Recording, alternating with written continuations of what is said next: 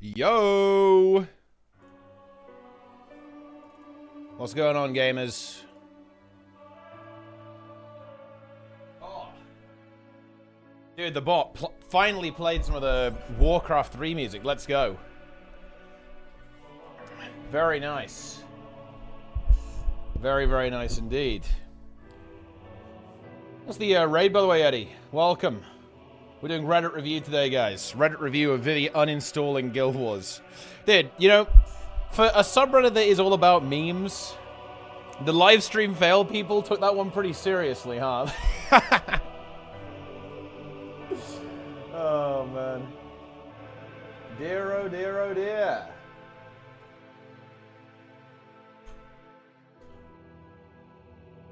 But anyway, let's get going. And that's right, guys, it's World of Warcraft. Did you guys really think I would ever log into Guild Wars 2? Jesus Christ, it's current year.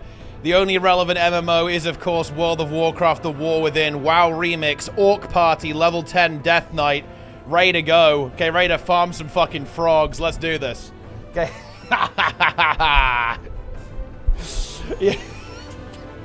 Nah, I'm fucking with you. Okay, no. We are actually playing some Guild Wars today. Okay, we're playing some Guild Wars. We got a big week of Guild Wars ahead of us, okay? We got a big blast. We got to farm some drops. We got to do the new patch, get convergence. And look, guys, check this out, okay? Like, check this out. Did you guys know that Sneb is going for world's first? Oh my god. Oh my god, guys. Sneb is going for world's first convergences CM. That is actually wild. He's on NA server. They're maybe going to have, what, 3k DPS, 2k DPS, 1k DPS maybe? Maximum? That is, you know, we obviously can't allow that to happen. We're going to get this locked in. It's going to be wild stuff. Meanwhile, let's check out what Jester's doing over here. KC Pug. Let's see what's going on. Let's see how this Keep Construct Pug goes. Let's take a look. Let's actually see what happens. He's playing Reaper here. I like that. I do like... Oh, nearly emerged there. That could have been an exciting moment. That could have been big. We do actually get the kill. Do we get the CC? The CC, a little slow here, but it is going to connect. The CC connects. Yeah, he's got post-processing on, actually. That's very immersive. Very big role play. Let's see how the burn goes. Looks like everyone is playing power, which, you know, that's a good start. I guess the Vert could be Condi, but they could be power as well. You know, it's 20k DPS. Soul Beast is also 20k DPS. They're killing this ad. That makes sense to me. There we go. Boom. Here it is. There. Oh, hang on.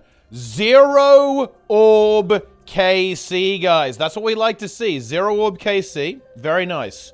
Mechanic entirely failed there. Full failure. Very nice. Now, I think what can be very funny here is if they actually don't see, if they CC again, right? Because they shouldn't CC. It's definitely not the way to go. At this point, they shouldn't CC. Will they? Oh, yeah. Yeah. Yep, yo, Vic with Risa. Appreciate that, big man. Yeah, they did go for the CC there. I think it's supposed to be Well of Darkness. I think he just picked the wrong skill by accident, actually. That's why it's Well of Corruption. I guess they kind of look a little bit similar. Okay, now he's going for the orb. Very good. Oh, wait. Oh, hang on. Wait, what? Oh. Dude, they're doing more. Push it out, Jester. Don't let them do more. Okay, 2 orbs for like 6% of the boss's HP here. Very nice. Yo, Jake with the Prime as well. Appreciate that, big man. Jake the Breaker. That's what we like to see, guys. We're getting some epic pug action going on. I'm bringing Twitch chat back, by the way. I got rid of it for the Max interview when I was recording that. Or the Max Dratnos. Yeah, guys, look. Get ready for some hot WoW YouTube content. I was chatting with some of the big NA WoW gamers about all the good bosses in Dragonflight. It was a good time, okay? You know, I got them with my hot takes and telling them that healers don't matter, right? But I mean, look, they already knew that anyway, but it's going to be good stuff, guys. Yeah, I hope you guys enjoy. I'm going to edit it up a little bit. We'll get that on YouTube at some point. Gotta wait until Max uploads, obviously, right? You gotta show that respect, but that's, you know, is what it is. Yo, Drew's for the Hermit there with the Prime. Did include Senath. You know, I was kind of thinking of saying, like, Council of Dreams for rank 1, but Growl kind of beat me to it by saying Senath for rank 1, so there it is. Dratnos' list was objectively the best. The thing is, I actually think my list was objectively the best, okay? You know, I maybe should have put Council on it, because Council of Dreams isn't that good, to be honest. Like, but, you know, what I should have put, like, Echo of Neltharion has to be on there. Okay, Echo of Neltharion is just objectively correct. That boss fight is pretty epic. Yeah, that's how it is. Anyway, Hype Train begins. Very nice. Welcome. Welcome, chat. But yeah, we got a big day tomorrow. I'm going to be here. I'm probably going to be streaming all day, 12 hours at least. It's going to be big. It's going to be epic gameplay. It's going to be epic content. We've got quite a lot to do tomorrow. We've got to do all the convergences on CM. I think I'm probably going to do story afterwards. No, I kind of want to do the meta event, actually. I might do story last. I don't know. I'm not... I don't know. I'm not... maybe I should do the story first. I'm not sure, actually. No, I'm going to do convergences first, because that's like a fun group activity to start off with, I think. I think after convergences, then it's... maybe the fractal, actually. I don't know. Yeah, I don't know. If it's RNG spawn, I'll be surprised. Oh, yeah, I mean, if it's RNG, that's really annoying, because if you want to kill all 5 of them, then you have to, like, farm it until you get the right one. That's a good point, actually. I wonder if they thought of that. If they thought of that, they'll make it so you can pick somehow. I don't know if they have an interface for that, like, how that would work, but maybe. I'm not sure. I don't know. The perfect pre, guys. Yo, Nike, look at that, actually. Holy shit. Yeah, nice, nice. Yeah, you've got the full weekly done there as well. Yeah, and 1315. Yeah, that's good. You're ready to go. Ready to unlock it all. Yo, Alcar Tier 1. Hype Train actually is going to begin. Very nice. How many's new play getting into yours? Well, I'm glad, really glad you enjoyed. Welcome. I do actually plan... I haven't done Zero to Hero for a while. I actually had a bit of an interesting idea, actually, regarding Zero to Hero. Like, you know, because right now I want to do it, but... I haven't actually had time to kind of enact some of my plans for the series. So I might kind of do like an intermediate thing, actually. I was thinking of just making like a video where I say, hey guys, Zero to Hero enjoyers, just ask me how to do a bunch of stuff and I'll show you. So kind of turn it into a bit of a Q&A community interaction thing. So, you know, let's say that you have something that, you know, maybe you find difficult in the game, or you think is challenging, or you're not really sure how to approach it. I was thinking of just saying, hey, I'm just gonna ask people, like, give me some problems to solve, and I'll just solve it, right? You know what I mean? You know what I'm saying? I might do that, because I do have some big plans for this series, but I haven't been able to execute just yet. But we'll see. Yeah. Yeah.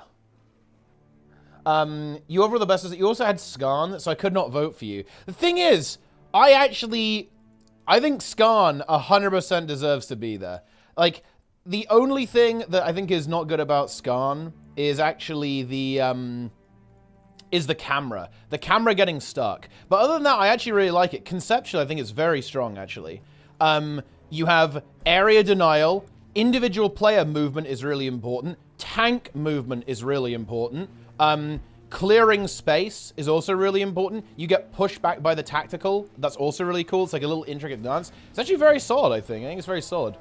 I keep getting kicked for my minion mounts of building strikes. How can I block all toxic elites? Man, yo, Revelation. Let's talk hashtag MMORP. Let's fucking go, dude. Also, combo meme.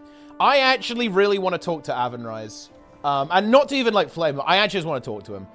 Because we had a, you know, if you follow me on Twitter, guys, you'll probably have seen that, you know, I wouldn't say it was a debate or an argument. It was a conversation regarding, like, the LFG. And I actually really want to dig into that and find someone who's actually capable of communicating from the other side. Because, to be frank, I think Avenrise is actually really uncommon. I think his positions and views aren't uncommon, that basically setting requirements and standards and LFGs is or, you know, is essentially toxic in some sense. I think that's a relatively common position, actually, in the Guild Wars 2 community. However, what's uncommon about Avonrise is that he's actually very capable of engaging with a conversation, whereas in reality, most people will not even remotely entertain that conversation. They can't do it. They're not capable of engaging. So that actually might be kind of interesting. I might get that going as well. 70k subs on YouTube. Yeah, we're on the grind. We got to get that silver play button for 100k, right? Do you still play WoW as main game? Yeah, for sure. I still like Guild Wars 2, though. You know, we're here right now, but yeah, I'm still maining WoW currently. Learning to play my Fire Mage right now. I want to gear up my Resto Druid as well. Yeah. I actually had a really cool experience in WoW yesterday. And, you know, this is a super interesting conversation, guys, about skill markers. And you can kind of see this with PvP rank, right? Like, I think you see this in PvP probably a little bit. So I was outside of a dungeon, okay? And I was on my Fire Mage. And a guy randomly tries to talk to me. Now, he's on the opposite faction, so I actually can't read what he's saying because it's fucking WoW, so it's a goddamn role-playing game. He's speaking in Orcish. I cannot understand him in any way. At this point. So I say, look, I actually send him like a BattleNet DM and say, listen, I can't understand you because you're speaking in Orcish and, you know, we're on the opposite faction. And no joke, guys, I'm not making this up. I actually have this recorded. The guy basically said, hey, I see you've got good IO on your mage. Can you give me some advice on how to do well? I'm having difficulty in low keys. Can you help me out? And, you know, offer me some tips on how to do well.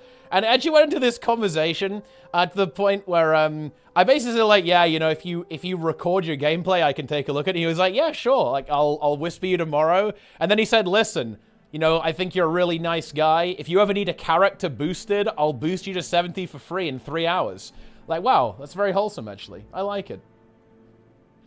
How about that? Yeah. So yeah, now I have to do VOD review, Fire Mage VOD review. Here we go. It's gonna happen. But yeah, no, I think it's very interesting actually. Like I really want to, I definitely want to have that conversation actually, like with regards to the requirement thing, because I really do think that the Guild Wars 2's community's dislike of requirements is really is a big part of what's holding the LFG back and kind of what's holding the game back from doing well in the instance content environment. Because the reality is that when it comes to the LFG, if you alienate people who set requirements, then those people will make groups privately and you end up with no groups. And you know, do you know what the really funny thing is actually? Is that it's not even really true. Like, check out this, guys. Plenix organizing a group. Be experienced. Sabir CM. Okay? Know your shit. No requirements. No requirements on Wing 1. No requirements on Wing 3 here as well. Right? Like, there are actually... Wing 6, no mechanics. Wing 1, some KP. Right? Like, so like 1 or 2, basically. Right? All this kind of stuff. It's... you know, I've talked about this before, guys, but one of the biggest issues that Guild Wars 2 has is actually misinformation. I'm not joking, guys, right? Like, it is misinformation. SKB and Pug, please stream it. Okay, look, I will admit it happened, okay? So, it was actually on, what boss was it? Oh yeah, it was the Frog boss. Right? I had SKB from the mini-boss, right? On the frog boss. And the healer was full mana, by the way. And the tank literally just went fucking AFK. I shit you not, guys. Like, the tank was completely AFK. And yeah, I just SKB'd the frog immediately. The tank said, what the fuck, mage? And I said, sorry, bro, SKB running out, let's go. And there it is, you know, it is what it is. You know, you got to do what you got to do. I just pulled the boss.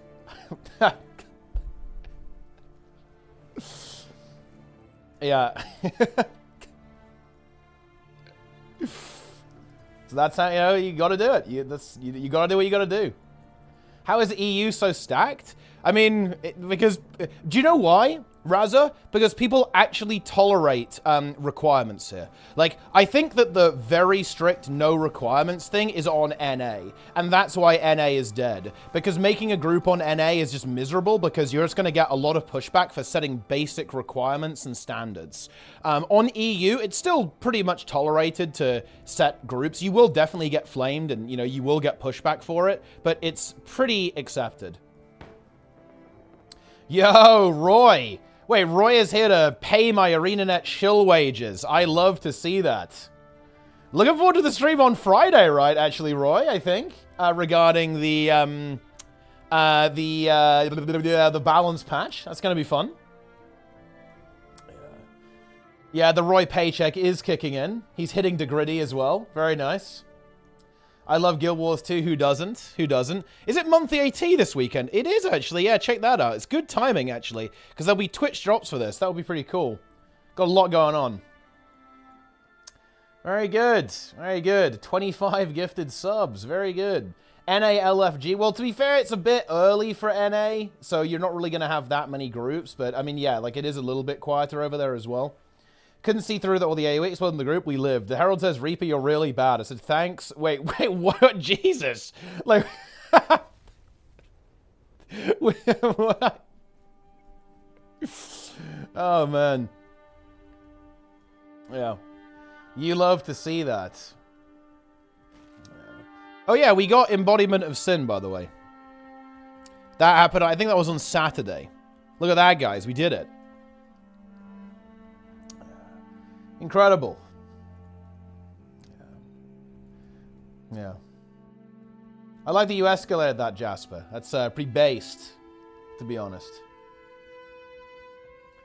We can set requirements in Final Fantasy 14, but I can find the requirements in the pugs to be way lower for joining. I think this is actually one of the issues that Guild Wars 2 actually does have. Like, if you wanted to have a really legitimate conversation about this, I think a big elephant in the room that people don't talk about is that the Guild Wars 2 raid scene is extremely top-heavy. Realistically, there aren't that many new players that even exist. The vast majority, and this is kind of true of a lot of aging games, especially aging games that aren't necessarily growing in a particular area, like Guild Wars 2 PvP, for example, or Guild Wars 2 endgame PvE, like raids and so on. Like, the scene is extremely top-heavy. There actually aren't that many players for new players to play with. Almost all of the players that exist are very heavy veterans, basically, and almost nobody is actually new. Like, that is actually a very legitimate concern. And, you know, the funny thing is the only treatment for stuff like that is just making new content, pretty much. Because, like, new content is what's going to attract people, to be honest. And this is where things do get difficult. One boss a year actually doesn't cut it, or even 2 bosses a year ain't going to cut it. You know, the weird thing is I'm not even sure one raid wing a year would cut it. So if you do go for the whole raid thing and we do, like, you know, a new raid every year, like, oh yeah, the wing 8 copas are going to get rewarded, right? All that kind of stuff. Like, even that, I'm not sure if it's quite enough. Like, you need a lot of content to continuously have that new player flow. I think it was pretty good in, you know, it was pretty decent in wings 1 through 4 because those were quite close together, right? Like, that's the kind of tempo that you do need. I think a little bit slower than that would have been fine. But it's actually really difficult. It's really hard to actually maintain, like, the correct proportion of players. Because right now, there just aren't enough new players to go around in the raid scene. Wouldn't help new people in. Twice a year, something like hard like Ceres. Yeah, I think if you had, like, 2 Cereses every year, that would be... You know, the actual weird thing is, though... and I will do a little bit of, this is going to be self-flame as well. The actual really big problem with stuff like Ceres, actually, is that every time you release something like Ceres, people get better at the game. Like, in reality, Ceres probably shouldn't have taken that long to kill, realistically. You know, I think that people were not playing super well going into that. Like, so you actually have this kind of, like, arms race between the developers and the players to an extent. And this is why they need to have difficulty settings, right? They 100% need to add some kind of difficulty setting. And the other thing is, They probably do need to have like an auto group finder for this stuff, but they need to make a difficulty that's appropriate for that, pretty much. You know, I was thinking about this. I was actually thinking about some systems because I was maybe thinking about talking about it in a I don't know, on stream a little bit. I really think it might be kind of interesting if, because here's the problem, right? Like, if you try and make an auto group finder for Guild Wars 2, the roles aren't defined, and it's pretty difficult for a system to tell what role you are. So I think it shouldn't matter. And what I mean by that is, I think the game should play those roles for you. I think that, and WoW does this, by the way. There's a new thing they had in WoW, where if you want to do a dungeon solo, you can actually do that. And NPCs will heal for you, or DPS for you, or even tank for you, which is actually quite cool. And I think Guild Wars 2 should do that. I think that if you do like an like an auto group finder strike mission, it should throw 10 random players in there, and then it should be Casimir Mead shows up and starts giving you quickness and alacrity. Fucking Marjorie shows up and is a harbinger and gives quickness to the other subgroup or something like that. Maybe you've got, I don't know, oh, like Braham is there on his firebrand healing you or whatever, right? Stuff like that. I actually think that is what should happen, pretty much. Yeah, it should be like henchmen, except not even that, right? It should just be NPCs that show up on their own, is what should probably happen. And they should just give you boons. Like, they're not going to be capable of doing the mechanics, really, but they can 100% give you boons. And I think that's what they should do. They should just give you permanent quickness, alacrity, and 25 might, and protection, and all that kind of stuff. And then you just, like, smash the strike mission. As Wood and Potato said, ArenaNet should stop pretending it's a AAA company when it's an indie company. They don't have the resources to sustain raiding crowds. You know, the thing is, though, I don't think I agree with WP there. I don't think I agree with that. I agree that they are a smaller company, obviously, and they don't have the same throughput. And indeed, the target audience of Guild Wars 2 is not raised. I'm also, hang on a minute, whoa. Wait. We got to fact check this. I'm not sure WP would say that. Quote needed. I'm not saying that you're lying, by the way. I just want to actually see him saying that in context before I actually take that at face value. That seems like a kind of harsh thing to say. I don't know, maybe WP like unchained at some point, but I'm not sure about that. So yeah, citation needed first. Again, I'm not accusing you of lying. I just want to see it in context. But also, the thing is, like, Final Fantasy has a really well-established raid scene, and I think that game does release like more content like that than Guild Wars 2, obviously, but it's not a lot compared to WoW. Like, I mean, look, I'm not here to like jerk WoW off, guys, but it really does have to be said, WoW releases so much fucking content. It's actually insane. No other MMO even comes close. It is not even remotely close in terms of like how much like raw content these games release. Like, I don't think you have to be Blizzard to have a really good raid scene.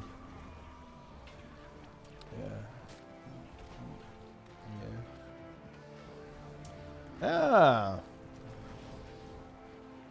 don't think AI should give permits to encourage running with other players. But the thing is, your goal isn't to encourage running with other players. I think this is one of the... I think this is a fairly common thing in Guild Wars 2 that I think people are a little bit lost on. Like, your goal isn't to encourage people to do that. Your goal is to encourage people to engage in any way, to be honest. Like, it's to get them to actually try the content.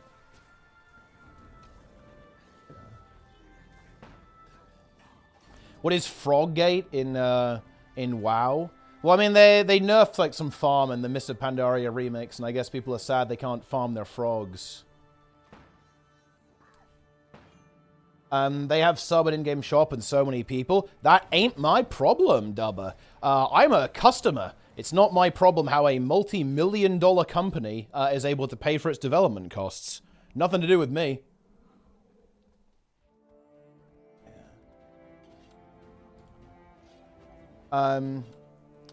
But yeah.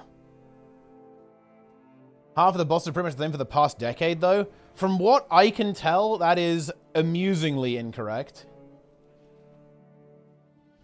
You're obviously going to have, like, some themes coming up, because, you know, it's going to be hard to come up with something completely new every single time, but at least in the raids that I've played, they've been extremely distinct. Like the Dragonflight ones, at least.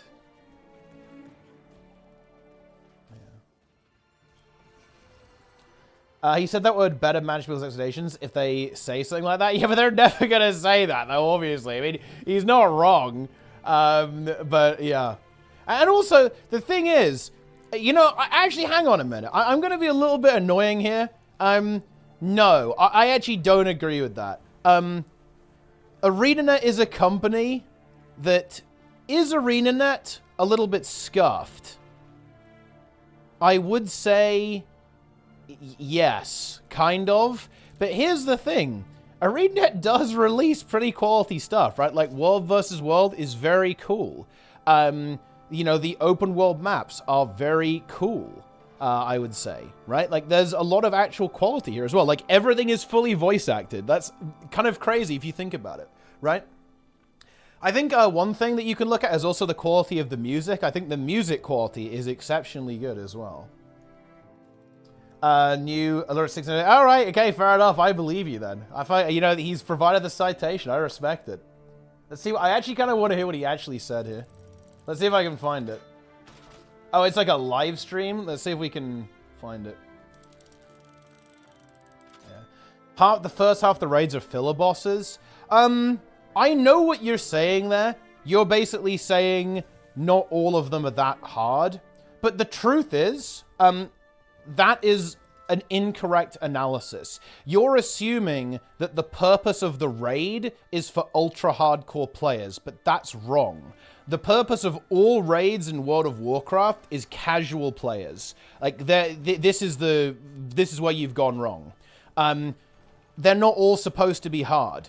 A lot of them are just supposed to be kind of an interesting challenge that gives you loot at the end of it. That is the purpose of raids in World of Warcraft. They are an engine for vertical progression. That is it. Kata player tomorrow? You know, honestly, I bet I don't even have enough time to play all these versions of WoW right now, Draza, to be honest. It's actually crazy. I do want to try it out, but I'm probably not going to play it on launch, no. Yeah. Daily Guild Wars AO Angels with a resub. Love to see it. And yeah, it would actually be really nice, to be honest. Like, if all the bosses are harder, I think, yeah, I kind of agree with this, that it would be really sick if, like, every boss was completely brutal. But that's not the game is not all about me, right? Like, that's what, you know, that's the thing. It's not all about me, right? Okay, let's see. Okay, I found the stream. Let's see what WP said here. In context. It's 16 to 17 minutes or something? Let's listen. Whenever they disappoint us, right? When the raids suddenly disappear, when the tournament funding in PvP suddenly disappears, when World vs. World will not get out of beta, Jesus. When we are disappointed, we go hard on them because it's like, fuck you, you should be able to do this because we have these really high expectations and like, there's like this prestige association with the studio and with the product.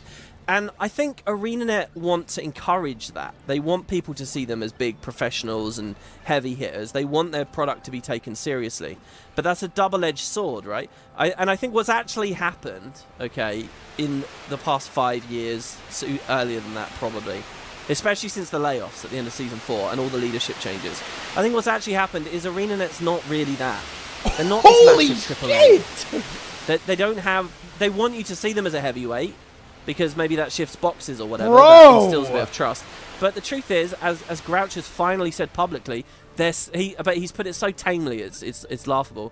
They're scrappy. Holy they're not that big.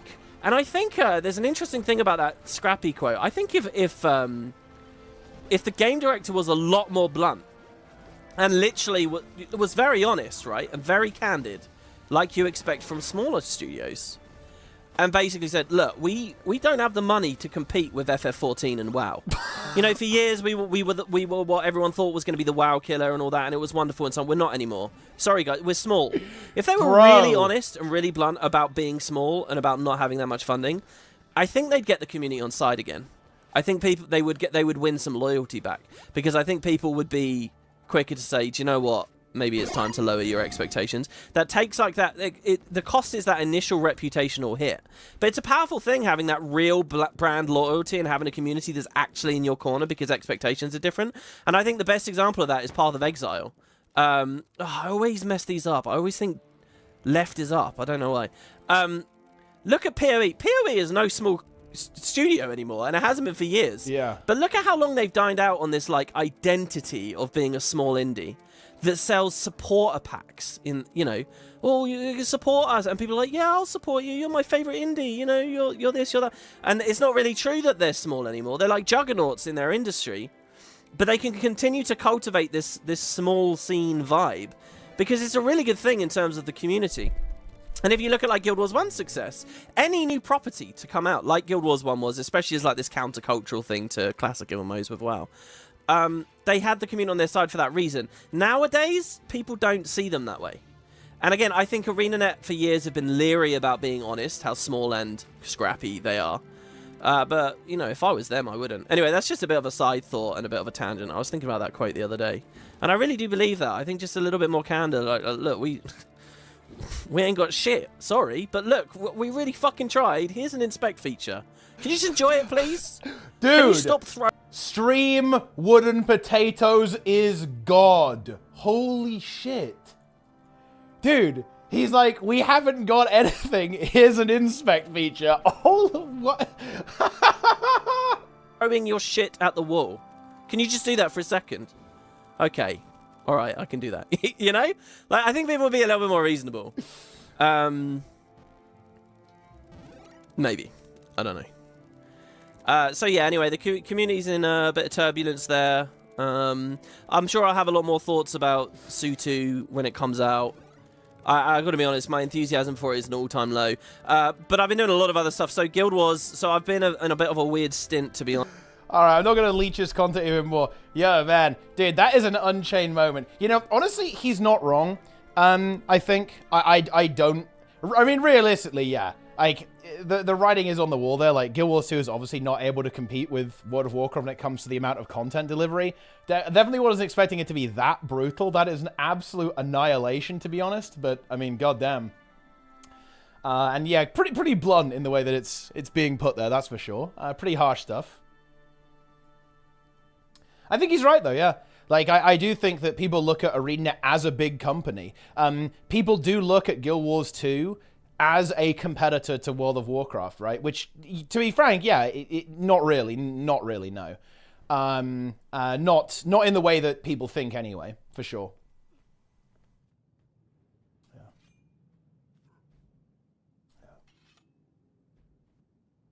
Yeah.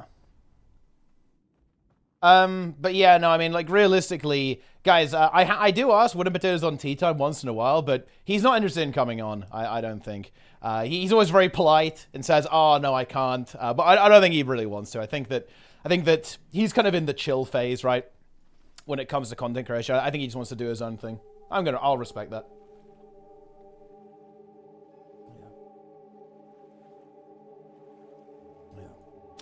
Yeah.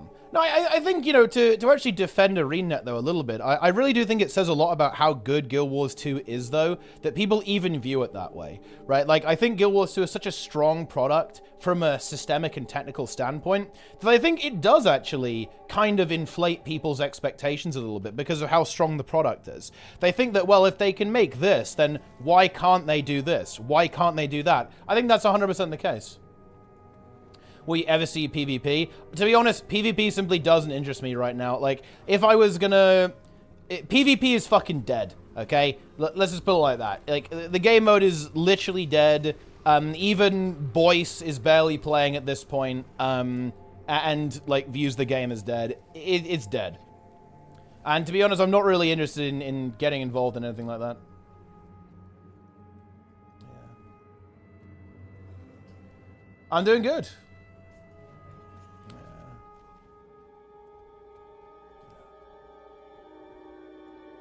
Community is the most important thing. That is true, yeah.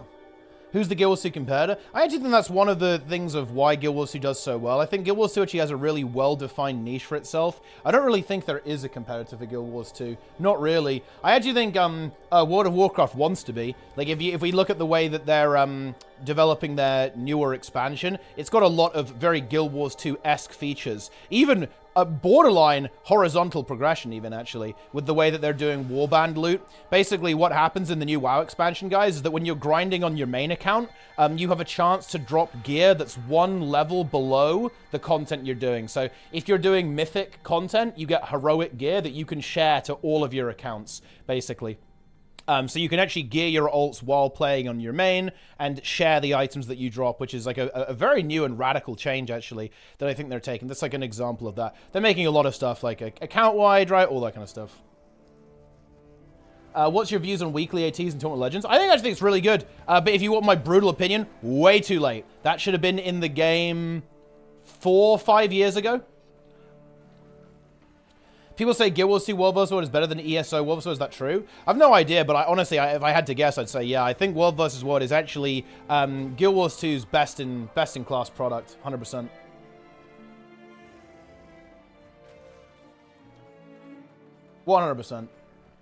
Big fan of World vs. World. That's why you guys see me play it. Like, when I log into Guild Wars 2, like, look, guys, when I log into Guild Wars 2, I think, what should I do in the game? Do I want to pug raids? Nope. That's not really that much fun. Do I want to do open world? Nah, not really. Do I want to do PvP? Nah, not really. But World versus World, hell yeah, let's play.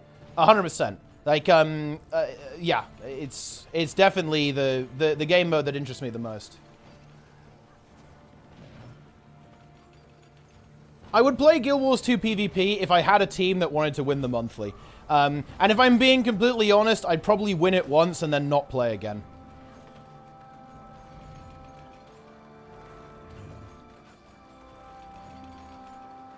Because that would just be kind of the end. That would be the end of it for me. I wouldn't be playing the game because I necessarily even like playing it. I'd be playing it because I want to win. Which is not the same motivation.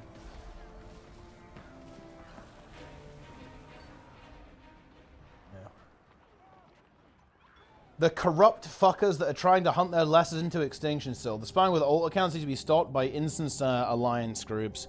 I mean, there's always going to be this political element with systems like this. I'm not even sure if... I don't even know what you're talking about, to be honest. Combining regions of PvP? Probably not a good idea.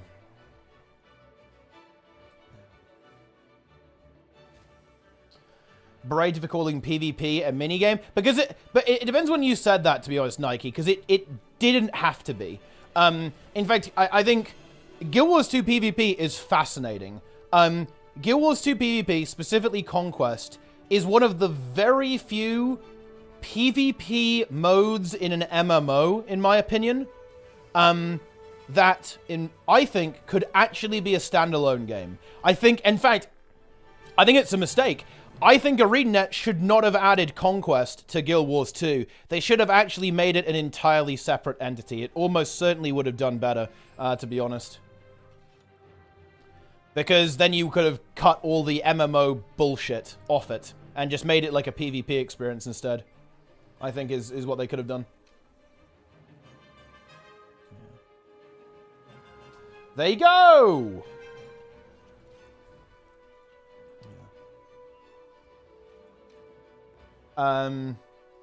It's more balanced than it is, but the fact it doesn't use PvE Wolves with gearing just disconnects it. Yeah, I think that's an interesting point. This disconnect thing on the side, for sure. Yeah, I think that's kind of intentional though.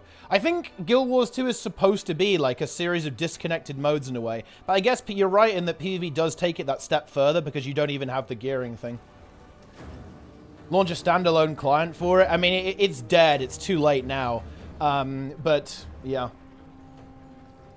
You know, the truth is, guys, like, you know, I think I've said this before, but I'll say it again. One of the things that, that makes me really sad about Guild Wars 2 is my favorite thing to do is be a part of the competitive scene, guys. People who have watched my stream over the years know this. Like, I have always tried to do this.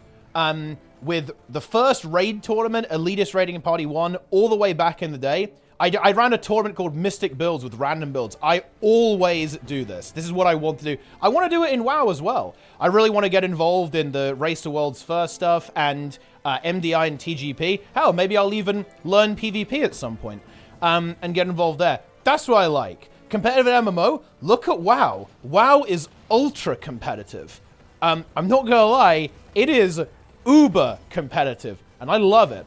And by the way, actually, Guild Wars 2 was as well. Guild Wars 2, and you know, I'm not saying it's League of Legends or CS:GO, all that kind of stuff, or anything like that.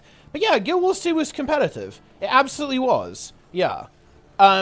Like, if you saw how spicy the Motor Discord got, the ERP2 Discord got, hell, even the ERP3 drama was pretty intense, to be honest. Like, if you saw how hot it got, yeah, it was competitive. People want to win, right? And one of the things that makes me sad, it really makes me a little bit sad, is that it doesn't exist in Guild Wars 2 anymore. Like, I want to do Masters of the Arena 3, but what would that look like? Would it even be good? Would people even bother? Would people even try? I don't know. And the fact that I don't know, it does kind of bring a tear to my eye, guys. It makes me sad. It makes me very kind of disheartened, to be honest, like with regards to the game. It's fucking sad. Like, it feels like it's over to me, in some sense. And I wish I was wrong. I really do. But I don't think I am. Gamer get older, no time for grinds. But here's the thing. Like, this, I mean, of course, like, WoW is exceptional here. I 100% agree. But, I mean, that game is old as fuck. A lot of those gamers are actual functioning adults, right? And they 100% still do it. Leads to its toxicity. Gotta grind that Raider IO. You know,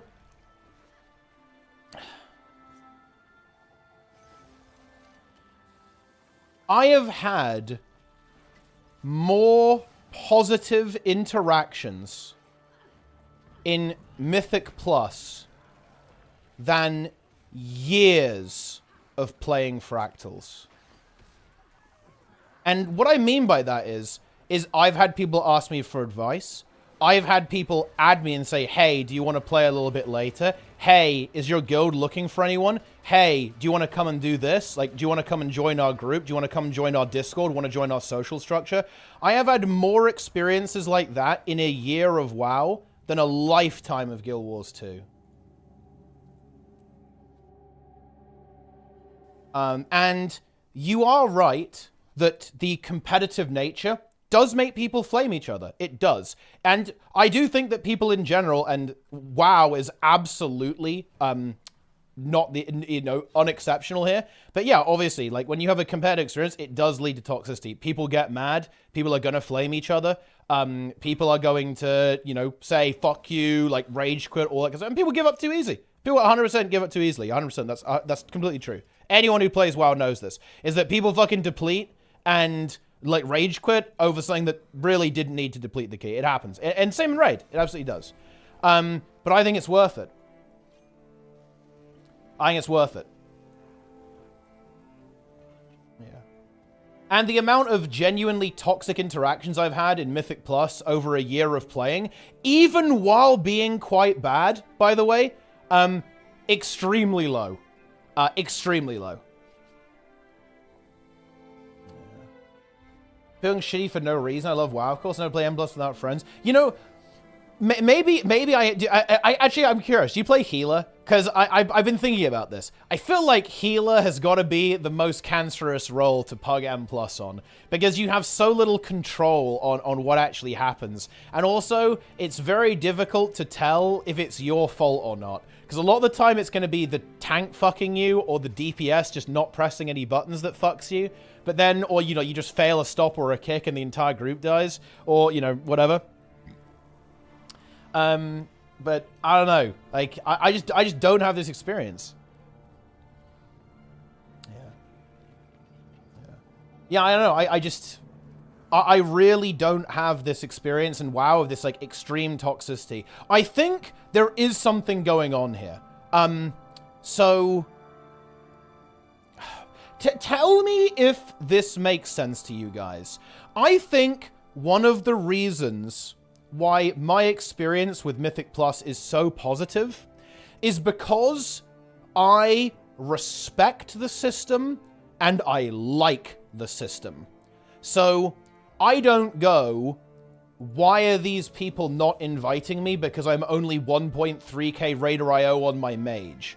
I go, right, I need to do every key on +2, then I'll do everything on +3 or 4, I'll get some +5s done, +6s, and then we'll start getting into the +8s. And after I've done everything on +8, then we'll start looking at +9s and +10s. Like, that to me makes sense. That to me is logical. And I like that type of structure. I like that type of system.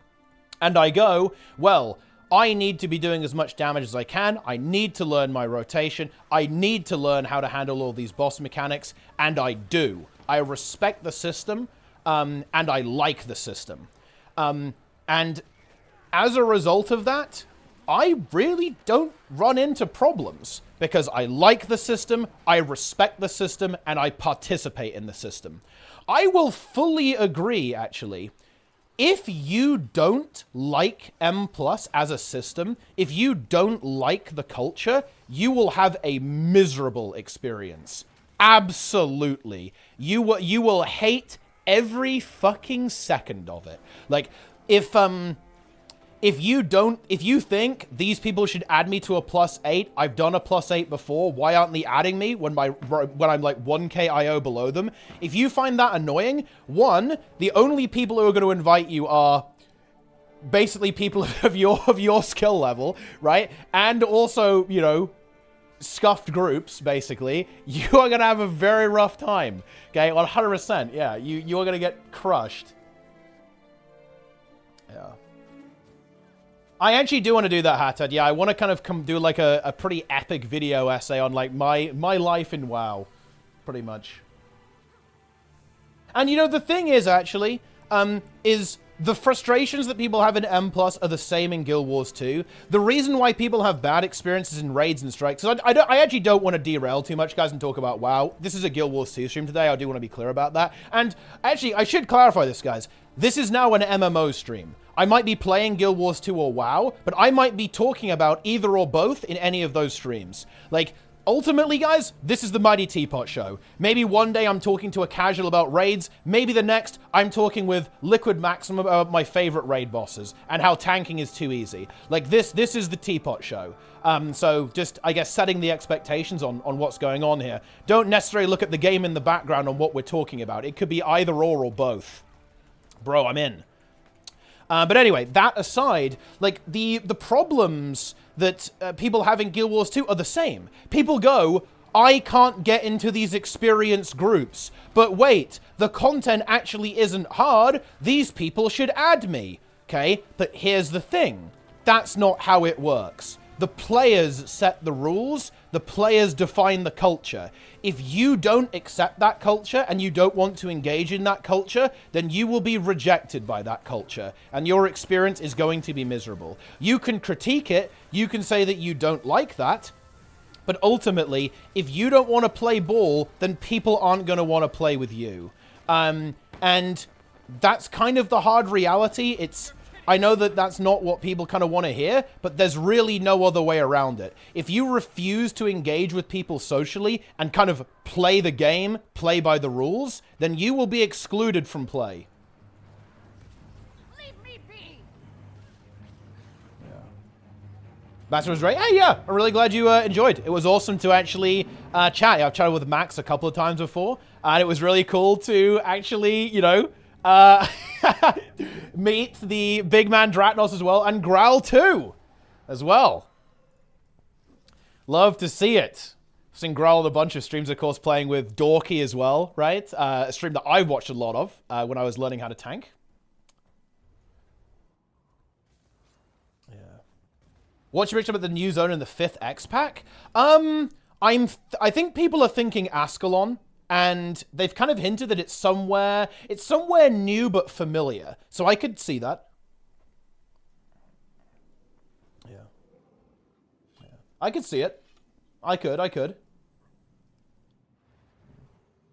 Guild Wars 2 makes you think you can't be in a comp without being geared for the content first. Wow, so you think you need each other to gear together for higher content? I think, well, I mean, it does help that M plus is tied to progression. I think you're right there, but I mean, like, other stuff is like tied to loot and stuff in Guild Wars.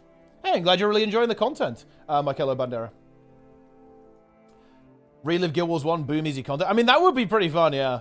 There would be, I think there would be a cool, like, event, though, like a festival.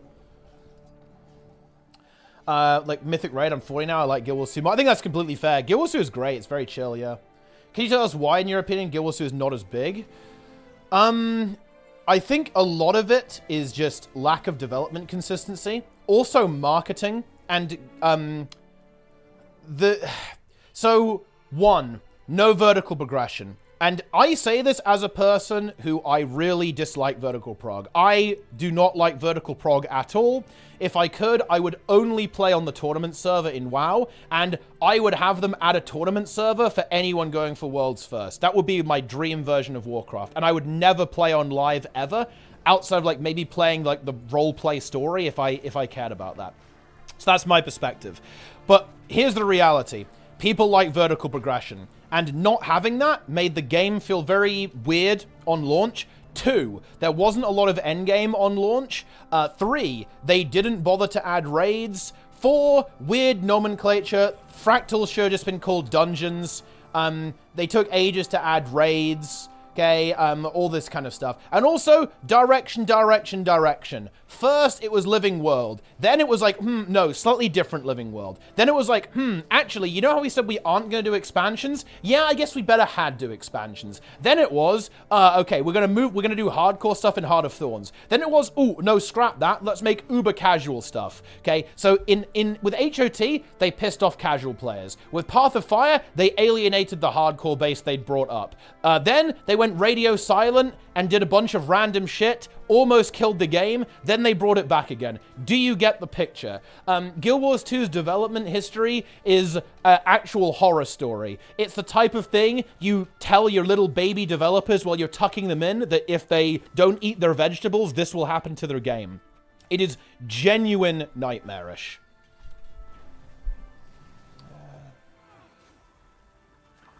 It actually is, like, look, let me put it like this, guys. Guild Wars 2 only survived its development history because it's actually a really good game. I don't think any other MMO would have survived Guild Wars 2's development history. I think, realistically, I'm not even sure if WoW would have survived this, to be honest. Guild Wars 2 actually does stand quite tall in a unique position, I think. Almost every other MMO would be dead and buried like 5-10 years ago. Given the history of how Guild Wars 2's development went.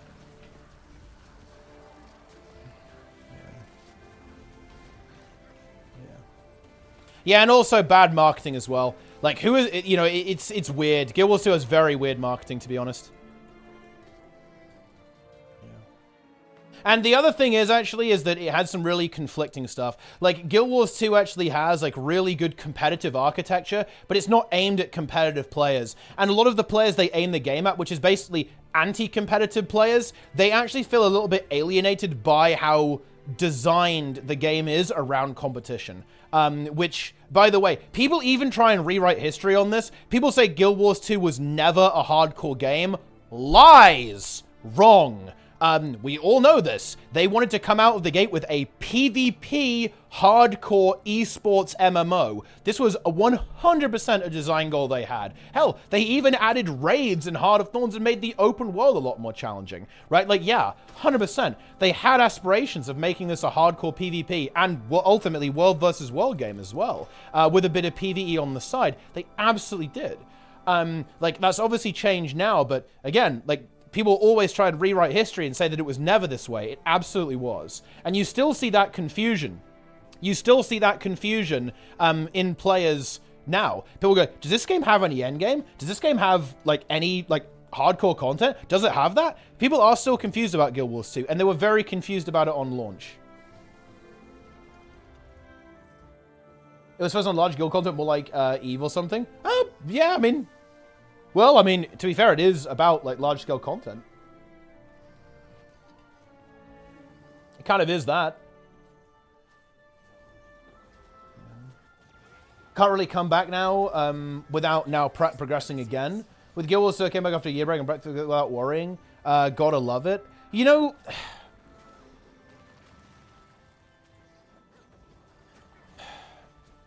I mean, that's the nature of vertical progression games, to an extent.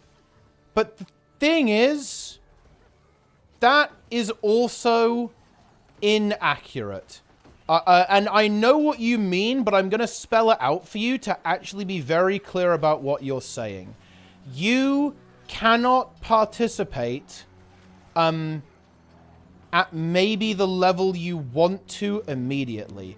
You can go right into Heroics. You can go right into Mythic 0, probably even. Maybe even +2s, in fact. You can almost certainly go right into LFR, or you're very close to the item level required for LFR, and then you'll be able to do normal very quickly afterwards, after that. I actually do think that one thing I don't like about WoW is that it's kind of annoying to gear ults you haven't played for a while, like very quickly. That is true, actually. It's a big weakness of the game, in my opinion.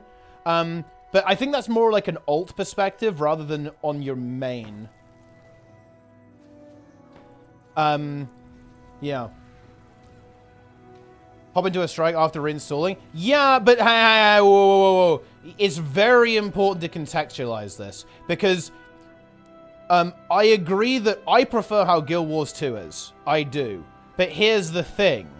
You can participate, just not at the, like, peak content immediately. I think that is a bad thing, actually. I really don't like vertical progression whatsoever. But there is a really big difference between saying you can't participate whatsoever or you can't participate, like, in Mythic or Heroic immediately. Those two statements are not the same thing. Because at the end of the day, the point of WoW is number go up.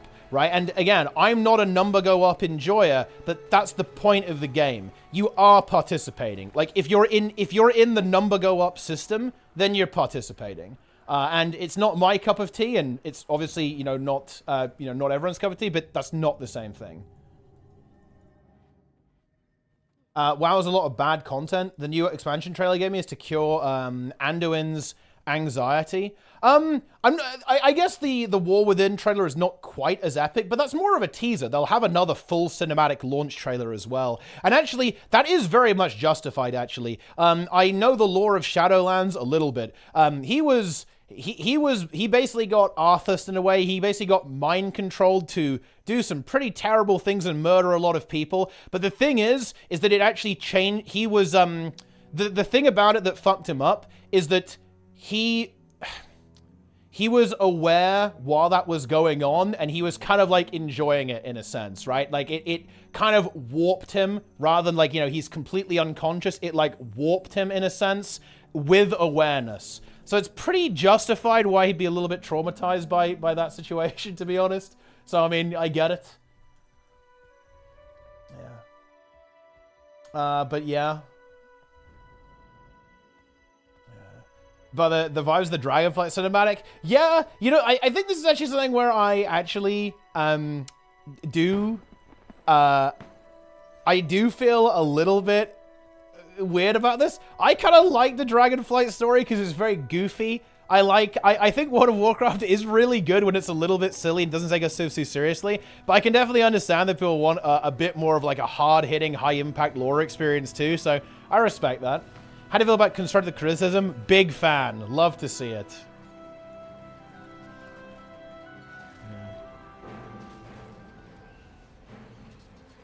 Yeah. Change of aesthetic anyway. Yeah, I really liked how Dragonflight looks. I like that it's very bright and colorful. It feels good. Yeah. Content comes slowly. Vertical is becoming more attractive. Well, I mean, theoretically, you could have a horizontal game that releases a lot of content. Like, it wouldn't fundamentally, like, change... It wouldn't remove the ability to release more content in WoW if there was horizontal progression. Ready for Vault Reset? Yo, oh yeah, whoa, you're 1.8k? What the fuck? How do you have so much? That's actually crazy. You're ready to go. I like it. Yeah. Pretty based. Let's go.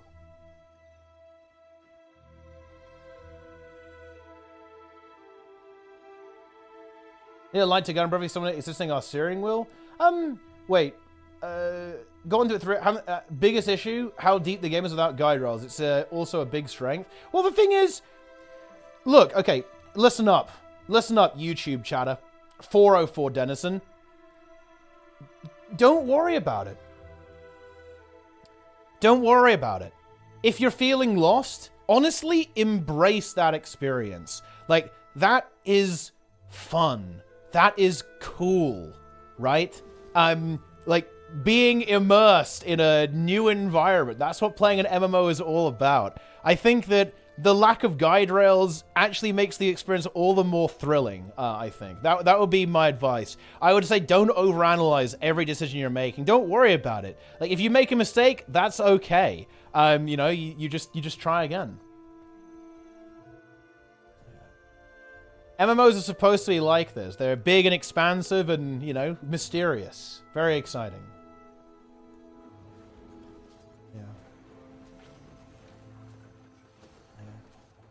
Let's log into keys and get banned. I can one-shot packs by killing critters for 1 billion damage, and Psychic Link will transfer that damage to any mob I dotted. That's actually fucking huge. That's actually incredibly big. Your smile could use some energy. You know what's actually funny about that? I don't think I've ever heard that before. But you know what? Hey, I mean, I thanks, I guess. I don't think that's particularly useful. But yeah. Oh no, hey, who are you to judge? You the smile police? What's going on there, buddy?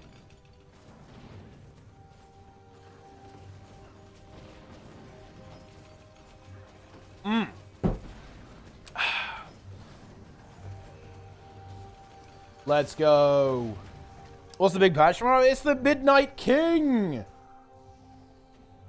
The Midnight King. Do you agree that Final Fantasy is the closest right now to a killer WoW? It's probably the closest competitor to WoW, yeah. I'd say so. I'd say that WoW still definitely has like a pretty significant like stranglehold on the market. And to be honest, you know, I'm not gonna lie, they're kind of killing it right now. I don't know what they're putting in the water over there at you know, at Blizzard HQ, but the WoW devs are kind of unchained right now with all the stuff they're pulling off. They're unleashed. Awakened, you could say, even. Yeah, we just got crushed.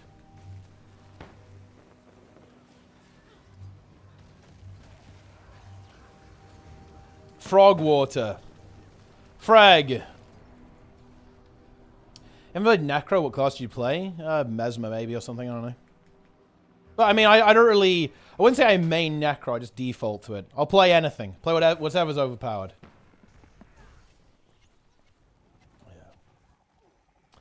Yeah. Sleeping tablets. I'm actually going to be very curious like how long the story is tomorrow. Because I think one criticism of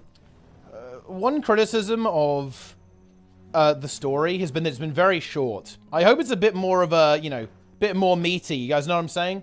Tomorrow they give us like a proper ending, like proper big climactic finale for the expansion.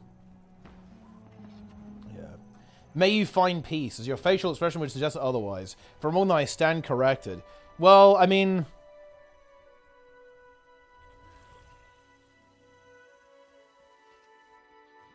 You know, it's a good question. I mean...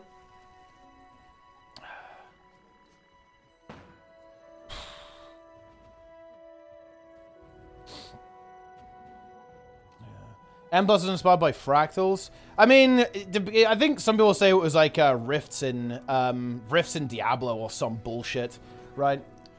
But I don't know. Like the reality is, you don't know me, and you can't know anything about me by looking at me. Poetic vibes. Like that's the reality. So there's my constructive criticism to you. Don't judge a book by its cover. Haha. See? But I mean, I don't know. Like we're all on the journey. We're on the grind. Am I at peace? Oh, no, I don't really know what that means, to be honest.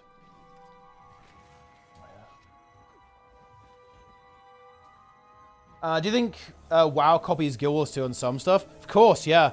I think Guild Wars 2 should copy more from WoW. I think one of the biggest weaknesses of Guild Wars 2 is that it actually tries to be the anti-WoW to its own detriment. Nike pointed this out on Twitter. He's completely correct. Guild Wars 2 has multiple bad systems in it, purely from not trying to be World of Warcraft, which is a mistake. Sometimes WoW had it right. WoW has it right when it comes to how the LFG works. WoW has it right when it comes to difficulty settings, which is actually a huge mistake in how Guild Wars 2 is operated when it comes to raid content. Massive failure on the parts of the designers, and a big part of the downfall of instance content is because they just refused to add difficulty settings to this content. They tried to be the anti-WoW, and they paid the price for it, unfortunately. Being the anti-WoW is definitely good. It absolutely is. Because, you know, if every game's the same, it's fucking boring. You end up with every MMO being Rift, okay, and nobody wants that. Like, taking inspiration is good, yeah. And the thing is with this, right, bear in mind, this says nothing about the game, but people usually say this as a derisive thing. People say, oh, WoW copied Guild Wars 2. Guys, where did World vs. World come from? Oh yeah, Warhammer Online, which, funnily enough, some of the devs who worked at Guild Wars 2, including Ben P, previously worked on. Oh, yeah. Oh, yep. Yeah.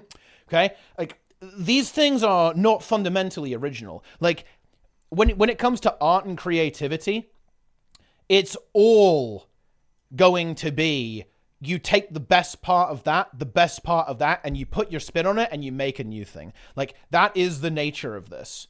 Like, and all this kind of stuff, right? Like, this is how it works.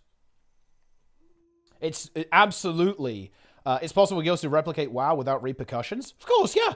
Like, WoW don't have a copyright on difficulty settings. They don't have a copyright on how their LFG works, right? Or anything like that. No, in the same way that, you know, Guild Wars 2 doesn't have a copyright on the Sky Scale or the Griffin. Very obviously, seeing as Blizzard said, don't mind if I do, and added that in Dragonflight. And people liked it so much, they're adding it in all the future expansions as well, and in the old world too. Yeah, like, this is just the nature of it, right?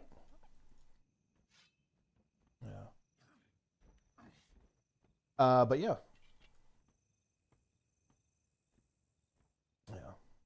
The biggest lie of Guild Wars was the first boss you made. Oh, well, they like to start it off with a bang. I can respect that. I like it. Yeah. We love to see it. Yeah. Incredible.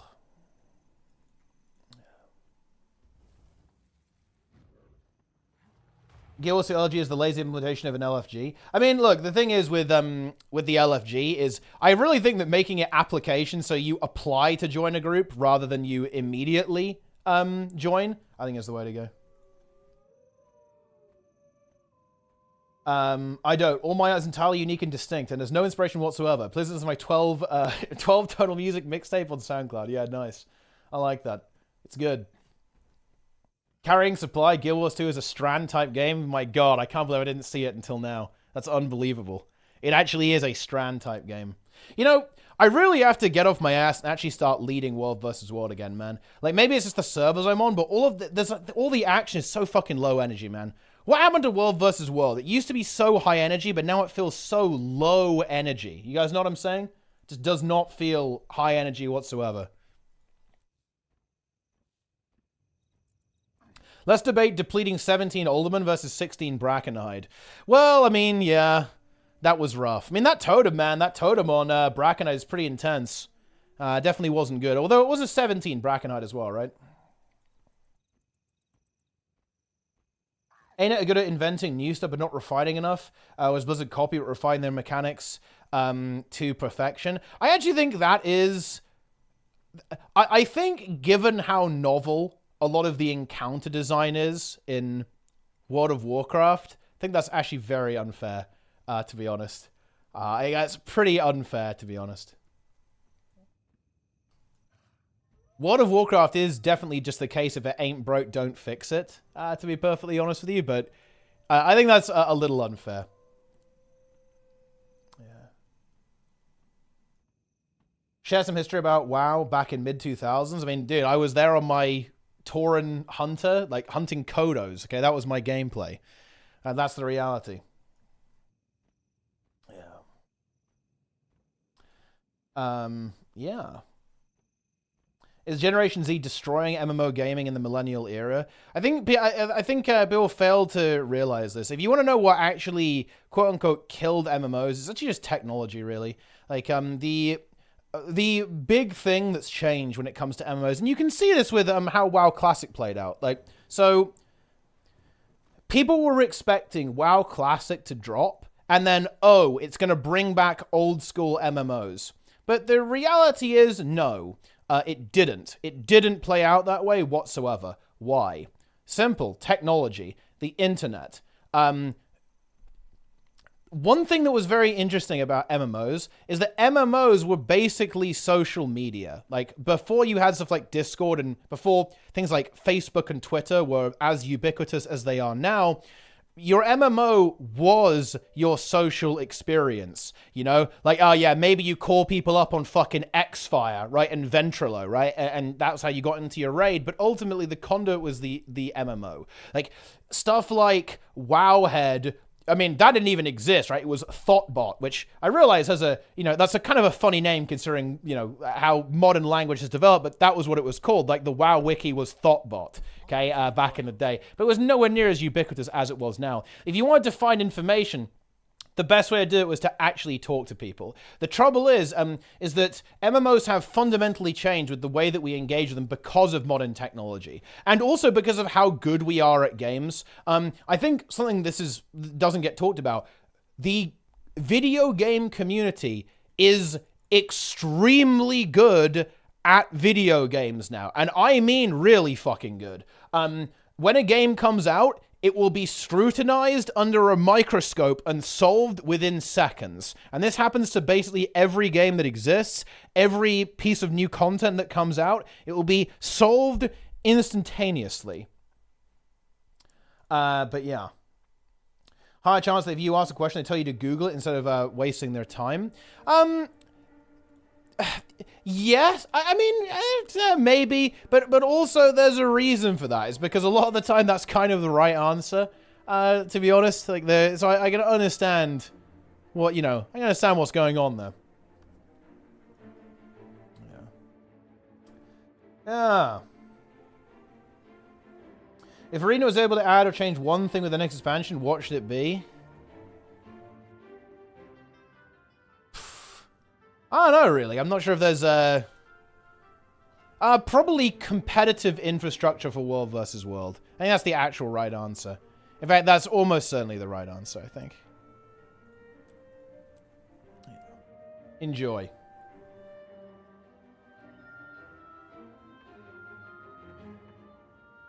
Very good.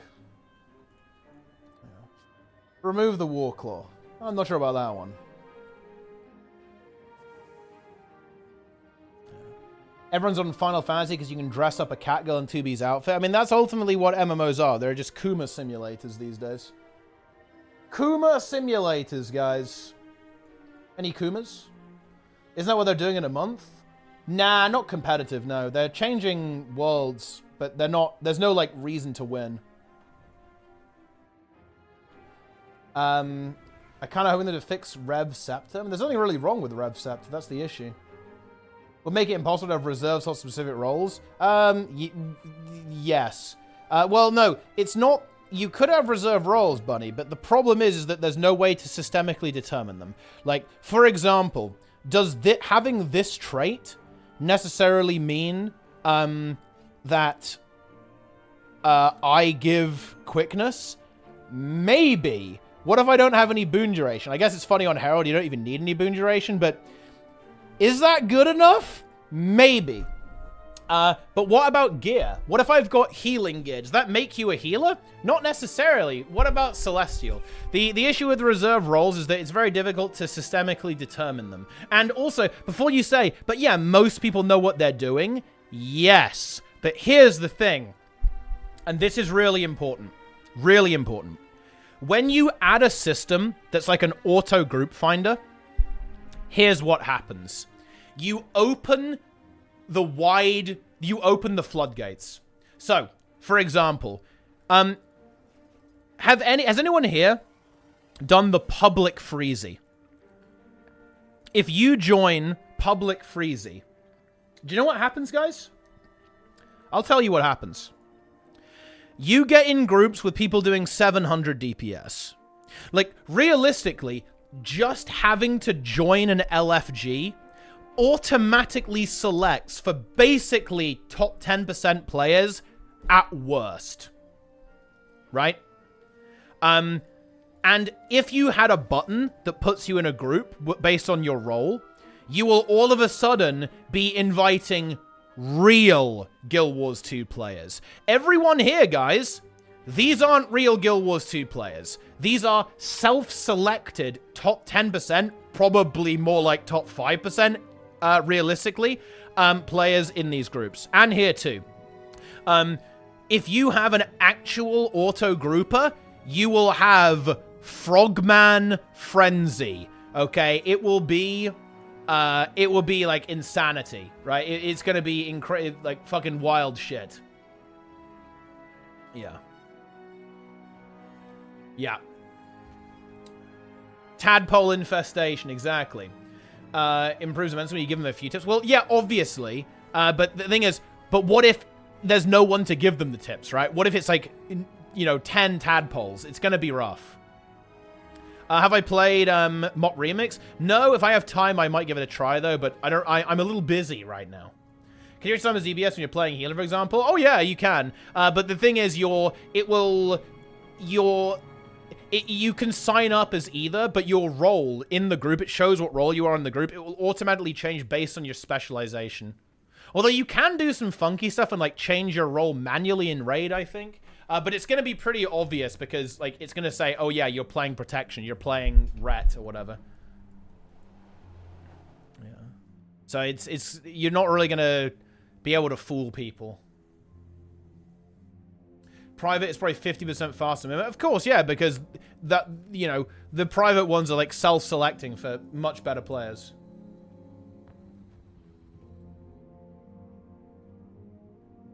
What have you set your own role? Well, that's the thing, right? Like, there's no way for the game to know that you're right. If Guild Wars is pay to win, would you play it? I mean, probably not. 1 million DPS, very nice, Janet.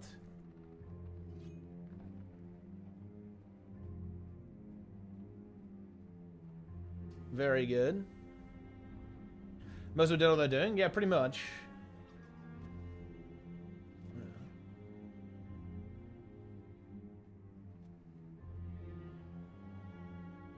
First Garth.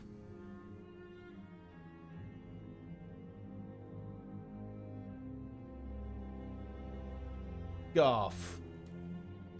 God.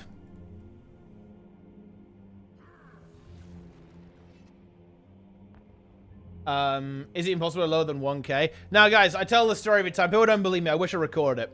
I did Pug Shiver Peaks Pass. Public. I was in there as Minstrel Heel Scourge.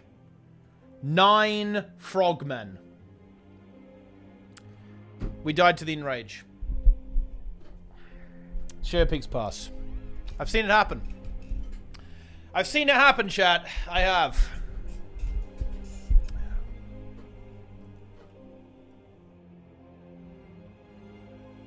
Frogs.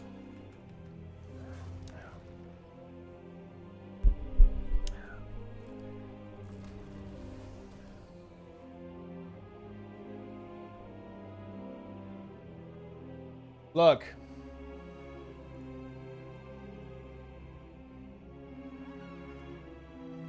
This was the group.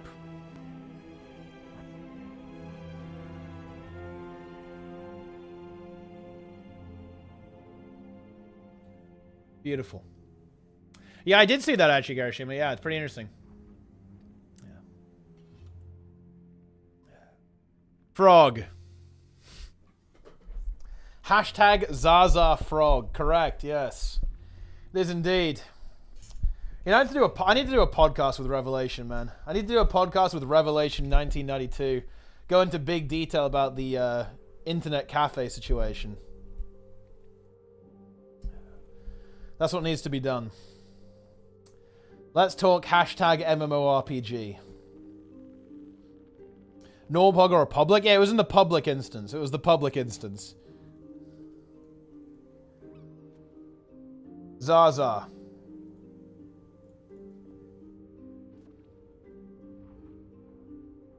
Frogs are a son of healthy ponds. Yeah, I mean, frogs are extremely high tier.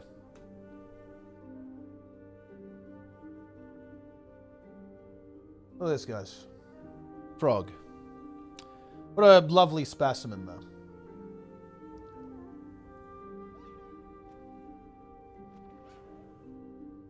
Frag. Also, guys, I've been playing DPS and keys for 3 days, or I guess around a week. I have something to report.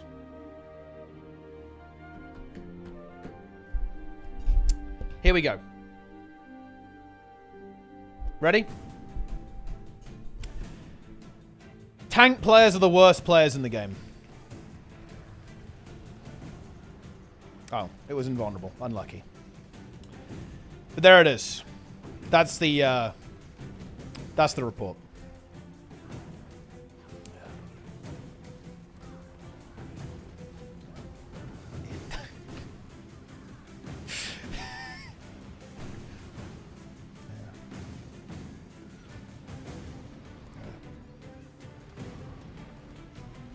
Enjoy.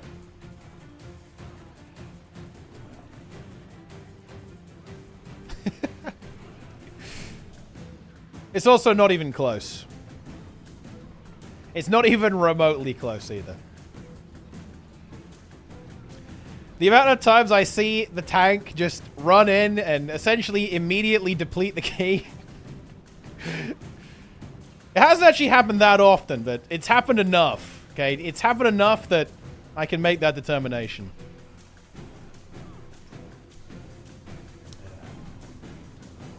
Yeah, we actually failed the CC. It's over.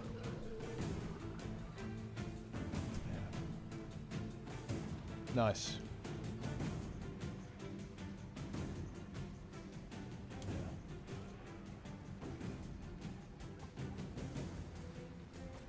Very nice.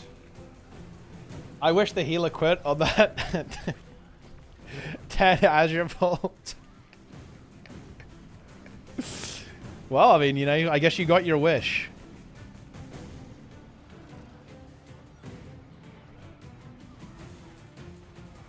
Big damage.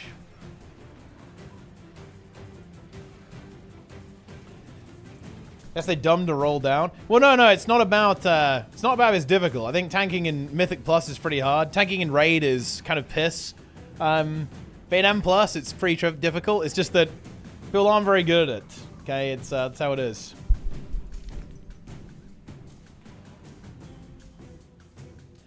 They don't know.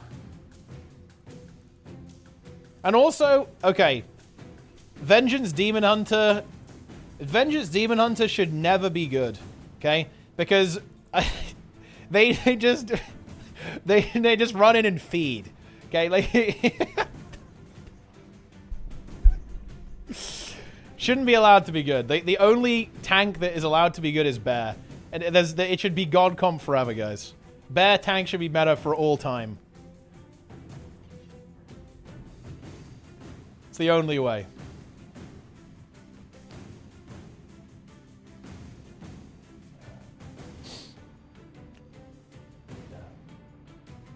Ah, yes. But yeah, 17 Ultimate is actually piss. I was in queue with Dranet and, well, unfortunately, I think the Priest got hit by the slam on Bromax, so we had to reset. And then we depleted the key by like 15 seconds. It was pretty unfortunate. And yes, you have received a gifted sub. How does it feel? Subscribe. Subscribe. Yeah. Deplete. Immediate deplete.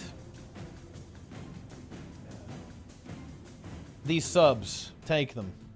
This deplete, take it. And then, yeah, we actually had that 17 Brackenhide for free, but then Dranet forgot to swap his gear or his spec away from Org on Devastation, and then we depleted to the last boss. Unfortunate. We depleted within seconds.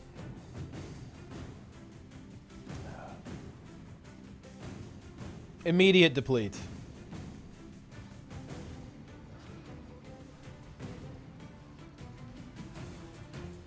Yeah. 4 DPS and can kill the totems. I mean, that is true. We depleted. It's kind of a piss key, though, to be honest. It's piss key. And 17's a kind of piss. That's kind of my read on this right now. They're all piss.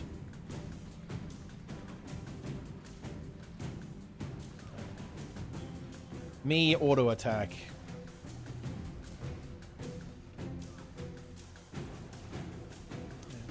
You made Rat Paladin instead of Mage. No Magus.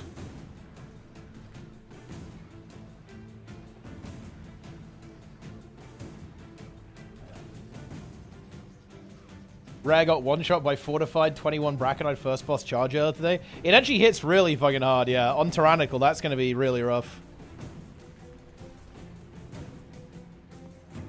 I think you have to master spell immediately so the tank can keep Soul Cleave, Soul Crush, like Frailty stacks. Because I think you need Brand and Frailty, or you just die on a higher key. Well, the second one's not an issue though, because you'll only have to do it once, because Trick Totem will be dead by the second one. I think theoretically, anyway. So then you don't get the totem. He died to the second one? Oh, okay. So I guess they did have a totem second then. Unlucky. Focus Trick Totem high keys? Yeah. It's actually for the bolts as well. The bolts will fuck you. You need to get rid of Trick Totem ASAP. The other ones are very manageable. Like the Gash Tooth is not that hard. You just need to press a personal before the Gash Frenzy. I mean, Mage literally deletes it with Alter Time immediately. It's very, very insane. So and then all you need to do is just like press a personal when it leaps on you, or press a ward or something.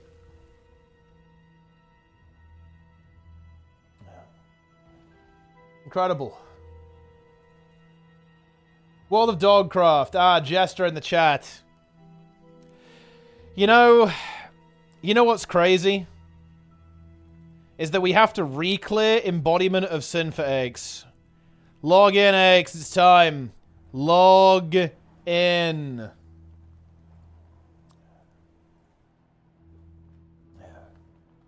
Wait, 1 hour on Demos CM? Let's take a look, actually. Let's see what we got. I'm tuning into Jester's stream.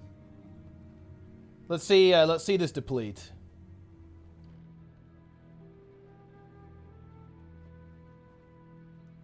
Let's take a look.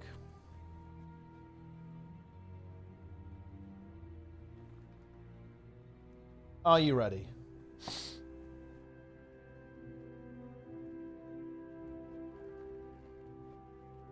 Oiling. Here we go. Let's see, where's the Demos CM? Oh, here we go. Here we go. I'm a bit lost in the source still. He's lost in the This source. new rotation. Okay, here we go. Seems actually a lot easier than the other one. Let's take a look.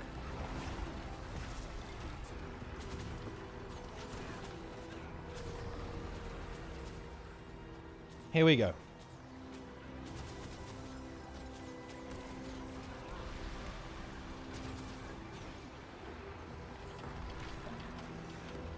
Why are we moving Dude, so he far actually away nearly from the oiled that. fucking He nearly boss? fucking oiled, dude. That was nearly an oil moment.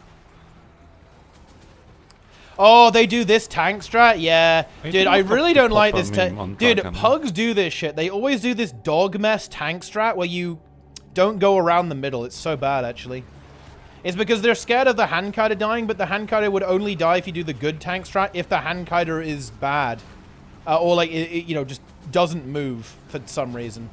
Yeah, this tank strat is cursed, honestly. Wait, how do you lose? Oh, shit, we oil. Oh, oil up! Wait, what? Oh my god, that thief! God, why did we figure that? I hate Bro!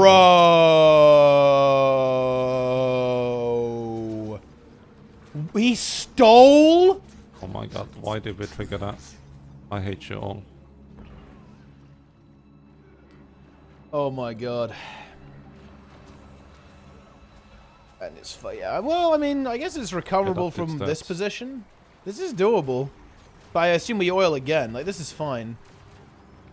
Oh, actually, is this fine? No. Well, actually, it's not really fine, is it? Dodge. Yeah, this is not fine, to be honest. But I oh, swear the kite is gone. Oh, they're just GGing, I think. Oh my god. Fucking don't. Yeah. Chad Smith plays. Yeah. Wait. Oh, hang on. Wait, surely how do they choke this? Are we doing fucking range strats? Oh my god. It's the thief again. He's doing it. Okay. There's the Aegis. Oh shit. Wait, the tank's dead? Fucking dead. Dude, this tanking is... Oh, man. Dude, you know... As you all know, guys, I despise the Guild Wars 2 community. But even I need to make a guide on how to do this encounter properly, dude. Because, like, watching pugs do this, it's like... It's kind of like watching... It's like watching a pigeon with one leg, like, hobble around, man. You know when they get their feet caught in, like, a, you know, in plastic and their leg falls off? This is what this looks like to me. And then people immediately fucking rage quit. Demos again. Oh my god. Yes. Yeah, that's rough. Which is irrelevant, to be fair, yeah. It's a bit scuffed, I admit. You honestly hate to see that. But you like, genuinely do hate to see that. On a non-long boil resolution is not good. I mean, I prefer. Here we're on way. Dude, actually, wait, Jester. I saw the KC. How did you feel about the KC? This example, what is physics? I want to see your reaction here to what happened here. KC. I think it was. I mean, not uninstall it. I played once. You know, nice meme completely. Oh man. No old KC. But then look what happens here. They CC at like 72%.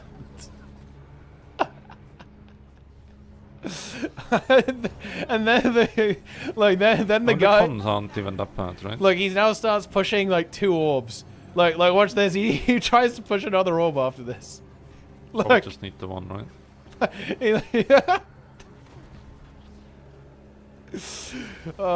Wait, dude, Jester is so used to stuff like this, he's not even commenting. I'd be going insane in this.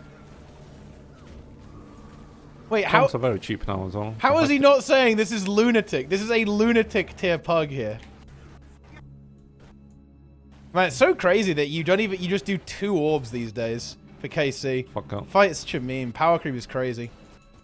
Give up this and take that. Yeah. Didn't even register. Yeah, he doesn't even register it, guys. It's just so normal that, yeah. That's actually crazy.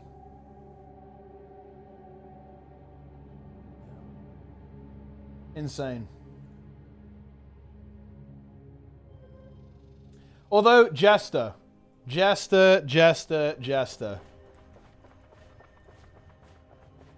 You need to upload YouTube content. Okay? You must. You must do YouTube content. Upload your depletes. Upload your deplete, Jester. Check this out. This guy did an M+ dungeon, and this is such a unhinged deplete, man. Like, the guy stays in until after the first boss is dead, and then leaves. Like, it's not even deplete, by the way. This is not even deplete. Like, 9 minutes is actually fine. Like, that is not a problem for the first boss. But then he leaves after the first boss. Holy shit. Oh, dude, yeah, people doing the wrong green is so painful, Zalia. Oh my god. People do the wrong green on Ken CM. It is so infuriating. It makes me so mad. Yeah. Dude, you should upload your depletes because you've got some content in there. Yeah. Oh man, it's so good. Look, dude, maybe I should upload this one because guys, I did a Neltharis with a prot warrior. You'll like this, Jess. You'll like that I've had this experience. It was a prot warrior. He was 2.8k IO. I thought, surely this is fine. He says, "I'm pulling big. Get ready." I was like, okay, fine. You know, I'm about that. I'm playing Fire Mage. I want him to pull big, otherwise I do fucking 2 DPS. Let's go. And the tank does pull big. He runs in, feeds almost instantaneously.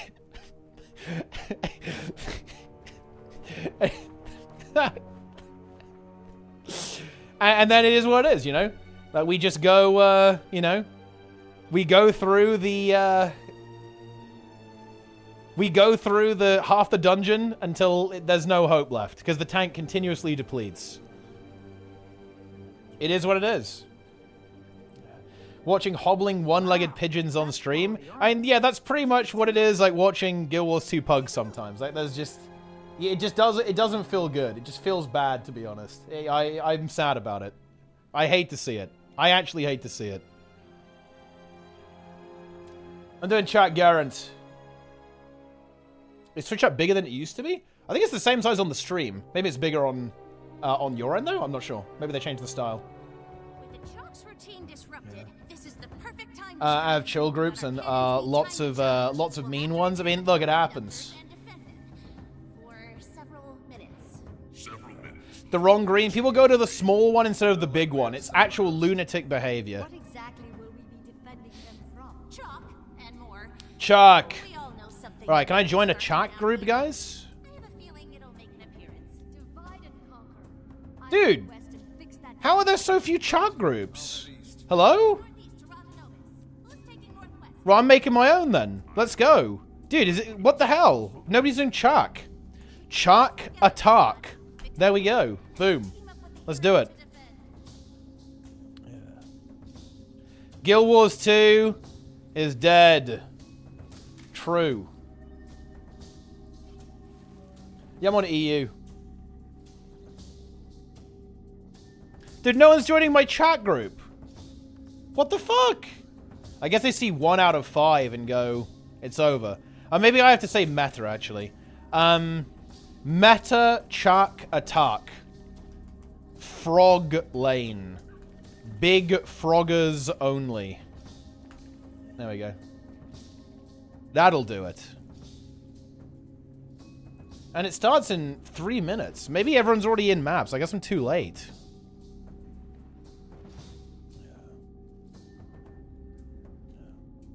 It's over. I'm also going to the wrong lane. Oh, I got one guy. Maybe I'll say not full. Meta. New map. Not full. There we go. Let's go. No one wants the infusion. Wait, do I still have one in the mail? I think I do. Yeah, there's a chak. I've got a chak right here, guys. Did I need to take... I should probably take this stuff, shouldn't I? Bifrost, Ghastly Grinning Shield, Volcanus, Ember Infusion, Winter's Heart Infusion. Then I've also got Chak, Frost Legion Infusion. And then like 2... I should start taking the gold, because it takes so long to take it.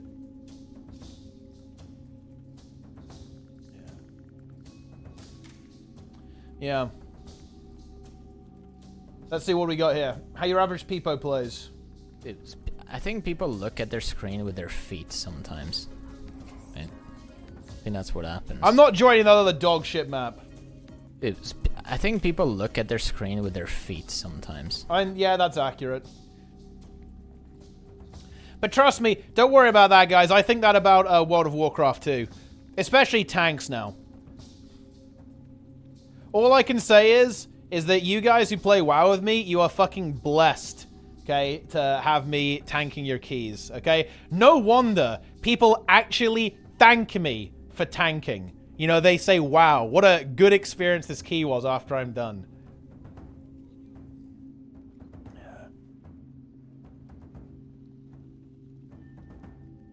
Yeah.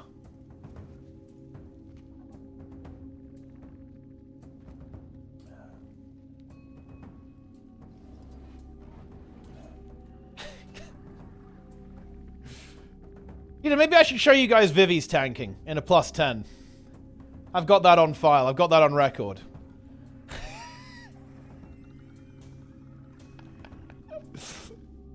Maybe we can take a look.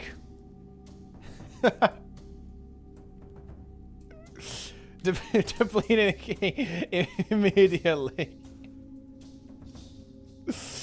Instant deplete. Yeah. It's time. Do an insane first pull, die, and then leave. Pull everything up to Lamer, flame the healer before leaving. I will admit I did say this. This is true.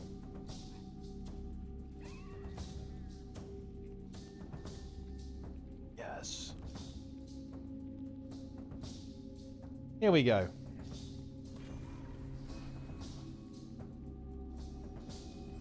Let's go.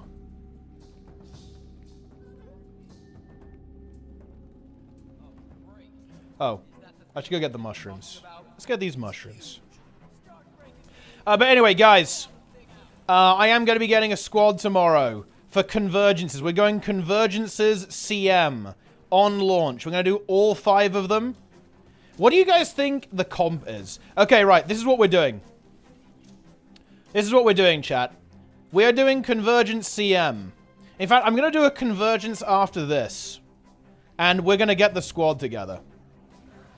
I don't think it's going to be Chrono. I think it's going to be Heal Scourge in every single sub. With Power Herald, obviously, because that's obviously the best. Maybe 1 Vindicator, I think. A Vindicator. And let's see. What DPS do you want? What DPS do you want? I think you do want power, actually. Weirdly enough, I think you do want power builds. Because I think, doesn't power work better with the essence, I think? I mean, Spellbreaker would... Yeah, Reaper, actually. Reaper would be good. No stab? I have Herald and Vindicator in the group. You have double source of stability.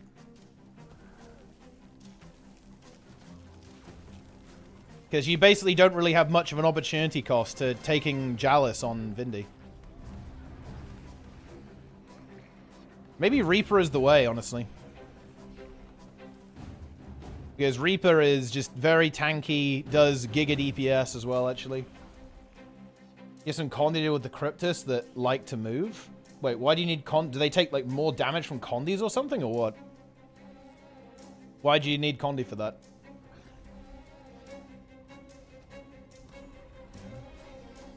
Let's go. Wait, are we actually... Wait, hang on a minute, guys. Are we dealing with the Condis keep ticking here? Is that what we're dealing with? I'm actually unsure. I don't know if that's the situation. Wait, fuck.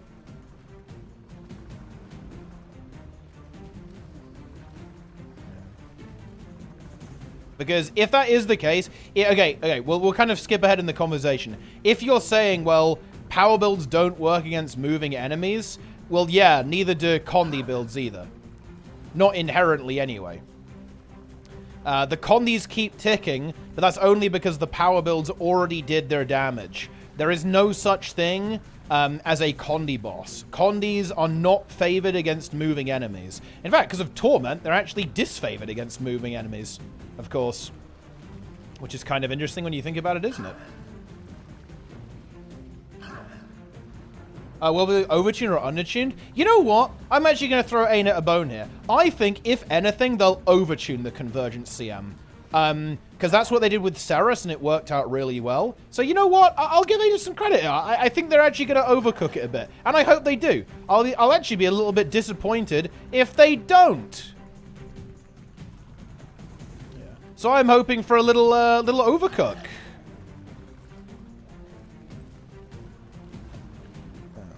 Boom, chat Garen down. So, I mean, probably 50, yeah. Like, I think having more people is just better, honestly, for the convergence. Oh, my inventory's full. Unlucky. You hate to see it.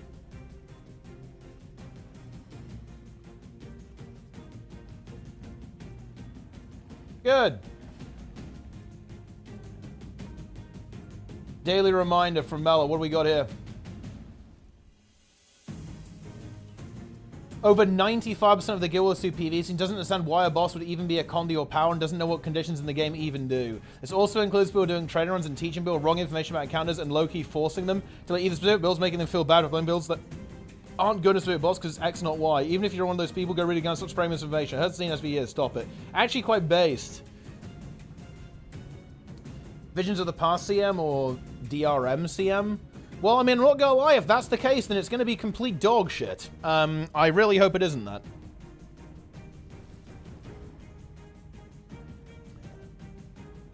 Boom.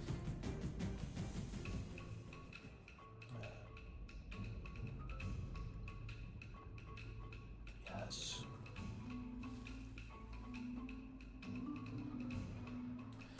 I think about the convergence, maybe I'm remembering this wrong, but I thought the essences only scales with power damage. Or am I just wrong on that? I might be wrong. I haven't done a convergence for a very long time. So I could just be incorrect, to be fair.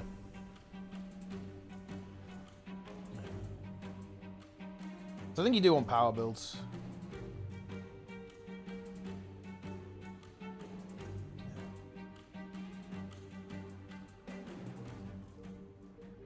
The bombs that rush at Zoja, I mean, you just have to kill them. Like, they just die instantly. You'll probably just need to have, like, 10 people. I mean, you'll just need to have, like, 10 people defending Zoja, like a full squad. Just defending. Man, I wish they would make this event, you know, not have to wait the 10 minutes. Right, I'm out. Let's go do Convergence. Alright, let's see if we can make, like, the ultimate squad, guys. We're gonna make the Omega squad.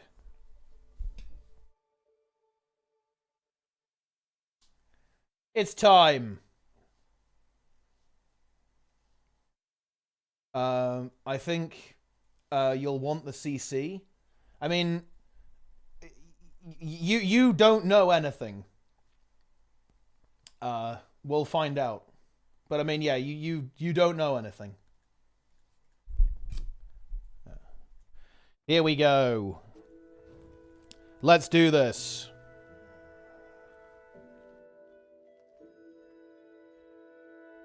All right.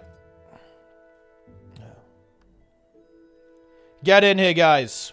The only thing that is allowed in. Heal Scourges, Power Heralds, Power Vindicators, and let's say Power Reaper as well. Because we do want a lot of CC, actually. Because, you know, breaking the break bars it's pretty good. Right, get in here. You know what? Let's go for an experimental meme here. Convergences. Converging. Converging. Converging. Heal Scourge. Vindy. Power Vindy. Power Herald. Reaper only. There we go. It's time. It is time. Let's see. Let's see how many people actually don't do that. Cone. Oh, look. Oh.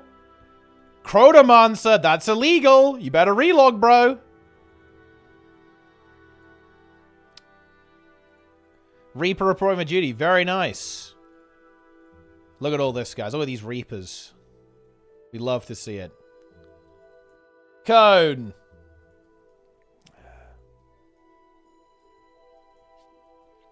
Man, if only MNF came back to the game. I guess I better buy some of the motivations. Because I don't think I even have any. Okay, here we go. Motivations. Unstable Cryptis motivation. I guess I'll get 10. Boom. Unstable Cryptis Cone. Yo, MM! He's back. The sponsorship is back, and I love to see it. Welcome back, MM. Do I need to play well? No, it's a convergence. Right, so this is a heal Scourge. Dude, everyone's playing Reaper, and honestly, I respect it. Reaper is good. Let's see, we do need some more heal Scourges, though. Also, join my instance so I can see what you're playing. I guess I'll just open the convergence, actually. That's gonna make it easier. X-Pico there, Prime, nice.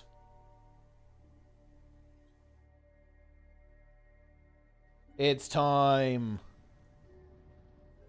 Ah, very good. Heal Scourge. Power Reaper or Alacrity Heal? Dude, this guy's name is Shinigami High King. Giga Chad. We actually have no fucking heralds. Bro, what is going on here? Where are all the heralds at? Everyone's playing Reaper. Wait, this guy has disobeyed the rules. Cleanse. I kicked him within milliseconds, chat. Kicked. You will deplete. This is clearly a renegade. Ah, finally, some Scourges have arrived. That's very good. I have depleted you. Why is this guy a renegade? This is clearly a ranger. Kick. Oh man, that feels good. That's fun. Okay, we need some more heralds in here. Get in the instance, guys. Oh, very good. Very good. Boom. I enjoyed that. Can you go Herald or Vindy? This is not a renegade-themed group, my friends. Okay, let's see if this guy is gonna... Oh, he's fucking voicing the void. He's gonna change his build. It's fine. I believe. Did that guy just straight up leave? I think he just left. I'm reaping every day. I like that. That's good. Good attitude. Dude, look how beautiful. Whoa. Oh, hang on. Mech. Uh-oh. Ooh. Guys. Mech. Power mech. Yo. Dude, people are not reading this LFG, and they will be punished. Kick from squad. Kick from squad. Very nice. Look at these beautiful squads, guys. Oh, we have 2 heralds in that group. Hang on. You're going there. Very nice. And this guy has to go there. There's 2 Scourges there now. We need 10 subgroups, right? How many have we got? We actually have 10 now, including 1. But I'll just do 11, because that's easier to handle, right? Visarion, that's fine. He'll reroll. Not a problem. Okay. You are the best. That's true. Yeah. Okay. People are making it on in.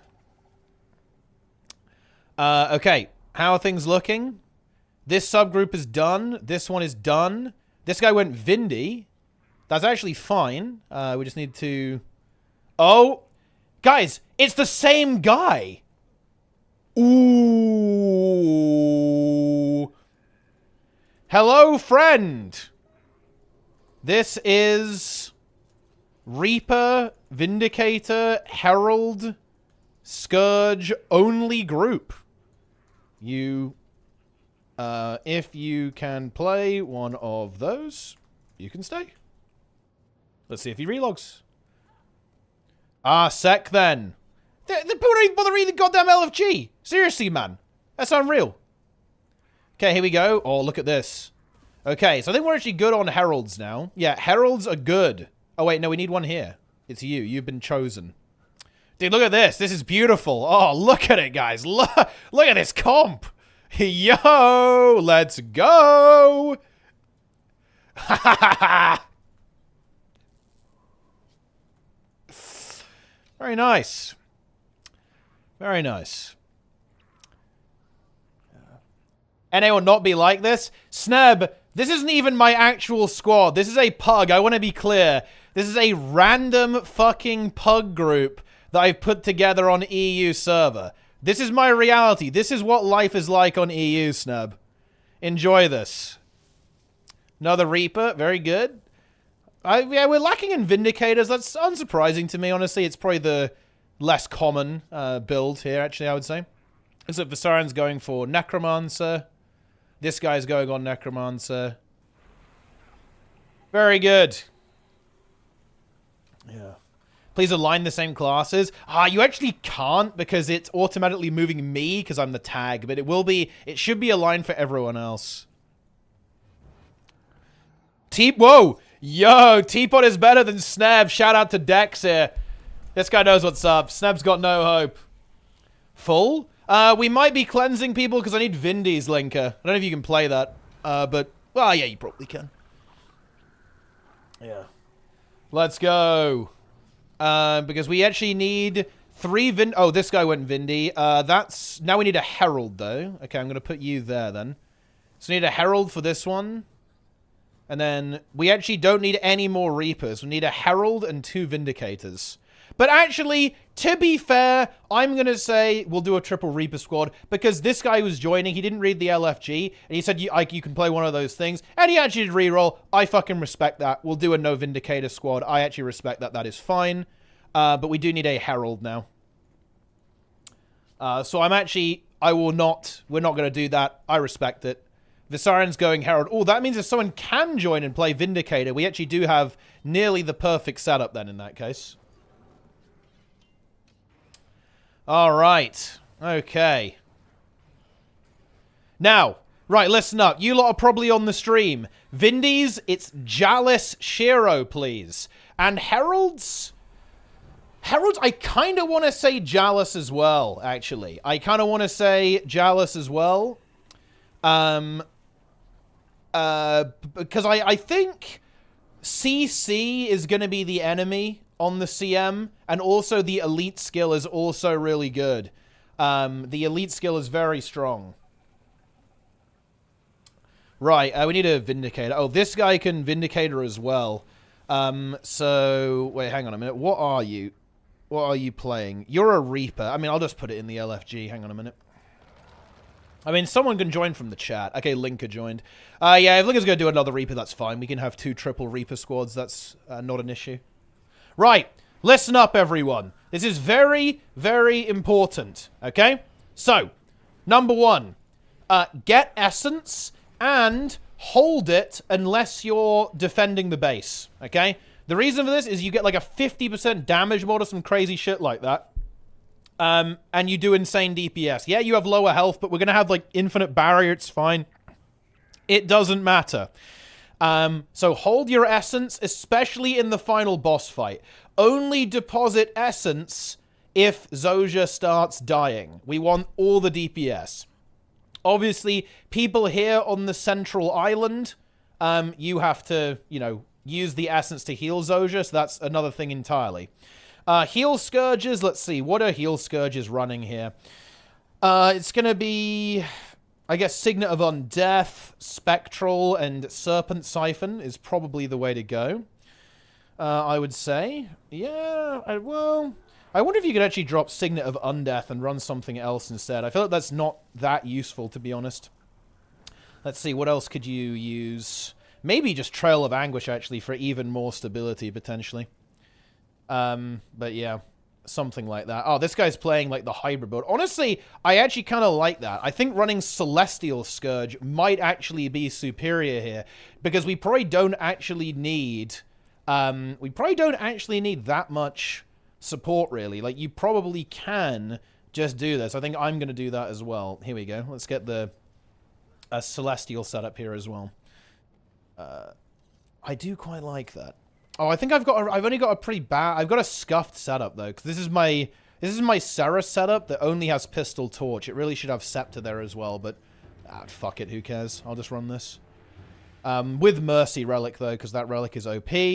But yeah, we'll just... Oh, this is with Concentration Sigil as well. Yeesh. What the fuck is this? Okay, whatever. I'll run that, and it is what it is. I'm going to run Flesh Golem, though. And I'm going to run Spectral. And I'm also going to run... the snake. And because we're actually not running no soul reaping on this build, I will run Signet of Undeath. There we go. There's the setup. Easy. Cruelty Demon. Ah, yeah, oh, yeah, we need the consumable, right? Although I'm actually not worried about that. Don't worry about that for now, guys. Okay? All right. Okay, I'm gonna do the squad message, guys. Okay, so, group... okay. Group 2, 3... group 4, 5... Group 6, 7, group 8, 9, and then finally group 10, 11. That's all the groups. Let's say group 2 and 3 are going to go northeast, northeast. Group 4 and 5 are going to go southeast. Group 6 and 7 are going to go southwest. And then group 8 and 9 are going to go northwest. And then finally group 11 and 10, Zoja, Duty, Omega Lull. Okay, enjoy it. Enjoy it. There we are. All right, let's rock and roll. Okay, let's get the food down. I'm dropping the food. Yo, $5. Yo, dude, I can tell Snap. I'm calling Snap. I'm calling this guy. I'm gonna call him up. I'm gonna call him on the phone. Hang on, guys, give me 1 second. Let me call this guy. Let's see what we got. Let me drop some. I got no healing food, man. Are you kidding me? Ah, bro. Do I have power food? Oh, look, someone drop it. One of you lot is gonna drop it. Boom. Enjoy. Actually, you're doing that while I'm fixing my Celestial build. There we go. Heal food up. Although I kind of want Condi food. I guess I want Celestial food, actually. I'm fixing my build while people drop food. I could drop Ritz as well, actually. Yo, Sneb. Now, are you feeling fear right now? No. No? You're not... There's no fear for you. I mean... Actually... Yeah? I'm actually feeling fear because Saris took my health. Oh, yeah? I'm now super cold, sick. Oh, shit. Oh, no. Yeah, that feels it's really bad. Yeah, I'm that... like pumped up on the cold meds. Oh, shit. Yeah, that doesn't feel good. That feels pretty bad, actually. That's the only thing I'm worried about. Otherwise, I think we'll be fine. Yeah? But, I mean, look, surely you see the squad. You see the squad, Sneb. You know what I mean. You see what's going on. Yeah, it's impressive. Yeah. I mean, surely you have to be mentally prepared for this. Like, are you mentally prepared or what? What's going on? We'll be fine. Yeah, NA. I mean, look at my squad, Snab. This isn't even the real squad. This is like a random pug I got together. Look at it. Look at the squad, Snab. How fast do you think you can do this? I mean, we're not going to be ultra organized, so maybe like, I don't know, 10 minutes. Pretty good. But this is not a comp that's optimized for damage. It's a very safe setup, I think. It's like very, very safe. Has someone put a Celestial food down? Oh, it doesn't matter that much, actually. All right. I'm doing it. I'm starting the convergence. Let's converge. I'm rifting. I'm rifting! Ah! Ah!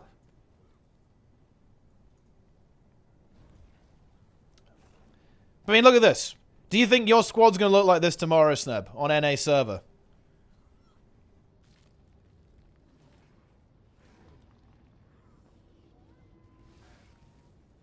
I guess he doesn't.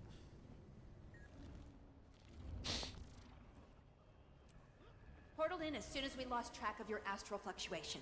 I'll need to focus Let's go. on maintaining our tether to Tyria. The nearest waypoint is a little out of range, so reviving will be Everyone readied up. Luckily, Feels we'll good. learn a few tricks. Resurrection spells take a lot of magic. It's time to The source pump. of that here is going to be the essence that Eparch's grunts drop. Essence. Bring that essence to me, and I'll do the rest. Essence. We're going to collect the essence, Snab. Remember, listen up, everyone. If you're on DPS duty, make sure you get essence. You want to be maxed out on the juice. Ah, yes. Turn your game quality down or it's going to be unfucking playable. Here we go. But yeah, get essence, everyone. Maximize your pump. Maximize your crank. The mobs died instantly. Wait, do I... please tell me I have the alacrity trait. Okay, I do. That was almost a troll moment there. Oh, shit. Zozier's... Oh, yeah, dude. What's up with this now? Why is there like 2 minutes of like literal time gating at the start of Convergence? I actually forgot about this. I don't know. I hope they. I don't like that, to be honest. I'm not a fan. There's like literal 2 minutes of AFKing at the start. Yeah. Oh yeah, we. Shot. I gotta just go lay down. Okay, right, guys.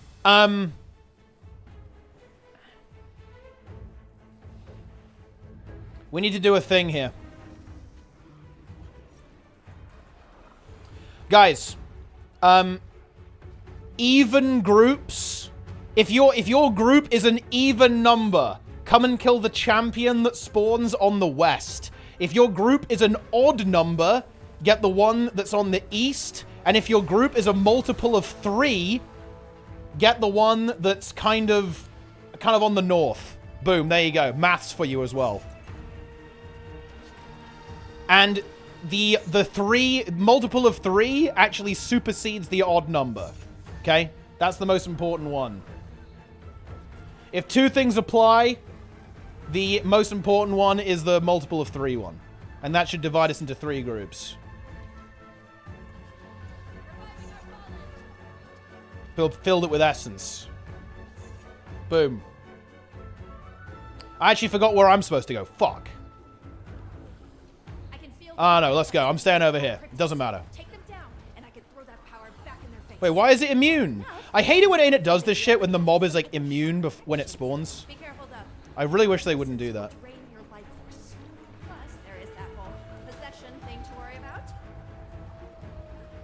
Don't like it. Alright, let's crank.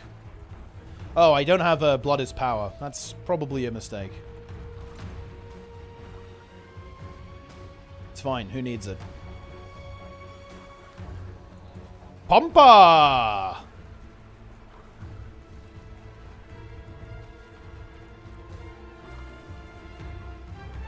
Do you think every single Convergence CM will get one shot tomorrow?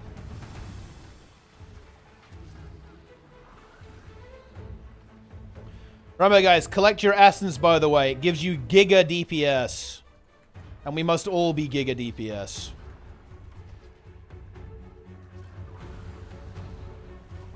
We lose a billion life force with these essences. Well, no, I'm not sure. I was just kind of spitballing here. We could do other things too. I mean, Reaper is good because I feel like it's quite robust, but... And also it has high vitality, right? Where am I supposed to be going? Look at the squad message, chat. I'm going northeast.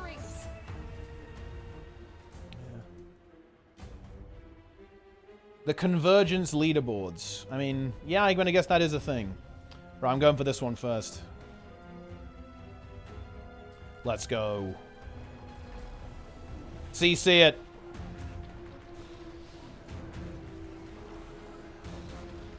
It's time.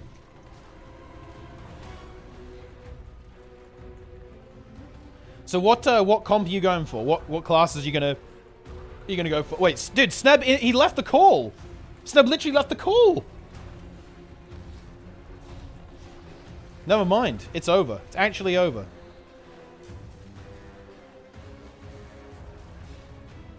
Yeah. Yeah. Fuck Sneb. He's just mad that EU is gonna dominate NA.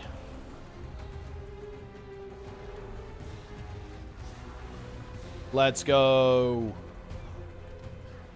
Wouldn't save him from the snake? Man. Okay, look.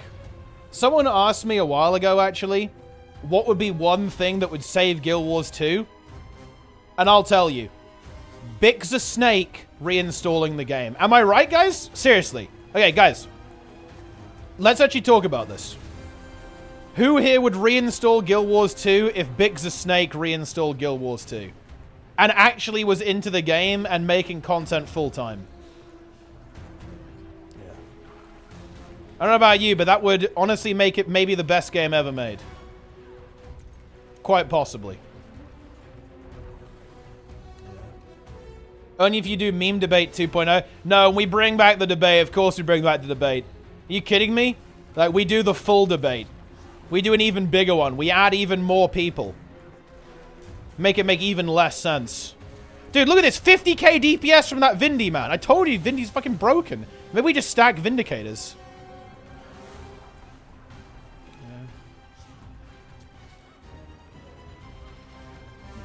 Okay. I think we have to go up now, don't we? Yeah. Where is it? It's, oh yeah, it's over here. Well, this is going rather well, isn't it, guys?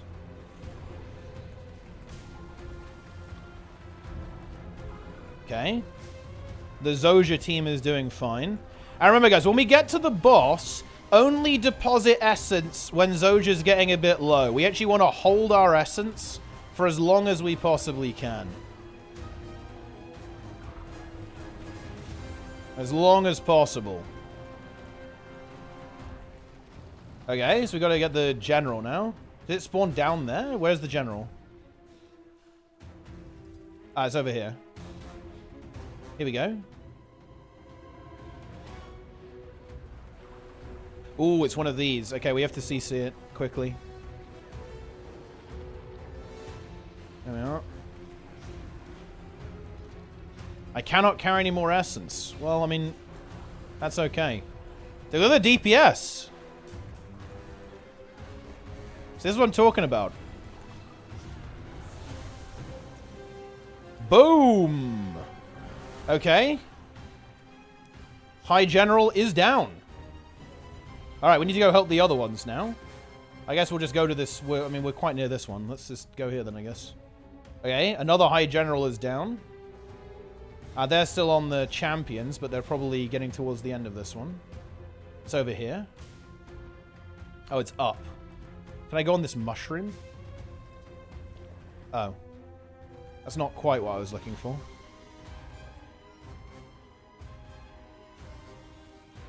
No. Ugh. Let's go.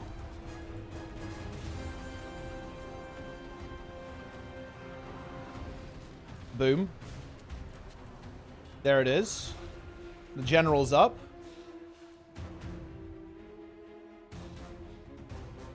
Hold your essence. Isn't that the leaderboard one? I think it almost certainly will be. The way they talk about, like, bronze, silver, and gold, that it's gonna be that. Which is annoying because that system sucks, because you can't... It's really awkward to see, right? It's like, it only shows, like, your friends. It doesn't... It's bad, fucking bad, basically. It's a leaderboard made bad in the way only ArenaNet knows how. By basically making it semi-private. Oh, God, what a terrible system. Actually making me ill just thinking about it. ArenaNet has this obsession with anti-competitiveness. Focus. We need to focus. Okay. Keep it vulnerable. Sorrow! Where's it spawning? Okay, it's over there. Right, roll out, gang. Don't hand your essence in. Let's go. And actually, this comp should be insane here. Because, theoretically, the stability in CC should fucking deny this boss from basically doing anything. And we also have so much barrier that, I mean, yeah, like, we're not really going to be taking much damage here. We do have to CC again, though. I actually don't have anything right now. It's over. It's fine, though. Other people did. Nuke it. Let's go. Keep getting the essence. We don't have to hand in any essence here, actually. Zojia's fine.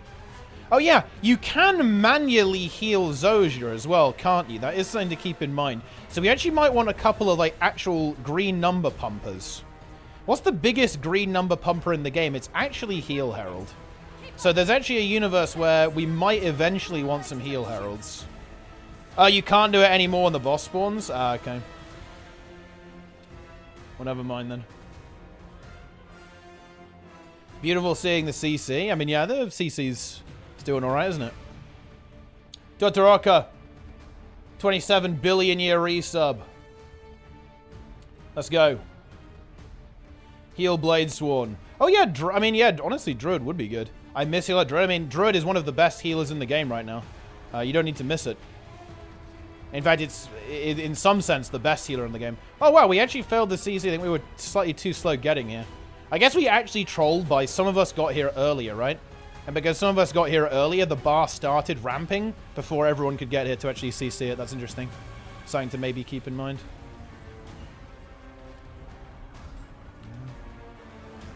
Quite interesting. We have the tornado, but then we just like out heal this, right? And then CC. I have my flesh golem. There we go. Easy. Okay. More essence. Let's go. Move, move, move. Can mount up in combat. It always goes to the middle at the end. Let's see where it's going now. It went to the northeast. Oh, we can go along the ley line, right? Okay, oh, we've reduced Zoja, and that's honestly probably a little bit overkill. But that's fine, I guess. Here we go. Yeah, I actually haven't handed in my essence even once throughout this entire experience. This is where the heal necros can come into play. As the CC. The stability is up now. Definitely need to make sure you have stability on the pull there. Very important, I think. Okay. Just gonna drop the healing well down to make sure nobody dies. And as you can see, like with this setup, you know, people are just not gonna die. I'm actually blinded, so I need to wait until that's gone before we CC. Yeah. Easy. Alright, it's going to the center. Let's finish it off, gang. I don't have the in-combat Sky Scale cooldown yet. That actually really sucks. Man, it's so awkward here. You know, this is, I'm not gonna lie. Whenever you phase there, it should automatically let you go in combat. Funnily enough, this is something that actually, that's how it works in the WoW Dragonflight riding encounter, and because of that, it's actually good. Like, it's kind of annoying, actually. Like, especially the Sky Scale, it feels so clumsy compared to the Dragon riding. Yo, Hellmasker, with the raid. Appreciate that, my friends.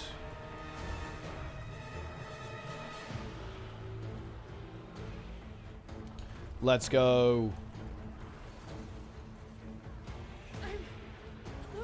It's time. Sky Skull launcher. Yeah, but it's not, like, right next to the boss. It's annoying. It's just such a annoying break in combat. I actually really don't like how the Convergence bosses even move around, to be honest. Not a huge fan of that. 13 minutes. Not bad. Nyos is not my scene. Yeah. Let's head back. Breathe in some fresh there it is. We did it. We did it.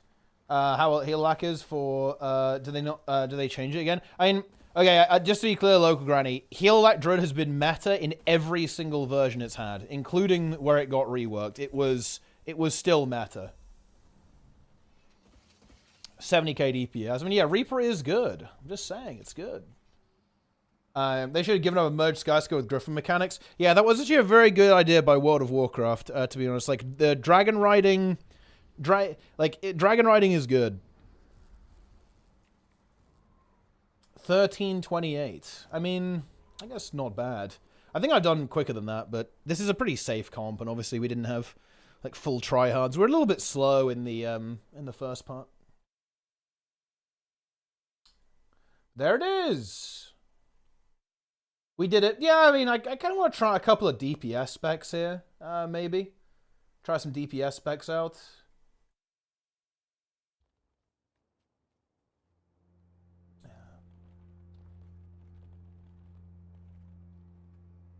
Because I'm not sure which DPS spec is actually the way to go.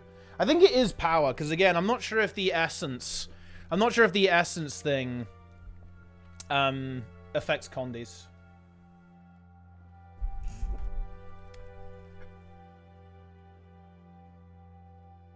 Sky Scale is dog shit compared to dragon riding. I am actually going to make a confession, guys.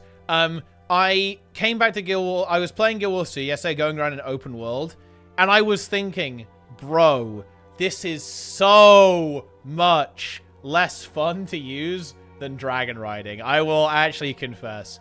I think the Griffin and the Beetle are still really fun, but like the Sky Scale is fucking bad, man. I really, really don't like the I really don't like the Sky Scale.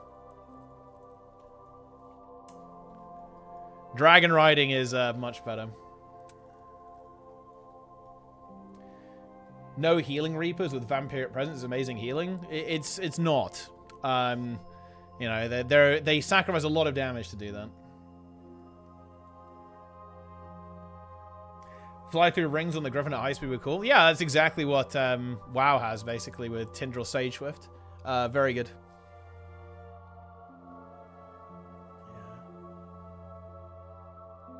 Yes. Incredible. Bad Architect resub. Max had no stats selected. Very good. That's how, you know, we love to see it. Yeah. Dryra is better than Mount System in Guild Wars Illusion. It's better than the Sky Scale. I think it's more fun than every mount except the Roller Beetle and the Griffin. I really like the Griffin and the Roller Beetle. But yeah, dragon riding is better than every single mount except for those two. Well, I don't think that's that controversial, actually.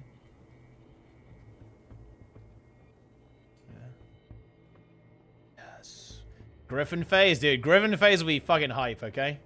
Yeah, solo though with a tier 1. Very nice. Okay, let's do another experiment. I think... I'm not sure if playing Celestial Scourge is actually the way. Because I think we should assume that there's going to be a lot of damage. So maybe Minstrel's the way to go. Because I think it's not going to be a DPS check. It's probably just going to be like a shit ton of AoEs just like blasting you. So... maybe going more healing is better.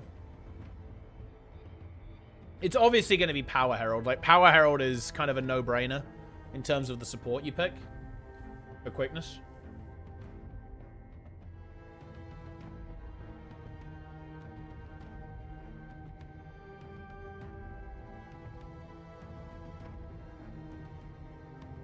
Yes.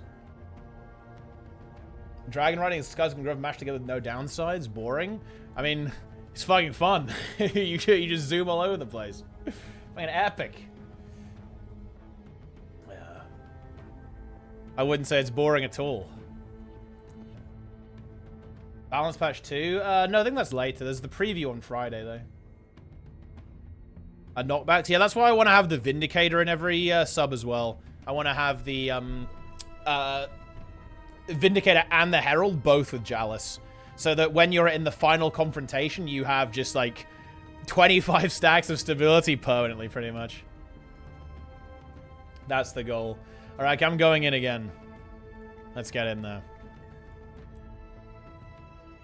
Let's see. What would be some other good candidates for DPS, though? I hate to be boring, but it might just be Reaper. Like, Reaper just has so much CC, it has so much cleave. Let's see. What else could we run?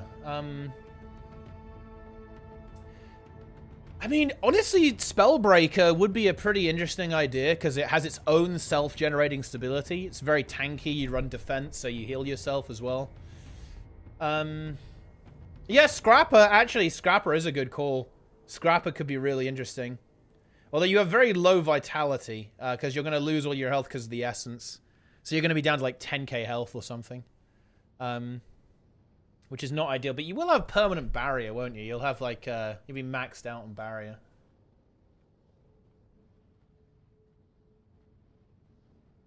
So I guess it's not terrible.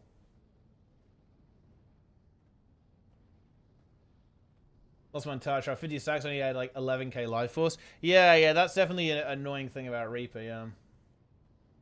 Oh yeah, you need the demon slaying sigil, don't you? Yeah, everyone needs demon slaying sigil.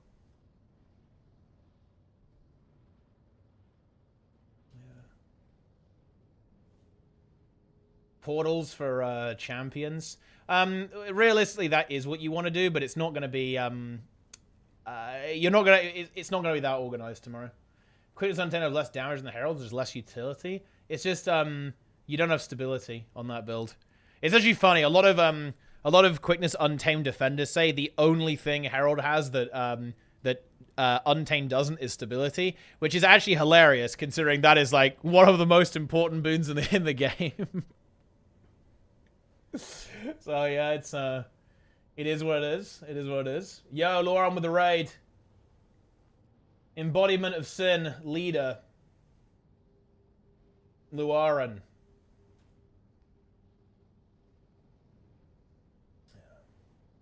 Very nice.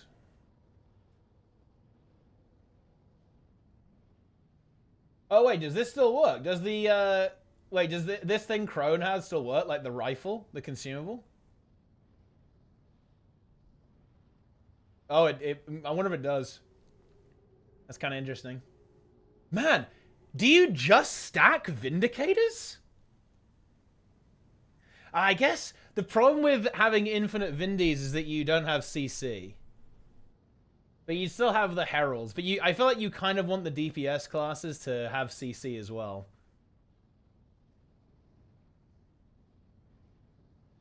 Stack Vindy and use the community. Yeah, but that's not realistic. You're not going to be able to, you know, that's not going to happen. You're not going to be able to, yeah. To have everyone do that.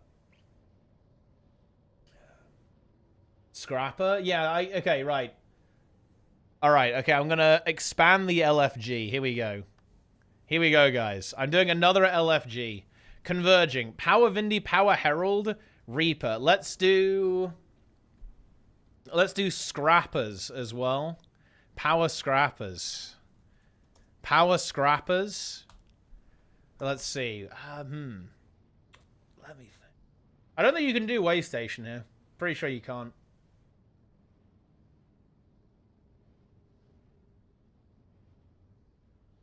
What other builds exist in this game, guys, that are good? Man, it's actually funny, isn't it? Like, most builds are just quite... Even though they're not technically bad, they actually are.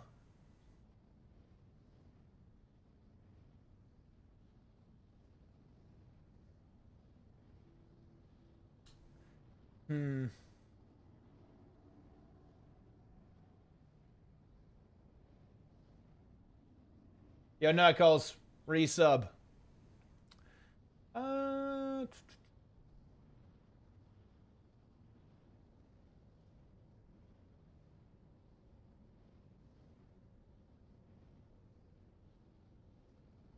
mean...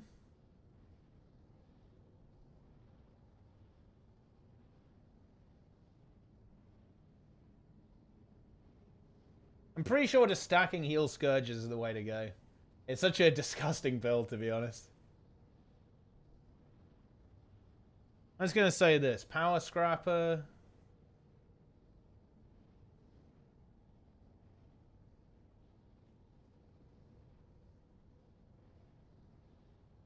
If I was going to take a non-Scourge healer, it would probably be Druid. Because Druid has really good revive power. Ah, Plenix has joined. I'm going to put that in the LFG. Incorrect squad size. Oh, yeah, this is strike missions. Whoops.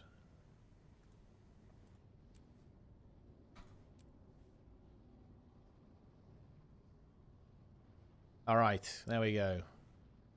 I definitely want to try Scrapper, though.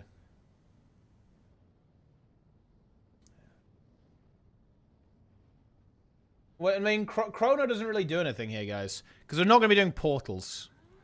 Like, portals are not going to be a thing. Not on day one. Because it's going to be pugs. You're not going to, like, have proper organization for this.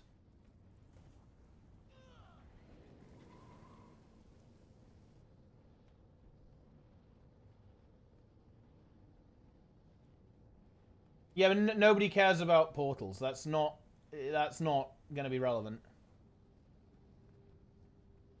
No, you need other people to play ball with the portals. It's not going to be... you're not going to get much optimization out of it, like, on the first tries. Nah, the boss it's random, actually, unfortunately. I really don't like that the boss moves around when you get to its final form. It's kind of annoying.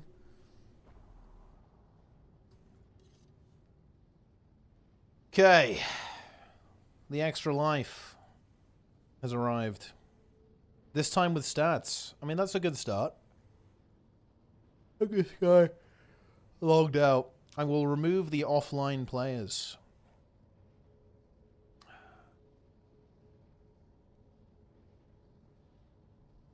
Very nice. Also, Cone. Also, while we do this, guys, you know what it's fucking time for? Planix footage review. Sarah CM, embodiment of sin. Take a look at this, guys. He is the heel man. Watch him plen his own gar. Here we go. There's the portal. Insane rifle 2s. He's running around in circles. The mantras are activated. Quickness is being applied.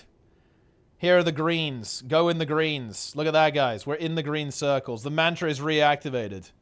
Insane heals. Insane barrier. Dude, that rifle fight is so strong. 5k barrier is really juicy, actually. Look at the output, chat. Look at this fucking output. He's planning his own gar constantly. Look at all this healing. I'm always surprised that people don't shatter more, to be honest. On this build. Look, here comes the barrier. It's going to be fucking juiced. He's juiced up. I think he actually does die here, but it's fine. We just res him. Easy res. Dude, that's actually so unlucky. That, like, overkilled him by, like, 1k. I think. It's fine. Mercy Relic puts the work in and saves the day. You love to see it. Plengar.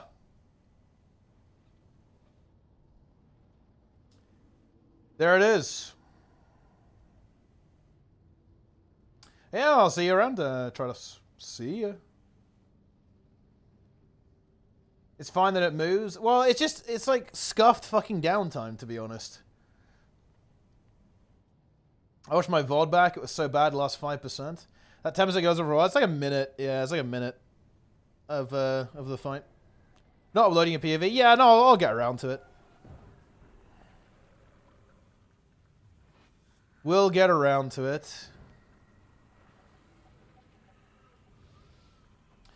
Yeah, the thing is with this fight, I think this is something that I really hope ArenaNet learns from. The amount of RNG that is involved in this fight is so fucking insane. It's RNG on who the greens spawn on. It's RNG where the orbs spawn. It's RNG who gets the ads. It's like GIGA variance. I mean, if you look at this, right, we actually got perfect RNG on the second green. Like, and that's not a surprise, to be honest, because that happening just makes it so much easier. Like, the cognitive load is just so much lower. And then these orb spawns were also really good. You can see that there's 3 clustered together and just 2 on the other side there. Like, I'm not gonna lie, I didn't particularly enjoy this. I think this achievement, it sounds really good on paper, but some design problems with the actual encounter itself made this experience deeply fucking flawed. Like, holy shit, this was an incredibly... Wow, Plants got really unlucky there. Did he actually just barely miss himself with that Rifle 3? Or did he just tick really hard at the exact same time? I think he ticked very hard at the exact same time. Almost like he, like, just barely didn't heal himself with it. LCM is better designed. Well, Gluttony is an extremely unfun and high variance mechanic. Yes. The LCM is better designed, yes. Gluttony is just not good, to be honest. And you really see that come out when you have to do this achievement. Yeah. Oh, and also Cancer. If you don't phase the boss within like a 5-second window, you lose. Nice! And that's really annoying because you don't have absolute HP values. If you had absolute HP values, it would still be bad, but way less annoying. It's Giga Cancer. That actually does apply to the Legendary mode as well. It's actually a really... oh, wait, is Planix calling me? Wait, what the fuck? Oh, shit, he's calling me. I'm picking up. Yo, Planix, what's going on? Yes, hello. I was calling you while you were reviewing my footage. Ah, very just nice. to comment how terrible it is. Yeah? And no one should follow it. Yeah. I got so mad because when I was watching the footage back, I saw that I haven't used my F3. Everything else was on cooldown except F3. That could have saved me, and I didn't. I was so mad. Well, these things happen. These things happen. Yeah. The heal mantra on the second drops is very clutch, actually. Yeah, it was exact. Yeah. It was a very clutch look moment. Look how perfect it was. Yeah, it was the exact right time for that to activate.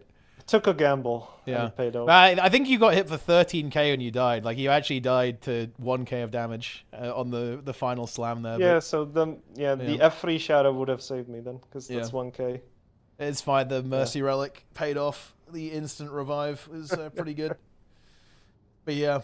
I don't think the encounter itself is like that bad. I think the problem is we've just been completely burned by it because we have been doing legendary progression and then into this like almost without a break. And that is very taxing to people because it's the same boss, same bullshit.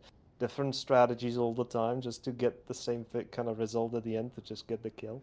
Yeah, I think the problem with this one as well is that the fight doesn't really activate until like sub 50, right? You know, you have to do like a 5-minute pre-event every time, which is kind of annoying. I do really dislike the variance though. I think it is giga RNG, right, on how easy it's going to be, especially at 10%. Like imagine the universe where you and Luaran both got the ad, for example. Like what's your counterplay there, like to deal with a situation like that? We had it pre-planned specifically with me and Lauren, because I see her marker, so like I know, and normally the moment she would have gotten it, she was told to get through it, and I would be the one who stays at the boss and heal people. So we always have healers for both kind of sides.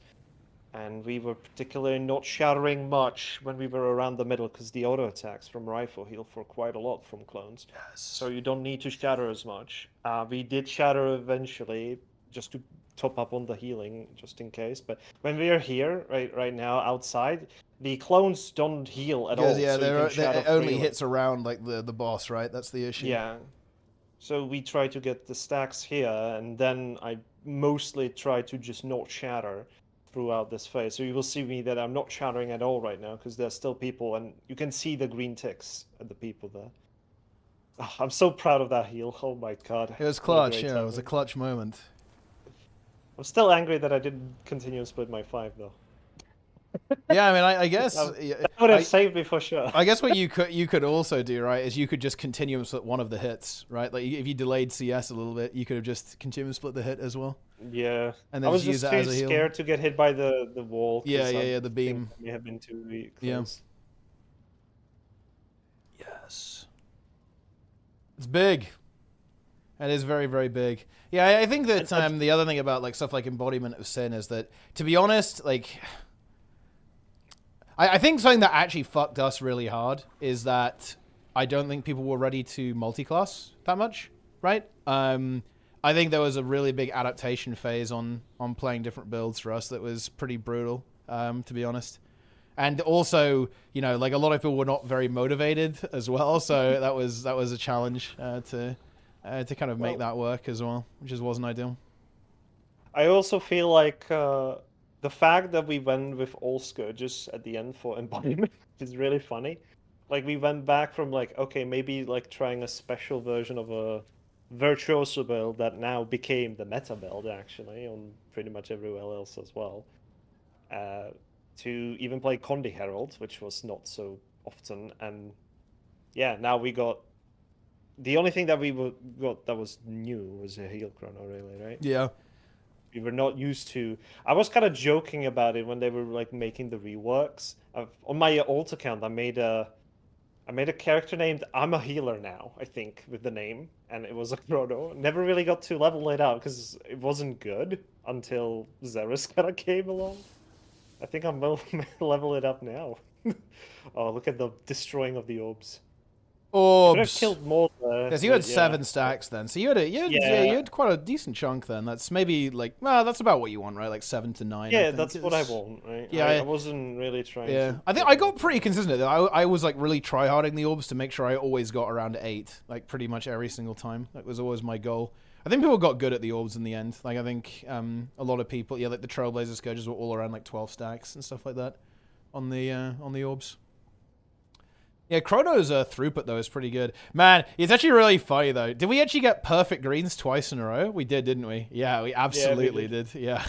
get perfect greens, Yeah. and also I think only one person failed the jump as well. Yeah. Everyone else made. Yeah, maybe everyone else everyone made it. I mean, the ads actually wasn't ideal. Like, Luaren got the ads. Although, actually, I think this is perfect, actually, right? Like, one healer getting it, I think is actually good. I think I think 2 healers or 0 actually isn't ideal, because if 0 get it, then I feel like the people out there end up getting very pressured. And that I think that happened to Patho a couple of times, right? It's like in this, I think this situation was almost like almost optimal, right? Like for healing and throughput on the boss here, I think. Guys, what the fuck are you weirdos talking about in chat? Like, shut the fuck up.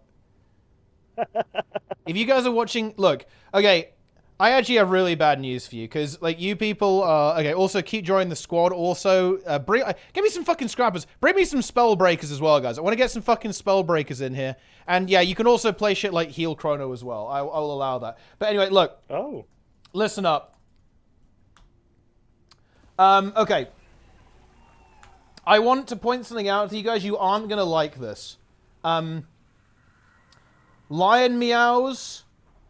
You guys might be thinking, wow, Lion Meows is the guy who is really saying what needs to be said and, you know, exposing Guild Wars 2.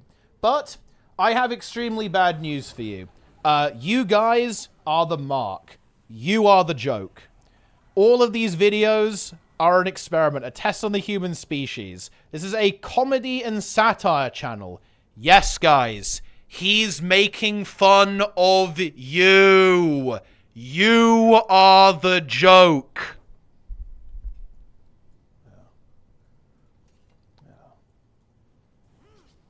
And yeah, maybe, I mean, to be honest, no, actually, I don't think this is merely an act. This is absolutely a troll channel, guys. And you know what? I'm all for that. I like that, to be honest with you. I think that is actually extremely funny.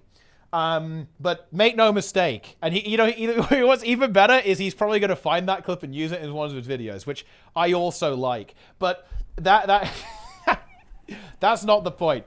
It's important, guys. You are getting trolled. Okay? And yes, he does have videos like Tectone, please help stop the Guild Wars 2 pedos, right? Like, he also has a video called Mighty Teapot Ruined Guild Wars 2, which, by the way, actually true and incredibly based. This is correct. What's actually really cool, this is like an AI version of me. He uses like AI art for all his thumbnails. I'm pretty sure he actually like fed me into it. And like, I'm like a hobbit or something or some shit. But yes, guys, this is a troll channel. Like, wait, why does everyone, wait, what? Why does everyone simp for money? Wait, what is this actually? I haven't seen this one. No, you probably clicked on this video because you thought it was about Mighty Teapot. And you might be right about that. Now, you probably also clicked on this video because you thought I had something to say about Mighty Teapot. And you might be wrong about that. Now, if you told me you had something to say about Mighty Teapot, you might be right about that. And it seems that everyone has something to say about Mighty Teapot. He's at the head of all the corruption. He's the guy pulling the strings. He wants nothing to do with ArenaNet. He just wants to play WoW. He's so done with Guild Wars 2. Keep joining, get in here. Even if you listen to him, he even says the things that some of y'all might think to be right. But I just don't pay too much attention to it all.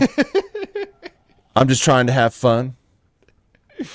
Donate from time to time. He does do that. But beyond that, I don't care. But you do. So it made me a little intrigued.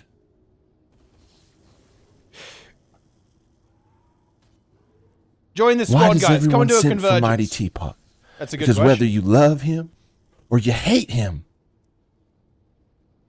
all y'all have to talk about him in some way. Link him to some conspiracy, Yep. or truth, or corruption, or your deep, darkest. Yep. No. And yeah, that was Sarah CMC. He's there. Living in your mind. And I don't have the answers. But I'm a little bit curious. A little bit curious. A little curious. You know, it's actually funny. Like, this is such an interesting example of the YouTube algorithm. Because, this guy, I believe, left really dumb comments. And I made fun of him. And permanently banned him from my channel. This guy too, actually. He made really annoying comments on my channel. Permabanned. It's so interesting that people who are essentially outcasts, like, follow the algorithm. This is where they end up. And, by the way, like, these two people, they, like, comment on all of his videos how much they, like, despise Guild Wars 2. Like, absolutely hate Guild Wars 2. Yeah, I saw that too. Yeah, like, this is like an MM reference, right? Like, this is a Guild MM reference over here. Wait, what the fuck is this video? Why does it have, like, what is this? Wait, what? Is it, like, footage at a fucking airport of someone being, like, detained? Why is this in the video about Guild Wars 2? Jesus. Yeah, I mean, this is some, it's something. It's, yeah, it's, yeah.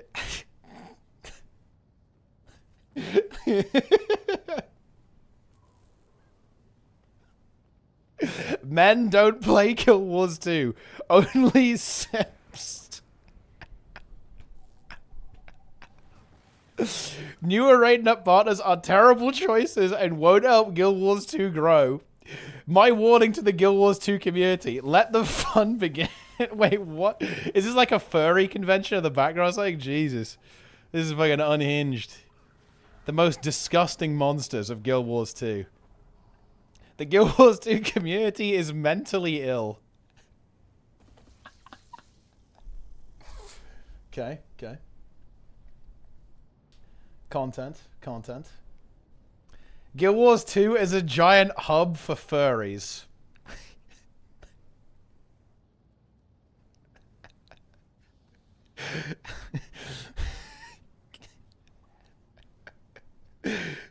Asmongold said I was wrong about Guild Wars 2. Guild Wars 3 is a decoy and scam. Guild Wars 2 is sending furries after me.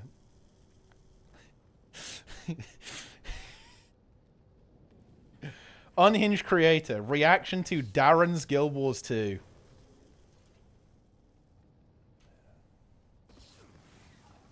Interesting. Very interesting. This is what happens when you play Guild Wars 2 for too long. Okay? This is what happens. Guild Wars sucks by Asmongold.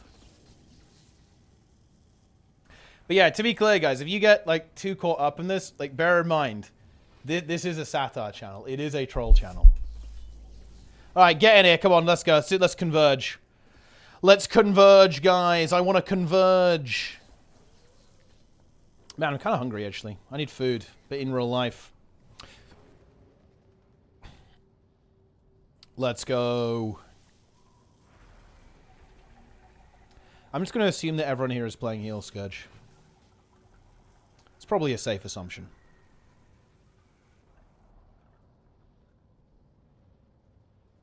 That's how it is. He's back.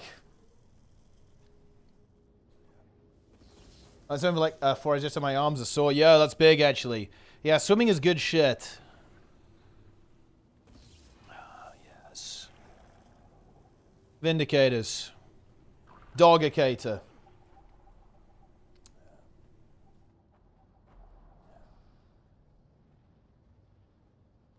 I can't swim. Water equals lethal. Okay, let's actually take a look at this. This is going to be very important, guys. We've done Plenix VOD review. Let's see. Has Jester uploaded his POV, actually? Let me see it. Wait, was he streaming, actually? Was he streaming this? Let's see. Was Jester streaming Sarah's POV? Ah, I think so, actually. Is this it? Oh, I'm seeing an advert. For the first time on PC. Oh my god. The first time ever? Ultra-wide display support? No way. NVIDIA Reflex DualSense support with haptic feedback? Oh my... Adaptive triggers? Whoa. Japanese voiceover option? Island expansion? Wow. Legends co-op multiplayer? That's actually crazy. Let's take a look. Let's see if Jester depletes. Need one on middle. Alright, here we go. Here's the CC. We're good. Let's pump. Taking portal in a moment. Getting ready. Portal open. Taking portal. Good. Here we go. Barriers, guys. I like the barrier. And running around. No F3 though, fucking noob. Dodging for mobility. Get that shit on the Getting boss. green.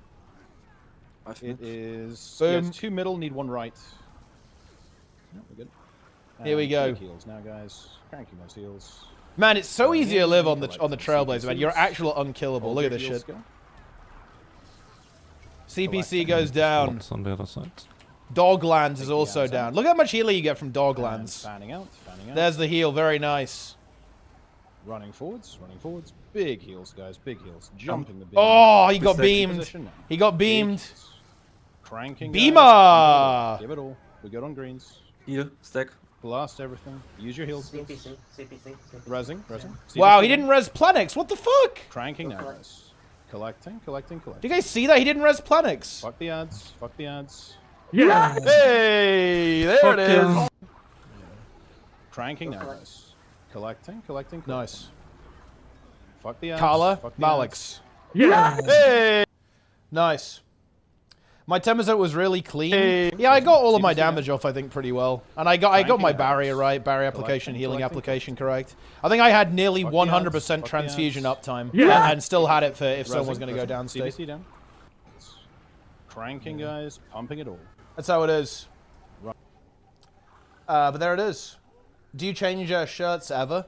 I mean, I'll actually answer this question. I am a person of two things. I like certain things. I don't like changing things. And I don't really engage in the whole... I don't really engage in fashion. I don't really care what people think of my appearance, to be honest. Like, I don't mind wearing the same shirt every day. Obviously, you know, it has to be clean. You know, otherwise it's fucking disgusting.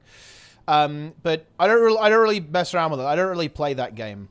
It's just not interesting to me. I don't care, and therefore I don't play. I do what I want, and so yeah, I wear like the same 2 or 3 shirts every day. You know, I wear the same nice fuzzy socks every day to keep my feet warm. I wear the same gym shirt every time I go to the gym. I wear the same set of trainers that I've had for years. Yeah, all of that stuff. And it is what it is. Yeah. Wearing socks at home? Yeah, I like, you know, socks are kind of nice. If it's cold, you know, it's, have that going on there. Yeah. All right. Keep getting in here. We need more gamers. Log in. Let's go. But yeah, let's, honestly, Jess's gameplay was, you know, it could have been a lot worse. I think the big thing here is that... And running around, running around. I mean, yeah, I guess you went, well, I mean, this is pretty good. Yeah, you want to make sure you actually get, like, the boss abilities here. We kind of get that coming through. Yeah, 2 middle, need 1 right. Not too bad, though. And big heals now, guys. Cranking those heals. Pumping. Going in and collecting. Dropping the CPCs. Plague Lance here. Hold CPC your goes heals down. It's decent. I think it could have been snappier. The rotation could have been snappier. Like, not doing torch... Yeah, there's the torch for. That was pretty delayed. And fanning Barrier out. usage there is actually pretty good, to be honest. I mean, I kind of would have hit F5 immediately there, and then, yeah. Like, this F5 Blood is Power combo didn't really exist, and the F4 should have come through there as well, obviously. So we missed a lot of Doomfire activation there, to be honest. Like, there's quite a lot of damage that could have been optimized there, to be honest. Rezzing. CBC down. cranking now. Nice. Could have even placed a shade on us to barrier there as well, actually, Fuck at the that ads, point. I think, fuck because the you already ads. had one on the boss, so you could have had one back too. There it is. CPCs. Yeah. Hold your heel. Grim could kidnap the healers, some torture training. I mean, you know the thing, guys. Let me actually say something. Do you know what I love about my Mythic Plus team? And I actually want to really suck their dicks here, okay? Maybe in more ways than one. It is a very mature, adult environment. I feel that I can say, hey, we need to fix this. We need to adjust that. And it's so fucking chill. Nobody gets mad.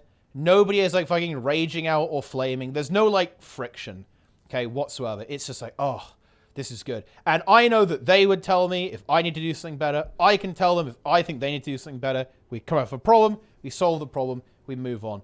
It's so fucking nice. I feel like the Guild Wars 2 community is so much less mature in this respect. Like even in our group, it was just so fucking intense. Holy shit. It's just, oh. It was actually one of the reasons why I didn't bother to stream it. It's like, bro, I don't want to fucking deal with this shit, man. Oh. Really fucking annoying to handle that. And, you know, obviously, you know, I'm not saying it was always like that or every single player is like that, but it's just so much more intense than it needed to be, bro. It's like, dude, can we just chill the fuck out and play the goddamn game? We have a core necro. I actually view that as based. That's definitely going in. There's triple scourge in that one. Let's go. All right, let's do this. All right, ready, check. Let's play. Yeah. Oh, man. Let's go. Yes. I can do review. I will do review after this. My parson yesterday went down to 93. Well, I mean, that's still pretty good. Yeah. But yeah, you know, I definitely find it a little frustrating. It's really hard. So, do you know what the problem is, guys? In Guild Wars 2, so look, and this has kind of got worse. I've become, okay, I'm starting this shit. I've become more and more of a tryhard over time, to be honest, because I think that's natural, right? Like, you want to get better, then you keep wanting to get better, you get better, you get better. Like, right now, I feel like it's really difficult to have both. Like, you can't have tryhards and people who are, like, easy to get along with, right? Or rather, you can't have a chill group. It's really annoying in Guild Wars. The scene isn't big enough that you can actually pick both. And, you know, it is what it is. Like, you have to make compromises. But this is actually something that playing WoW has really fucked me up on. In WoW, you can have both, actually. You can have players who are mega tryhards and also understand basic like, social etiquette. Which, to be honest, is fucking nice. Yeah. But chill in Guild Wars 2? I don't really know. I don't really know of that existing. I don't see that. Like, for me, it's always a compromise. Like, I can play at a lower level than I'd like in a chill environment, or I can play at the level that I'd like to, but it's going to be more intense than I'd like it to be in terms of, like, interactions. Portal in as soon as we lost track of your astral fluctuation. I'll need to focus on maintaining our tether to Tyria. The nearest waypoint is a little out of range, so reviving will be a challenge. Luckily, Maban taught me a few tricks. Resurrection Music of those Rays is a good example.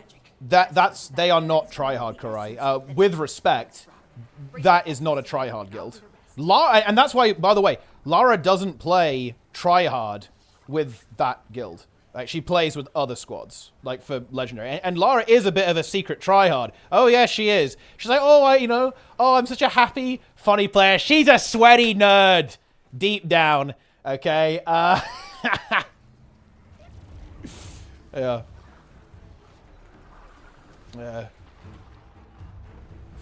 Yes, yeah, what do you mean by a resub? It is that time again. It's time to give me money. Ha ha ha ha. Took each other for no reason? Yes, it was giving me absolute fucking cancer.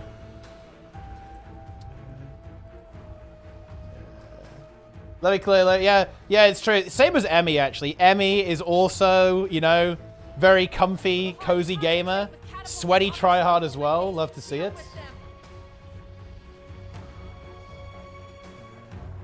Need 9 pathos. 9 pathos will be content, to be honest.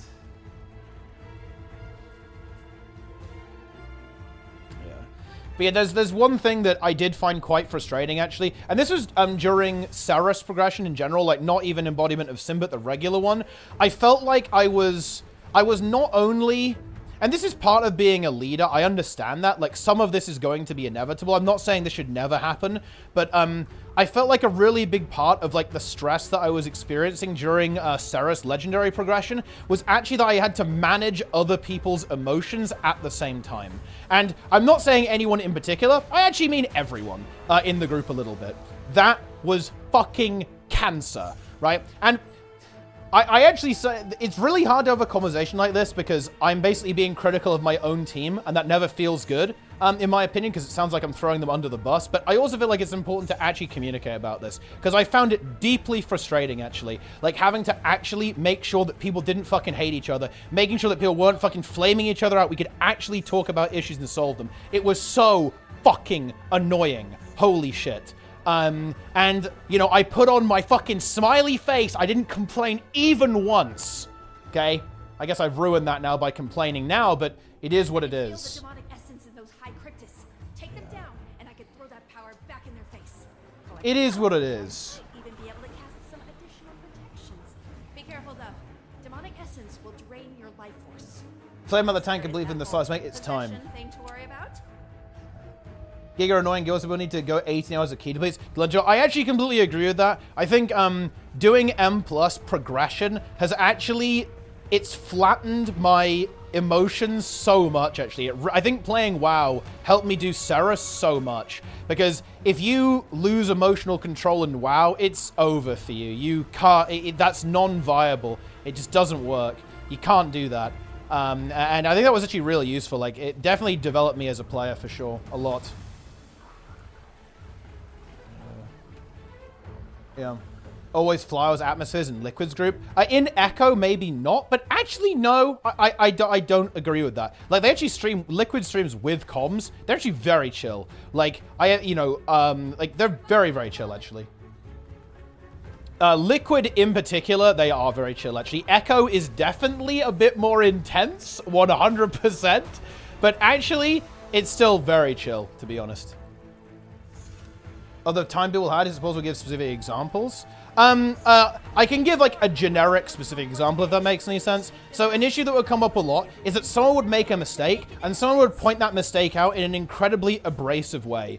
Or the way there would be a lot of like aggression towards other members. Right? And it's not even about constructive, it was about tone. Right? All the criticism wasn't necessarily invalid. People were making mistakes and there was definite improvement that needed to be made. But the way that it was being expressed was like raising the temperature of the conversation to a completely unnecessary degree, right? And that was fucking AIDS. And this has been prevalent in every single tryhard group I've seen. It was 1,000,000% present on SC stream, by the way. I think even more so than ours. In fact, actually. Yeah, it's fucking AIDS. Yeah. Your Twitch drops tomorrow, yes.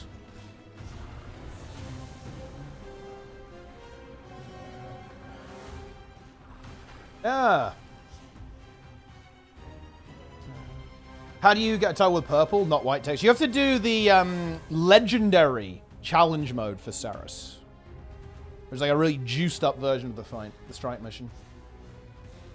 Tension tilts as well makes pro harder. Yes, you have to chill. You must be able to chill.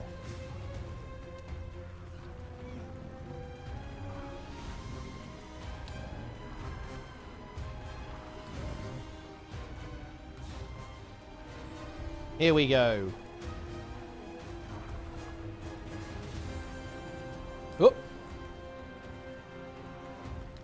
Done a few of those hardcore fights. I agree, and I think that's actually why playing WoW really helped me. Because I'm just so used to that, right? Like, when you do something like Farak progression, it just... I think...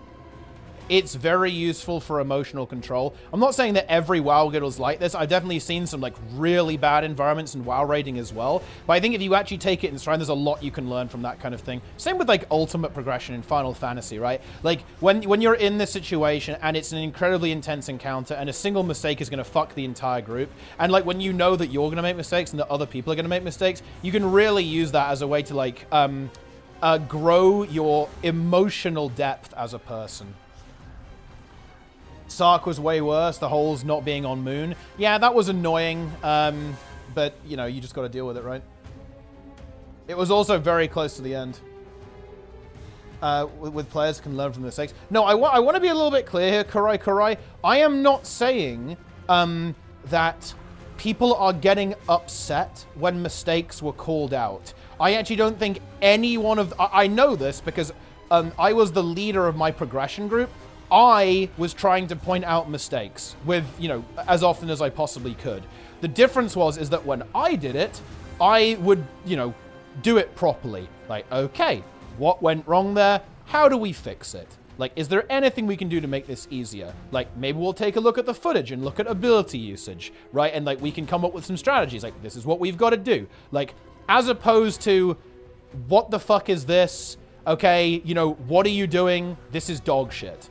That was how some of the other feedback was being conducted, and it was fucking boiling my fucking brain. Holy shit. It's nothing to do with calling out mistakes. Hell, dude, look, you know, I'll admit this. Like, sometimes when I'm playing with my Mythic Plus team, we're in a high key, and someone fucks up. Yeah, like, obviously, we're gonna, like, express some frustration there. But we know there's respect. Right? Like, there's a really big difference there. Like, I'm not gonna, you know, if Vivi dies and we deplete a key, for example, like, you know, he dies and as a result we don't have a CR, we lose the boss. I'm not gonna say, you fucking worthless fucking piece of trash DPS player, right? I'm gonna go like, you know, I even might be annoyed. I'm like, fuck, man. God damn it. Even something like that. And by the way, shouldn't do that. I try not to. Sometimes if I'm having a rough day, it lets out. But that's a mistake on my part. That's an error. That's a flaw. Shouldn't ever happen. But there is a huge difference, like, between doing that and then saying, like, yeah, this is just dog shit, right?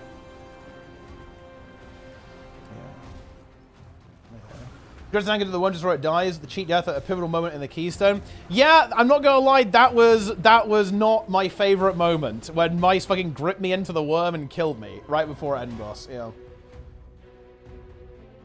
Personally, Mystic calls it was their fault. Yeah, that was actually definitely one of the more, I think, when things got a little bit heated. I'm actually not I actually do think that we do need to improve the environment on our WoW raids. It's definitely a little bit too intense for me. Like, there's a big part of me that really wants to go hard on raid leading, but to be honest, I'm at a really weird point in my life right now, guys. Like, I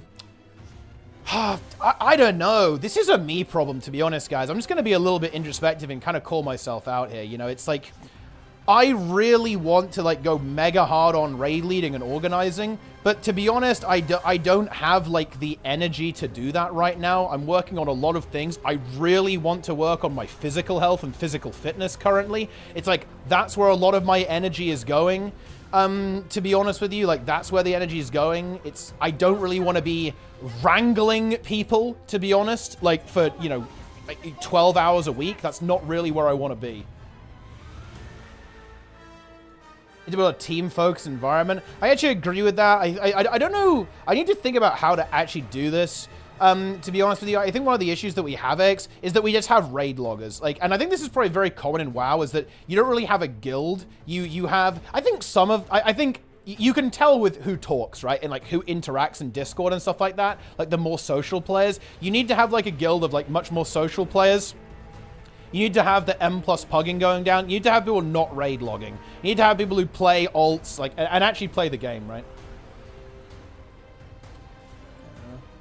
But every 3 weeks. That also is true. It's very difficult for us to build this type of social experience when, like, people get burned on Mythic a lot. Like, Mythic WoW is really difficult, guys. As a new guild, getting into Mythic WoW is super hard. And the reason is a lot of people will play 1 tier and go, man, that was really cool, but fuck me, I'm never doing that ever again. And you know what? That is very, very fair. Farak is very fucking hard. Holy shit. on Mythic. Even the nerf version is very hard. You will smash your head into that boss forever and ever and ever. Okay, and it's gonna be pain, right? Pretty much. So I can understand people not wanting to ever do that again. So like at the entry level for Mythic, it's very difficult to actually kind of have that social experience like get solidified, because you need people who want to come back for more, and that's actually relatively uncommon. A lot of our players who I played with in the first 2 tiers of World of Warcraft were like, you know what, that was really fun, that was a cool experience, but holy shit, I want to play Heroic from now on. And that's completely fair and valid, by the way. I 100% know where those players are coming from. But of course that does stunt the growth of the Mythic roster, right?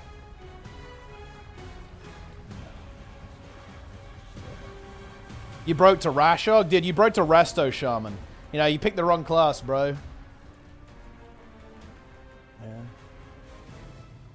Team Goshen, maybe something like that could work in a raid group. Well, the issue is that a lot of the people just quit. Like, for example, the people I'm playing with in WoW right now, like, it's almost entirely replaced with new people, and that will keep happening for the next couple of raids as well. Like, it will be, you won't get that many people who stick. Having roster issue for the next tier? I mean, we almost certainly will, yeah. It's hard to say right now, though. I'm all, is this okay? Yo, Scales, juice me up, bro. Daily reminder that Scales has duped tens of thousands, maybe even millions of gold in Guild Wars 2. Only the old people in this game. There are no, no teens here. I mean, MMOs are for boomers. Like, I'm afraid it's not looking good.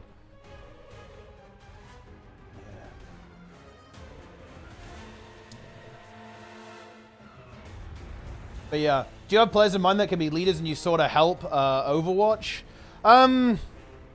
It's very difficult because you have to have like an extreme degree of effort to pull something like that off. And in Guild Wars 2, flat out, no. One of the reasons why I have a little bit of... because I already need to start thinking about, like, the next boss in Guild Wars 2, because there will be another legendary mode. Well, I hope, anyway. That's another thing that makes it fucking hard. But I already have to start setting that up. But the thing is that, bro, if I don't do everything, nothing will fucking happen. And it's like, dude, I can't do it, man. I just want a video game, dude. I want people who actually want to play. I want to play with people who actually want to play. I don't have to force them. I don't want to have to force people to fucking log in, dude. Please, no. And yeah, I'm complaining about this, but I'm me. I'm allowed to complain about this. And that's what it comes down to. This is like one of the experiences in Guild Wars 2 that I find deeply frustrating, is that I have to fucking force people. I have to drag them, kicking and screaming, into the content. And if I'm not there, it doesn't exist, right? And yeah, that's a little bit of an ego Andy move, but everybody fucking knows that's true. And everybody who's ever run a guild in this game also knows that that's true as well.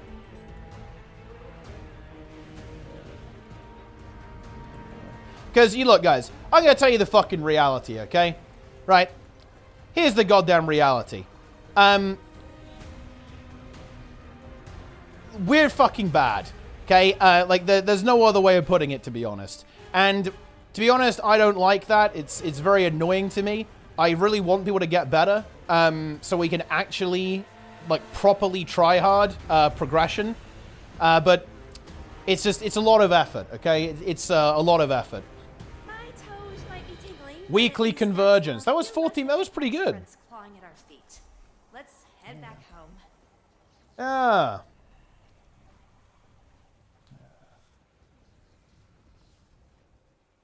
Yes. Well, it's not that, Linker, okay? It's that I had to really push people to grind rotations. I had to push people to review their own footage. I had to review other people's footage, right? And I get it, right? Like, maybe people aren't used to having to do that, but it's like, I don't like having to be the guy who has to fix everything.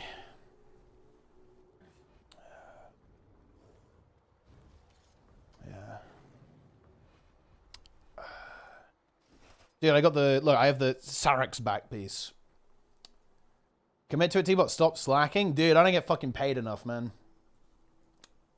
Mindset progging it too. I agree, yeah. Yeah. Like, for example, this makes me happy. I know, look, I've talked about this on Mythic Plus team, and we said, yep, we need to figure out how to get more damage. Vivi's already doing log review. Rated has done a lot of log review as well. He did a lot of log review last season as well. Guru's going to be doing log review as well. I'm doing log review. Snizzle's going to be doing log review and like watching what other people are doing as well. And they just go and do it. That is smiley face. Me like. Okay? That is fun environment. Thumbs up. Seal of fucking approval. And in Guild Wars 2, it's very difficult to do that. Yeah. Yes.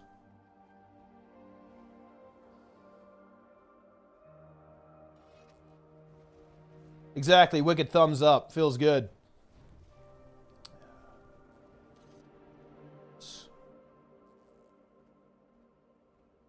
In GVG. At least I do in GVG. Yeah, I actually like the culture in GVG for that reason, to be honest. I do. Good job, team. That was the fastest I ever did it. Yo, let's go. It was pretty casual as well. Yeah. No, I actually do like the culture in GVG is pretty solid. I don't know what it's like now. Maybe it is still pretty hardcore, but yeah.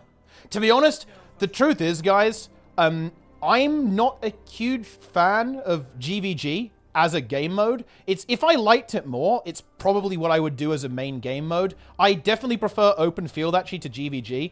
To be honest, I think watching it is cool, and I'd do a tournament for sure, but not super into playing it, in my opinion. In terms of competitive stuff, I definitely prefer PvP, Conquest PvP, competitively, or World First Progression, or open world versus world, stuff like that is kind of my preference in gameplay style. But yeah, yo, playing us the raid. Yo, Plengar in the chat. Plengo, Plengar, Plengus, Plengus Zoom. Does that have something to do with accessibility of content? I mean, wow, I know what I'd have to do. I play Guild Wars 2 for hundreds of hours. Absolutely no idea how to find a group or improve. I think it's because of the culture, right? To be honest, it's very cultural. And like, WoW is very competitive. Like, everyone wants to go top overall. Everyone wants to be the biggest pumper. Everyone wants to pars, right? Like, it's pretty... It's just the environment you're in. In Guild Wars 2, that culture just doesn't exist. Try proing roster boss on NA, despair, send help. Enter the leaderboards for endgame system drive positive in the game. Probably, yeah, in general. I think it should be good, yeah. It should help.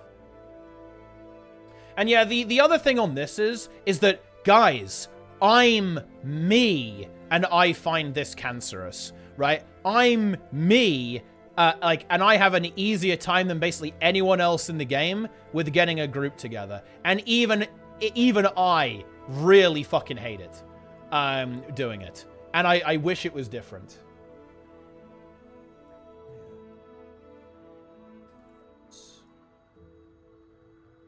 I know it's much worse for other people, for sure. It's much worse. I'm aware. Bigger number, better person. Actually true. All the CMRs that time, even using your guides. Well, yeah, you're right here, Desmo. The thing is, when I say tryharding, I'm not saying clearing raids, guys. I'm saying I want to be the best group in the entire game. And by the way, just so you know, that is ultimately, like, the thing that I want to do in WoW, too. Yeah, it will never be enough. Like, we got some pretty good keys last time. This season, I want to do World 100 keys. Then I want to do, like, World 50 keys. Yeah, absolutely. Eventually, I want to be trying to play where we're actually going for, like, World's First high keys. Absolutely. Obviously, yes. Yes, correct. And when we get Hall of Fame, it won't be enough. I'm going to want top 100. Then I'm going to want top 50. Then I'm going to want more than that. It will never be enough. So, yes. Like when I say competitive and try hard, I don't mean you can clear the content kind of okay. No, it has to be the best.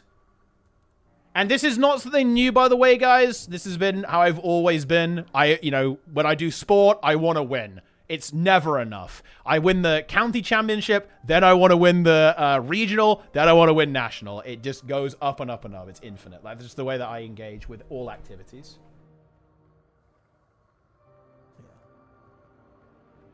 Yes.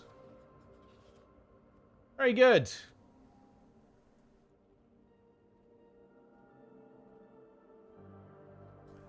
Yeah. Then MDI, yeah, I do want to play MDI. I want to play MDI, I want to play TGP, of course, yeah. My Doot, my Arrakis, my Dune. It's a good film. Perfection is a curse that makes failure painful. I mean, yeah, of course. You know, when I look back on stuff like Ceres and HTCM, like, obviously it's a complete failure. But I don't know. That kind of stuff doesn't really bother me. You know, it is what it is.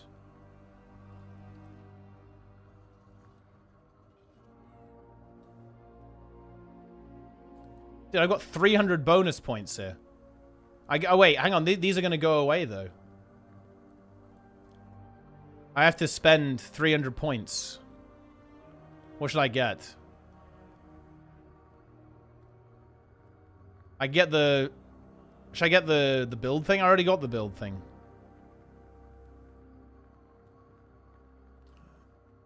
I guess I should get the... I'll get the legendary thing. Should I get the legendary thing or what, guys? Oh, yeah, I guess it overcaps, actually. I'll just get some laurels. Boom. Boom. Let's go. Boom, look at that, guys. Insane.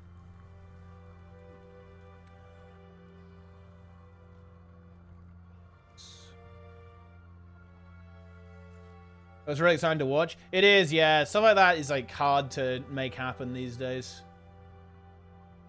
That was some of my favorite stuff to do. But it is what it is. The legendary thingy goes away as well? Well, yeah, but I mean, I don't really need it. I have every legendary in the game. It doesn't really... It serves zero purpose.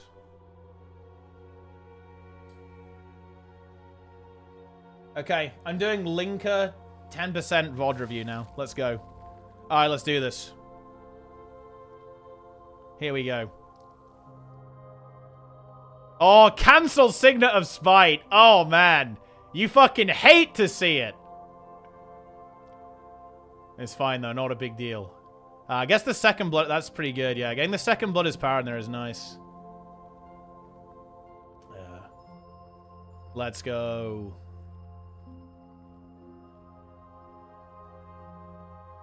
We're pumping. Yeah, it's honestly, the range on Torch 4 is really awkward here. You're, like, slightly out of range.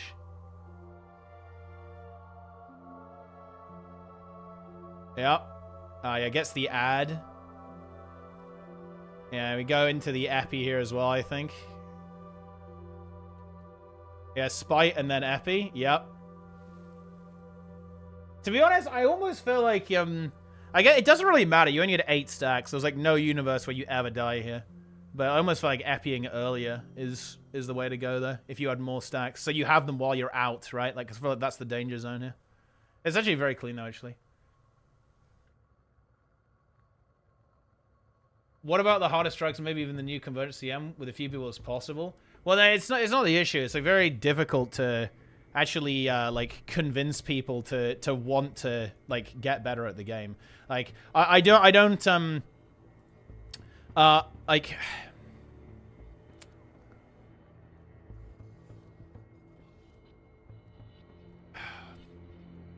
look, this is my reality, guys.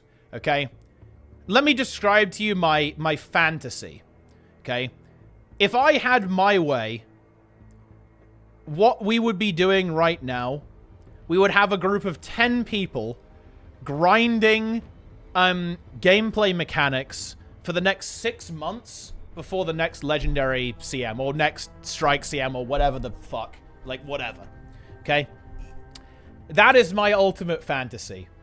The fact that that isn't going to happen, or it's very hard to do that and not super realistic, it just makes me not want to even bother at all. And here's the other annoying thing, you know? Like, I could join a guild, you know? I could go and say, hey, look, you know, Look, kick Luna from Snowcrows, I'll play Heal Scourge for you guys. Ha ha ha ha. But then there's no competition. Okay? And so it's like, oh, good. Yay! You know, we joined the tryhard guild, but oh wait, there's nobody else. So I'm in a very cancerous position, to be honest. In my opinion, is that like the race to worlds first doesn't exist if I don't make a team. But if I make a team, I might not really get the experience I want. So yeah. Because the thing is, I understand, like, AX doesn't like the game, and honestly, he probably didn't like the game that much, even during Seret's Legendary, and that's fair. I'm not like flaming AX. I would never blame someone for having a preference and then acting based upon that preference. That's absolutely fine. The issue is that, look, I am complaining, guys. Let me complain about this. Why don't I get what I want, okay? I don't get what I want out of Guild Wars 2, and it makes me sad. I actually like the game, okay? I am not like X or Vivi, who kind of despise Guild Wars 2. I actually like Guild Wars 2, and I could play this game every day, even in its current state, if I had the right environment. And I actually mean that unironically. If I had the right people and the right kind of environment that I'd be looking for, I could play this game with fucking zero content until the end of time because I actually like it. But the problem is that I don't get that. Yeah, we're doing the rant stream, guys. That's what we're doing. I'm gonna go do fucking Dragon's End or some bullshit. Is Dragon's End going? It's not going! It's going in 45 minutes. Fine, whatever. Yeah. This is dog shit. This game's terrible. Dragon's End isn't running permanently. This sucks. Wait, okay, look. Yo, ArenaNet, fucking deal with this shit. This part of the event rotation sucks. Look at this, guys. Look what events we have. Fucking night bosses, Pinata, Forged with Fire, Effigy, Kaineng Blackout. Bro, ArenaNet, next expansion. Put some goddamn good events in this time slot. Like, this is like the worst time slot ever for events. Like, every event right now sucks. No, Forged with Fire is bad. It just dies instantly and goes invuln for like 1,000,000 years. I will say that the Tetrad is good. I like the Tetrad on night bosses. That is good. But look, fucking, like, Palawadon's over, which is actually kind of good. Like, that's a decent event, actually. Kaineng Blackout. Ugh. Ugh. Oh, my God. Like, I mean, honest, I guess the Soto ones should have been good. Like, they needed the Soto ones to be good, but they weren't. Oh, my God. Oh. It's a fucking embarrassing. Putrid. Absolutely putrid. Oh.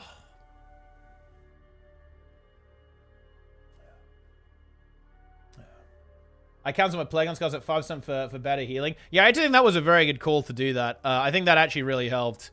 Because all those Trailblazer Scourges, like, ramping. Having their ramp for basically all the way until the end of the fight, I think was very advantageous. To be honest. Do we know how much barrier the ads give when they get in, by the way? Linker, do you know that? Because I think they do give the boss a little bit of barrier, right? When they get in. 250k? Not sure. Yeah, okay. Yeah, I'm just interested, like, if we actually know how much it is. Because look, this happens, right? And the numbers go yellow, right? Because the ads are getting in now. Yep. And see, the numbers go yellow, right? For a couple of ticks when the ads go in.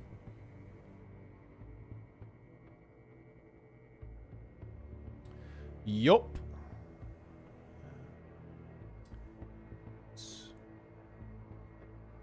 Less DPS than the NA top Scourge. I think something that actually... I think one disadvantage that we had here is that Zillion had not played Deadeye much, right? I'm not going to disrespect Zillion because he re-rolled for us, and I think he wasn't enjoying it that much, so big respect to Zillion, actually. But I don't think he was... If you look at the Deadeye DPS, it's much higher, and I think they had, like, pretty juicy Deadeye players playing the Condi Deadeye. So the fight length in general, especially at 10%, is, like... We do it for a long fucking time. Like, we're here for a little bit longer. anyone will ever go for embodiment of sin on legendary mode. People will definitely try, yeah. Like, especially when some more power creep comes in. That's when you'll see people really go for it, I think, is like the next round of major power creep. So maybe next expansion, like new runes, new relics, stuff like that, could potentially like, power creep the game enough to kind of bring that into the mix. But as of right now, I don't think anyone is going to be, you know, self-hating enough to do that.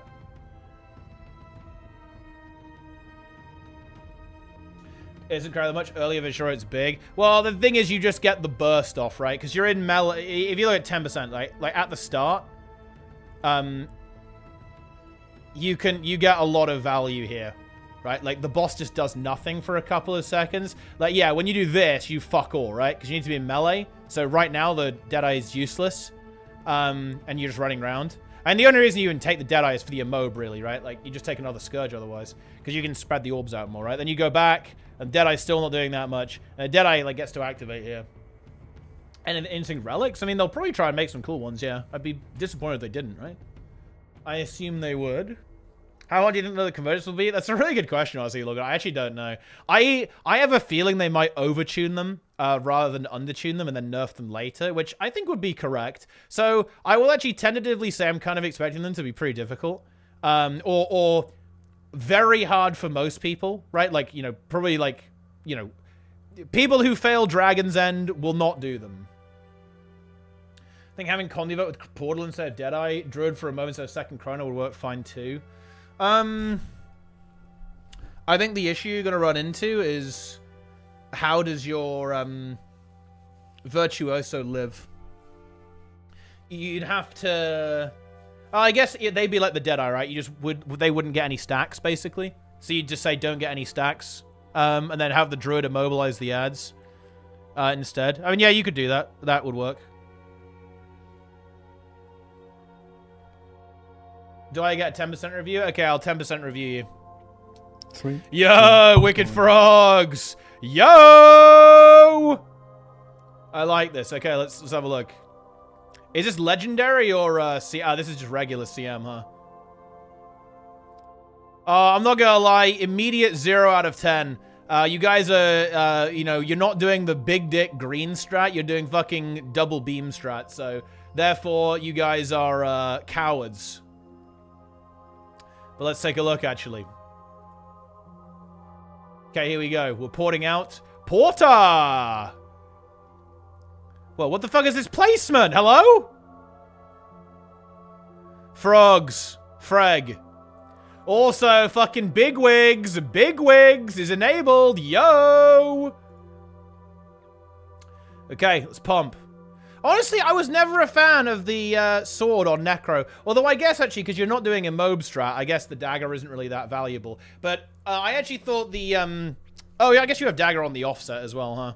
Yeah, I was running pistol. Could just get a bit more DPS. But I guess this is fine, too. Yeah. Every new weapon is incredibly bad. True. I mean, that is true. Okay, see, also, what is this saturation, bro? Like, these graphic settings, like, melting my eyeballs. What the hell's going on here? What even is this shit? Here we go. Yeah. Let's go. It's not more DPS? Oh, I guess not then. I don't know. I was running pistol, but I guess maybe I shouldn't have done that then. I really like... What I really liked on this actually was actually the healing you get from Dagger 2. I think Dagger 2 is like a sick-ass ability. Because it will just heal you to full pretty much all the time. Guys, actually do gameplay review. Here we go. Let's do this. We CC. I mean, we're actually a little slow on our F5 here, in my opinion. I think we needed a shade on swirl immediately. Yeah, I think that was actually a little slow. I'd probably just be using the snake here as well, or at least using it now. Do we see the snake? We do. Oh, yeah, I mean, yeah, that's not bad. Okay, you could have done it a little quicker, I guess. I like the Warhorn 5 here, actually. That's a good decision, I think.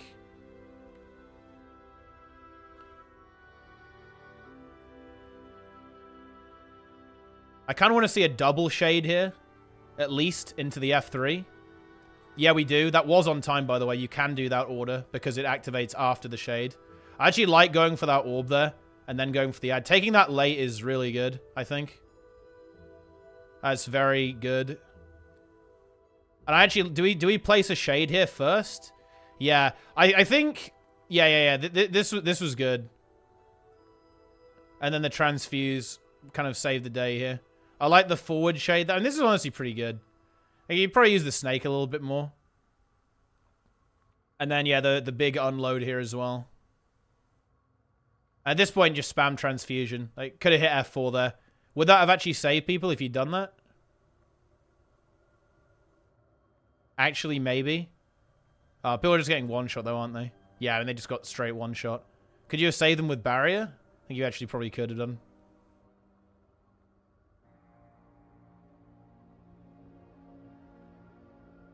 Well... Let's see. Boom. Oh, was it just barely not available? Oh, 0.3. So fucking unlucky, Doesn't matter, though. Still win anyway. Boom. Actually, how accurate was the add-on? Let's see. Was it actually accurate? Then wait, the add-on was fucking useless. Where's this? It's completely fucking wrong. I feel like it's really not accurate. Yeah, it's dog shit. Useless wigs. Uses on 10%. Yeah, you have to manually trigger it. Oh, and I guess you'd have to set which overlap you want, because the sub 10% is going to be different depending on what overlap you get.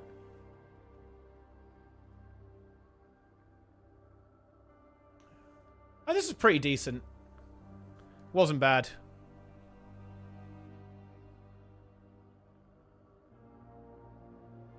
Not bad.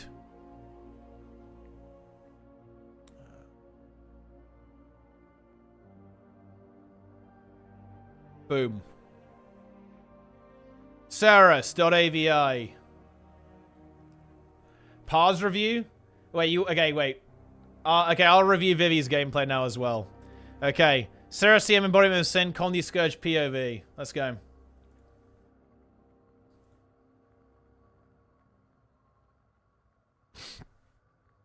Alright. Basically, guys, to underline my deranged rant, I basically want my Mythic Plus team in Guild Wars 2. That is what I want. And I'm sad that I don't have it, and it makes me a little bit annoyed and angry sad. You know, it's more than that, guys. I'm not just sad that I don't have it, I'm actually smudge that I don't have it. Like, if you guys see the smudge emote, it's me. Okay, when I think about the fact that I don't have a good tryhard squad in this game, it makes me smudge. And then I get very demotivated about, like, logging in and playing the game. Because I know that I'm going to have to compromise. And have you got this yet? I'm not a very compromising person. Yeah. Alright, here we go. Let's see what we got. Here we go. Here comes the CC. We go through. There's the cleanse. Condi's being applied. Signet of Spite pumped. There we go. He takes it late. He's greeting. Based. Will we see the Scepter 2 here? Will we see it? We do see the Scepter 2. And 3. No Torch 5, though. Goes for the weapon swap immediately. Did actually double bip, so doesn't have a transfer this time around. I think we double bipped at the start here, right? So I think... yeah, we do a double there, but it also wasn't the double transfer. You're not going to get the double transfer in a group comp like this. It's just not realistic. It's going to get cleansed. So the double bip there probably actually did lower the DPS a bit. We go around. Do we see a dodge for mobility? He actually just greeds and doesn't. That's fine, though, because he's in the middle. He recognizes that Patho got it because Patho called it and just goes right. So he actually didn't have perfect green energy, just pretty good. Man, I feel like you can land that Torch 4 there. It's really risky, though. It's like I think it's really close. If you're right on the edge of the rage, maybe, or you just dip into it. We epi. Wait, what was that epi for, actually? Wait, what is this? What is this epidemic? Wait, what? Wait, what? What is this? I don't think the ads even exist, no? Nice epi. Based. Yeah, good heal skill usage there. I think the ability ordering there is incorrect. It should be the Scepter skills first. Does get corrupted as well, which isn't ideal. Gets the transfer there on at least 2 of the bleeds. Yep. Oh, actually, wait, no, you don't have the transfer, actually. I was thinking this in regular Scourge. It doesn't matter where you cast Bip. I think it's incorrect to cast it twice that early on anyway, though, I think. Because it's like a charge skill, right? Like, you don't need to cast it twice. But there's no transfer because you don't have the fucking trait. You have the fear one. So I'm just fucking wrong, guys. I'm just wrong.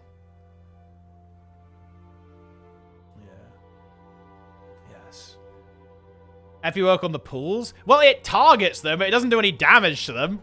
Like, yeah. Yeah. And this is decent. Decent rotation. I think. No, not bad, for sure. I like the F3. He was, like, hammering F3. I think that's actually pretty good. It's not a lot of barrier. It's only 1k, but it actually does help. He had no shade out. If you have no shade out, it is fucked. You don't have the damage reduction. But he got one up before the slam came through. I think it was fine. When your exact M+ team was similar people, my ultimate video game fantasy is a team that actually plays multiple games and it is the same people, yes. But similar is more realistic because not everyone likes every game and that's fair.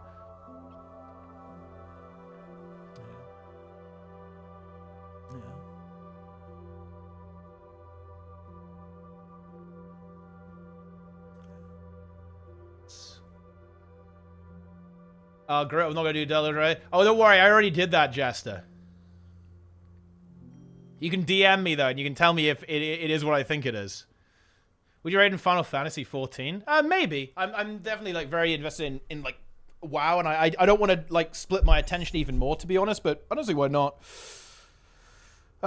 Yeah.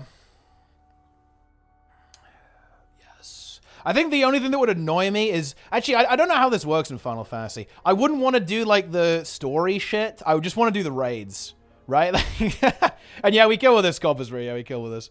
Yeah. I wouldn't want to do... I just... Let me fucking raid, okay? Like, that would be my thing. I don't know exactly how the game works in that regard. Yeah. Pay to skip story. Yo, look at that. Boom. Dog Wards. Wasn't what you had in mind.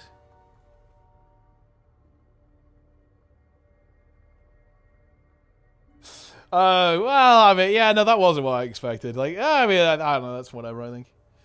Yeah. Yeah. Blast past the current X-Pac base story. I mean, yeah, that's fine, as long as it's not, like, the whole fucking thing. In my opinion, if the game wants me to play, like, the current expansion story, then fucking fair play. I'm not gonna begrudge it that. I just don't want it to make me play the entire story, because I know there's a lot of it. But yeah, no, that's fine, that's whatever. Yeah. Because, like, imagine if you had to play all of WoW's story, dude. Can you imagine that? How fucked up that would be? Jesus. Like, come on. It'd be horrible. Actual pain. Yeah. Yes. Forced not at vanilla. Big. But I think this is decent. This is a decent blast here. Wait, has Zillion uploaded his POV, actually? I want to see the fucking Turtag PvP. Well, no, what's Zillion's profile picture? It's like a weird peepo, right? It's like a really, like, smushed one. Nice. Oh, yeah, it's Okayig, isn't it? Yeah, it's Okayig, yeah. But isn't it like a scuff? It's an incredibly pixelated version of Okayig. I had a video playing in the background, so like CBA uploaded by POV. It was like some fucking cat girl anime shit. Like, that's why he doesn't want to do it. Or maybe it was like a guide on how to meow like a cat. He's really getting it. Like, Nico's really getting into like the whole resto druid thing. He's really into it big time. Maybe a little too much. Yeah. Ooh. Yeah, I like how he was so fucking greedy that he was like, bro, I'm gonna have to finish this pistol attack. Honestly, I kind of like it. Oh, yeah, you say meowdy when you join M+ keys, Jess? So interesting. That is interesting. Vivi had 12 stacks. He was ethical. Very nice. Ethical gamer Vivi here. A good rating seem to we have, like Lost Ark and WoW and Final Fantasy XIV. Yeah, I'd say those are the big ones. I think realistically, like the games that have like I think really cool scenes, it's probably just 14 and WoW. I'd say that are like really quite vibrant scenes. Yeah, 17 stacks. Wait, were you 17 stacks on the kill linker? There's no fucking way. Okay, this is just like yeah. This wasn't a kill though, right? Yeah, it does. You're not living that. That's a few too many. 17 stacks. He's taking like 6k damage a second. That's not gonna work. Yeah. How many did you have on the kill? Let's see how many you had. Was it like 12? 8. Oh yeah, okay. So actually not a crazy amount. That's about. I think I had 8 as well on the kill, or maybe 9. The real key, if anyone's kind of watching this and is a little interested, the real key here with all of this is you need to be able to do this. Like, when I'm looking on if I think someone's playing correctly, I'm going to look at this overlap, like, in particular, this. So look at what happens here.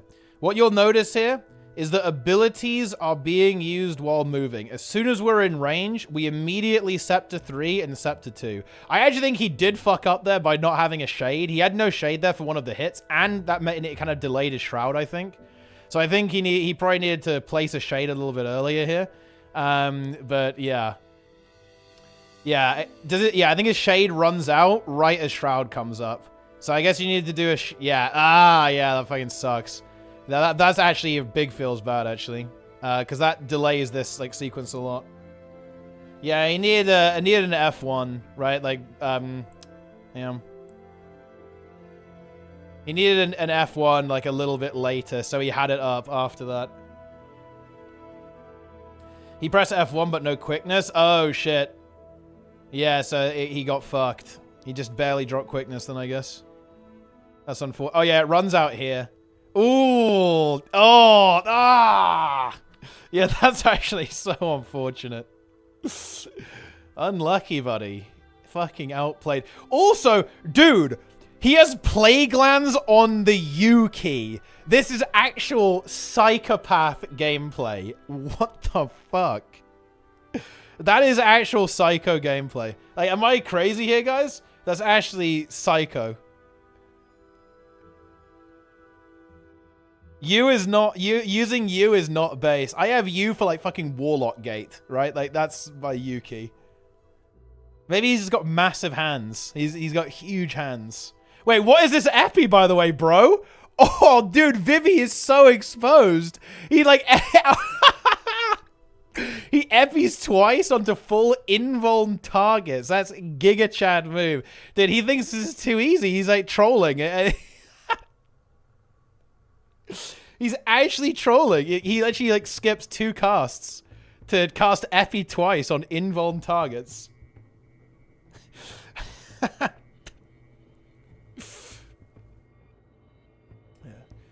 Let's go. Yeah. I thought I'd heal off the pools. Well, honestly, I mean, look, you know, I guess the logic is good. Well, I mean, is it though? I don't know. I'm not sure if it is. Oh, yeah, the corruption there is pretty brutal. I think, wait, was Might dropping here as well? Bro, what is this uptime? Wait, did you get corrupted twice? Dude, look at this. The boon uptime here is fucking dog shit. Like, this is a thing. Like, am I crazy? Don't you have to hit F1 a little bit on... I think I mean, maybe that's like something that you're kind of forced to do is hold the clone so you heal more on the Chrono, because I guess your clone gen isn't insane. But I feel like our Might generation is actually pretty bad. Like, we have like 5 stacks of Might here. This is something that I did actually suspect, but I realized we didn't really need to fix it. I didn't want to rustle people because it was like really close to the end. We have 25 now, I guess, but yeah, it's a bit scuffed. I guess Might generation is one of the weaknesses of heal Chrono, though, to be honest. It doesn't have the sickest Might gen compared to a lot of other healers, especially like considering like Herald and stuff.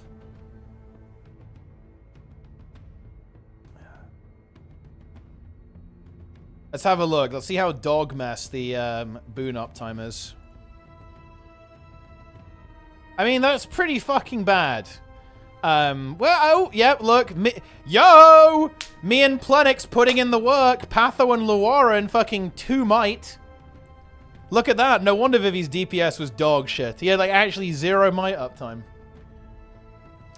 Yo, sub. Yo, shout out to sub 2, guys. Shout out to sub 2. 100% quickness, 100% a lack. Yo! Very nice. Yeah. Actual 2 boons. Like, sub 2 had literally 1 boon the entire time. Like, Z boons.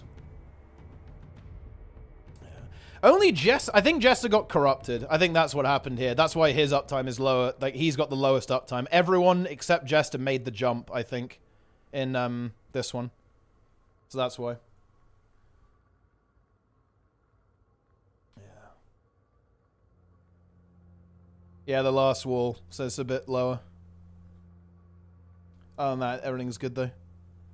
So, yeah, it's just... Yeah, the my uptime was slightly cursed. Wait, what the fuck? Wait, okay, I guess Luaran wasn't shattering. Like, okay. Based. Based. Yeah. Uptime. Nourishments. Let's see, who did the food swap? Who did the food swap? What? Oh, what is this? Oh, interesting, actually. So I guess... Wait. Oh, look at this. Dude, Zillion didn't food swap. Neither did Grim. He doesn't give a fuck. Giga Chad. Based, actually. But yeah. Look at this, guys. I food swapped. Jester food swapped. Nico, Linker. Patho did it late, but that's fine. Like honestly, Rit, that's probably even optimal, I guess, because like you probably get Rit at the start anyway. And then Vivi did it as well. Very good. I love log review.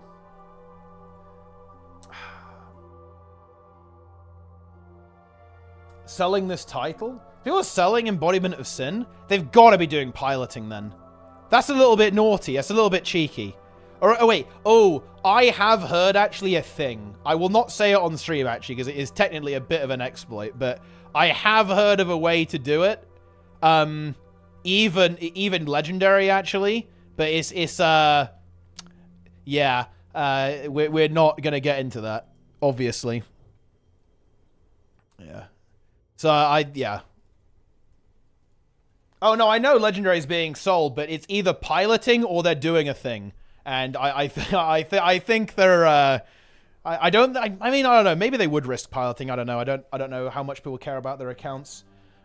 The thing is, with piloting, if you're actually not an imbecile, you'll get away with it. Like, the PvP guys only got banned because they were incompetent. You've always got to bear that in mind, guys. Like, you should never get caught piloting with VPN and virtual machine technology. It should never happen. Like, hell, you can remote into someone else's PC. Like, not even piloting, guys. Like, you can just remote into someone's PC, they log in from their IP, and you play on them. You only get caught piloting if you're an idiot.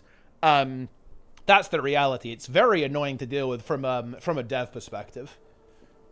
And just to clarify, piloting is like playing on someone else's account. So it's not like selling where you have them GG and they just don't interact with the fight. Piloting is you play on someone else's account. Like you just log into their account.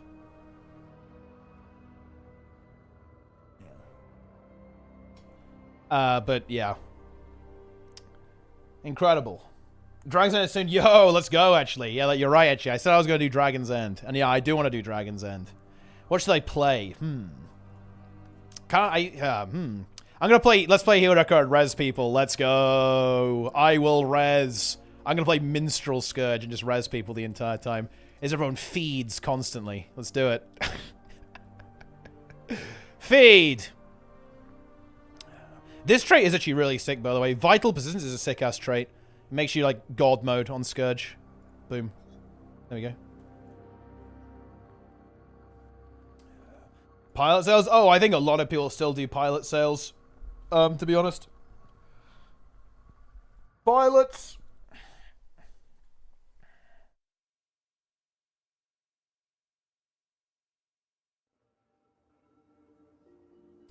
Yeah. But no, I think there is a pretty reliable way to sell legendary mode, actually. And yeah, I think Nike knows how they're doing it. Because I think Nike's like in sell guilds and stuff. I'm pretty sure that I know how they're doing it as well. Yeah. But you know, it is what it is. It is what it is. It's good money, guys. It's good money. Let's do this. End of Dragons. Meta need com. Ooh, and German flag. Wait, it just changed to American flag. Maybe let's take a look. Guys, if you want me to join Safari Dragon's End, please put Omegalol in the chat. If I make my own squad, put Pog in the chat.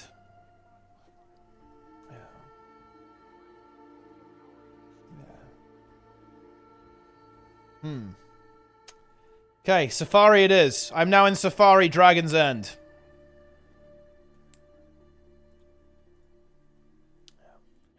We're in, guys. We're in the jungle.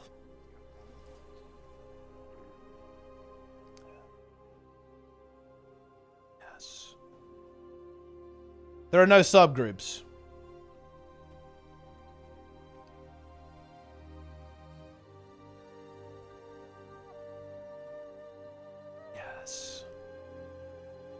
Yeah, Dragon's End is 2. Wait, oh shit, dude, Sloth is doing Dragon's End.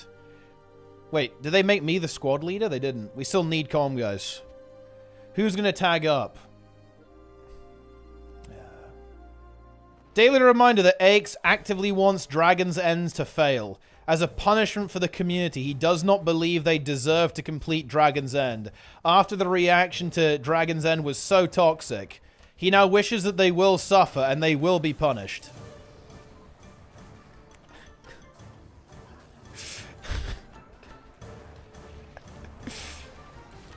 There will be punishment. Hey, good night, Planet. See you later. Planger in the chat. Every millisecond I plan my gar. Every picosecond I plan my gar. Every plank length, every plank time I plan my gar. How's it going? It's going pretty good. We're just gaming over here. Killing this tentacle. Yeah. Nice. Then I got CC'd. It's over. Terrible game. I tag up for Dragon's End and purposefully organize the squad into inefficient subgroups. Give wrong instructions and sow confusion to make the event fail. Okay.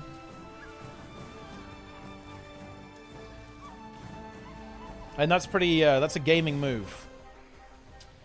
Gaming. Gameplay.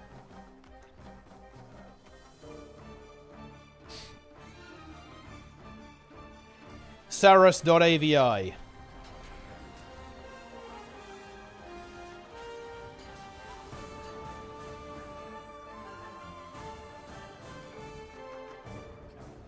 Here we go.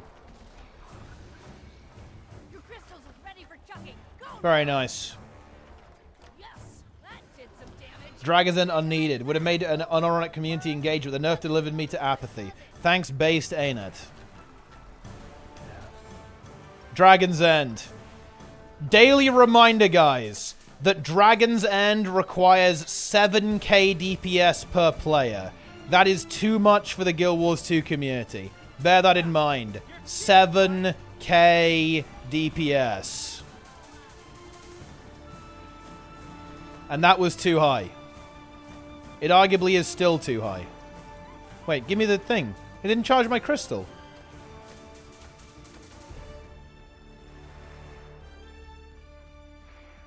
Also, guys, 1k sub goal. At 1k subs,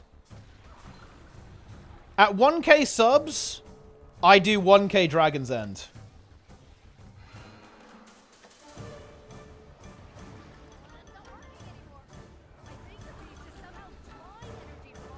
There it is.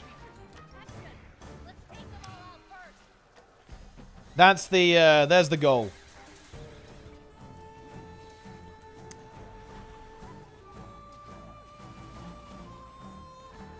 To be honest, I would actually love to do 1K Dragon's Ends and like multi-box 3 maps at the same time. That would be fucking epic. Yeah, 2K subs, I uninstall Guild Wars 2.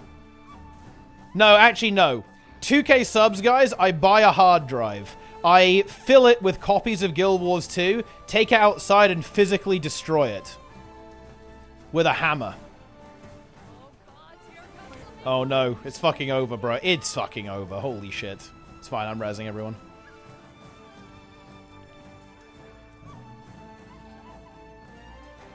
Yeah. Also, now this is where content begins, guys. At 500 subs, I make an alt secondary account in World of Warcraft, and I stream snipe Jester, and all I do is deplete his keys. And I'm talking, like, the worst depletes. We get to the end boss, I am on healer, I leave at the healer, I say nothing. I say, sorry guys, I'm out. Depleting his key. I'm talking, I do a pull so ridiculous that there's no way to possibly justify it on tank and deplete his key. Yeah.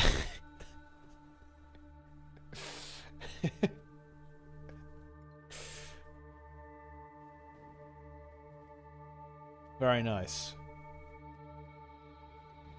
Yeah. And at 3K subs, guys, Ral the Gluttonous cosplay. There you go. That's one for mice. Guild Legendary Boss tank swap. You know, there's a lot of things actually about Ceres that is interesting. So, one thing that I think a lot of strike missions really lack is interactivity. This is a really big strength of a lot of WoW encounters, in my opinion, and a big weakness of Guild Wars 2 encounters. They are... I think the best example of this is Sunqua Peak. So Sunqua Peak, guys, the boss actually doesn't interact with you in any way.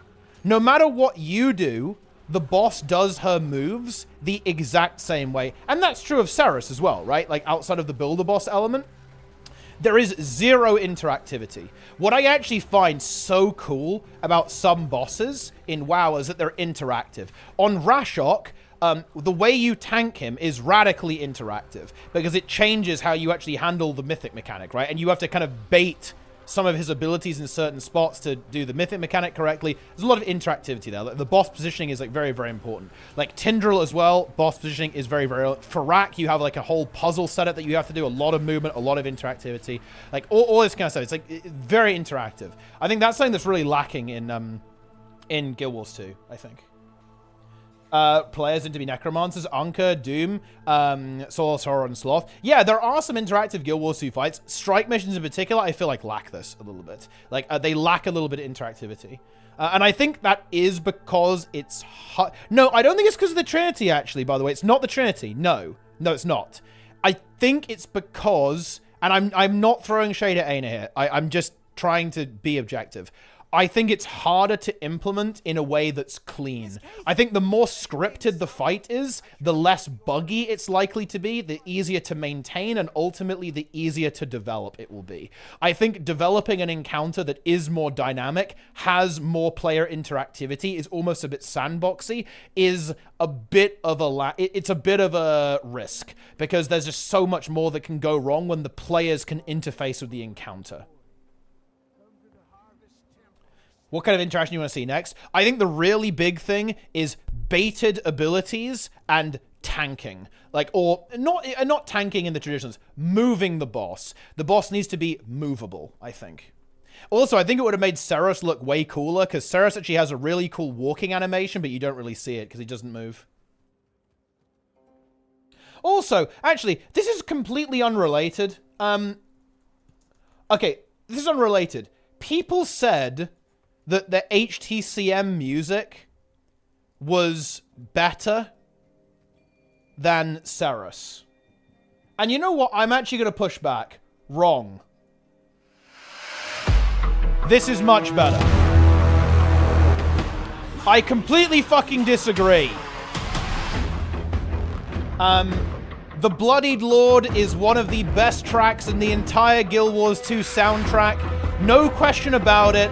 It actually fits way better than HTCM in my opinion. This song is fire. It's fucking good. Yo, boys in the chat, Goose Jam, I like that. Good choice of emote.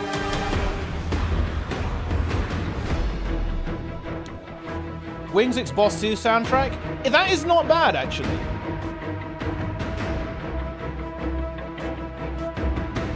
But yeah, no, this is good. I like this a lot, actually. I like it a lot. One of my favorite boss themes in any MMO. Very, very high tier.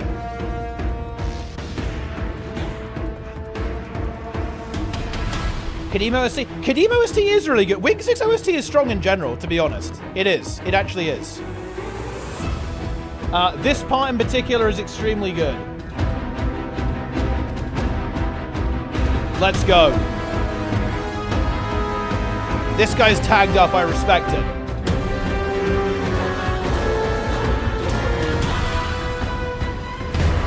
This is easily the best part, not even close.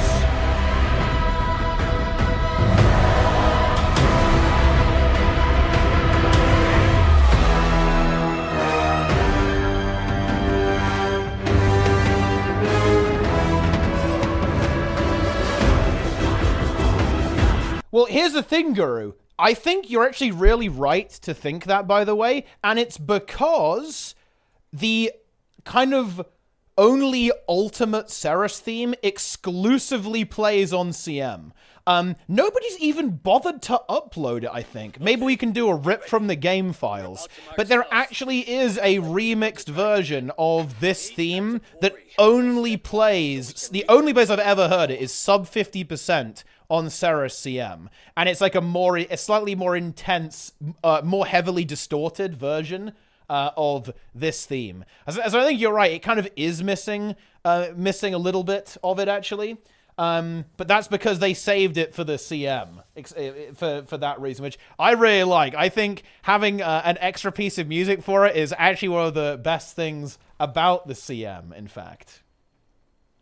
But yeah, no, it's very good. I really like The Bloodied Lord. It is an exceptionally good. It's but yeah, by Brian Atkinson. It's exceptionally good. The Soto you know, I'm just gonna say it, guys. The Soto soundtrack actually goes really hard.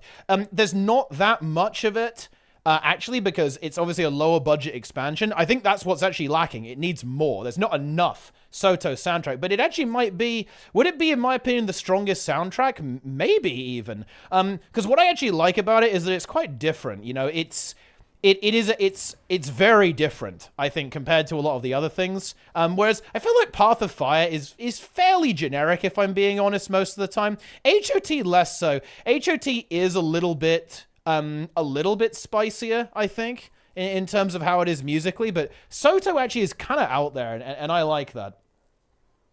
Let's see, what does Revelation want me to play? I'm not playing that shit, bro. Soto OST playlist? Yeah.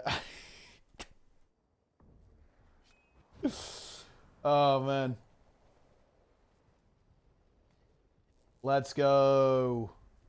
Oh, I think this one's good, actually. Is it this one that's good?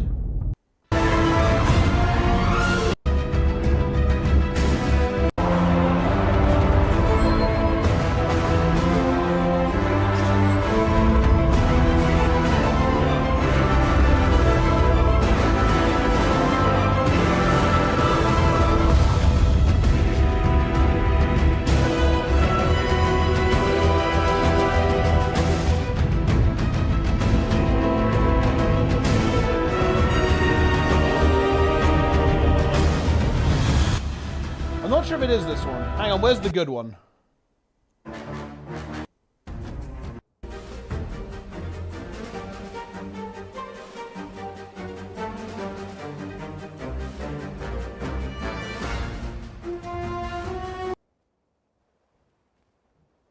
The rock part, yeah. This is my own bias. I really like the heavier stuff, and this is something that I really liked about this.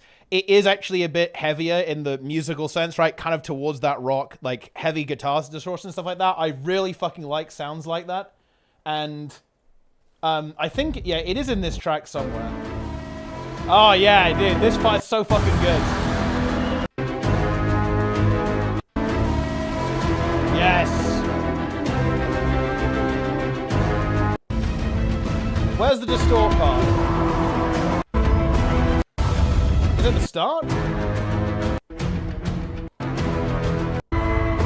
I really thought it was this track, because this track is called Malaise, right? I thought it was this one. Yes! That's really good. I don't know what that even is. It's like some kind of like weird, unhinged sound, but it's very good.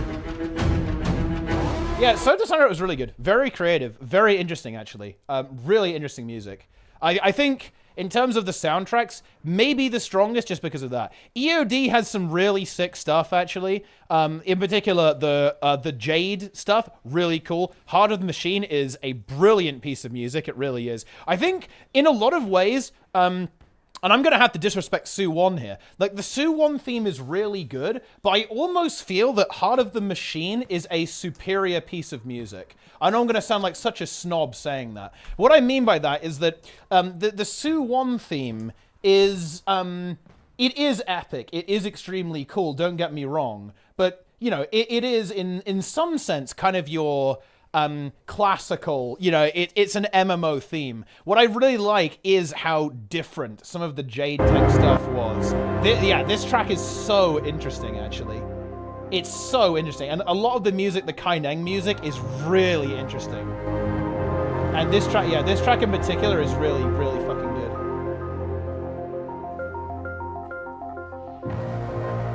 Yeah. There's a lot of tracks in Kaineng that are really high tier, actually.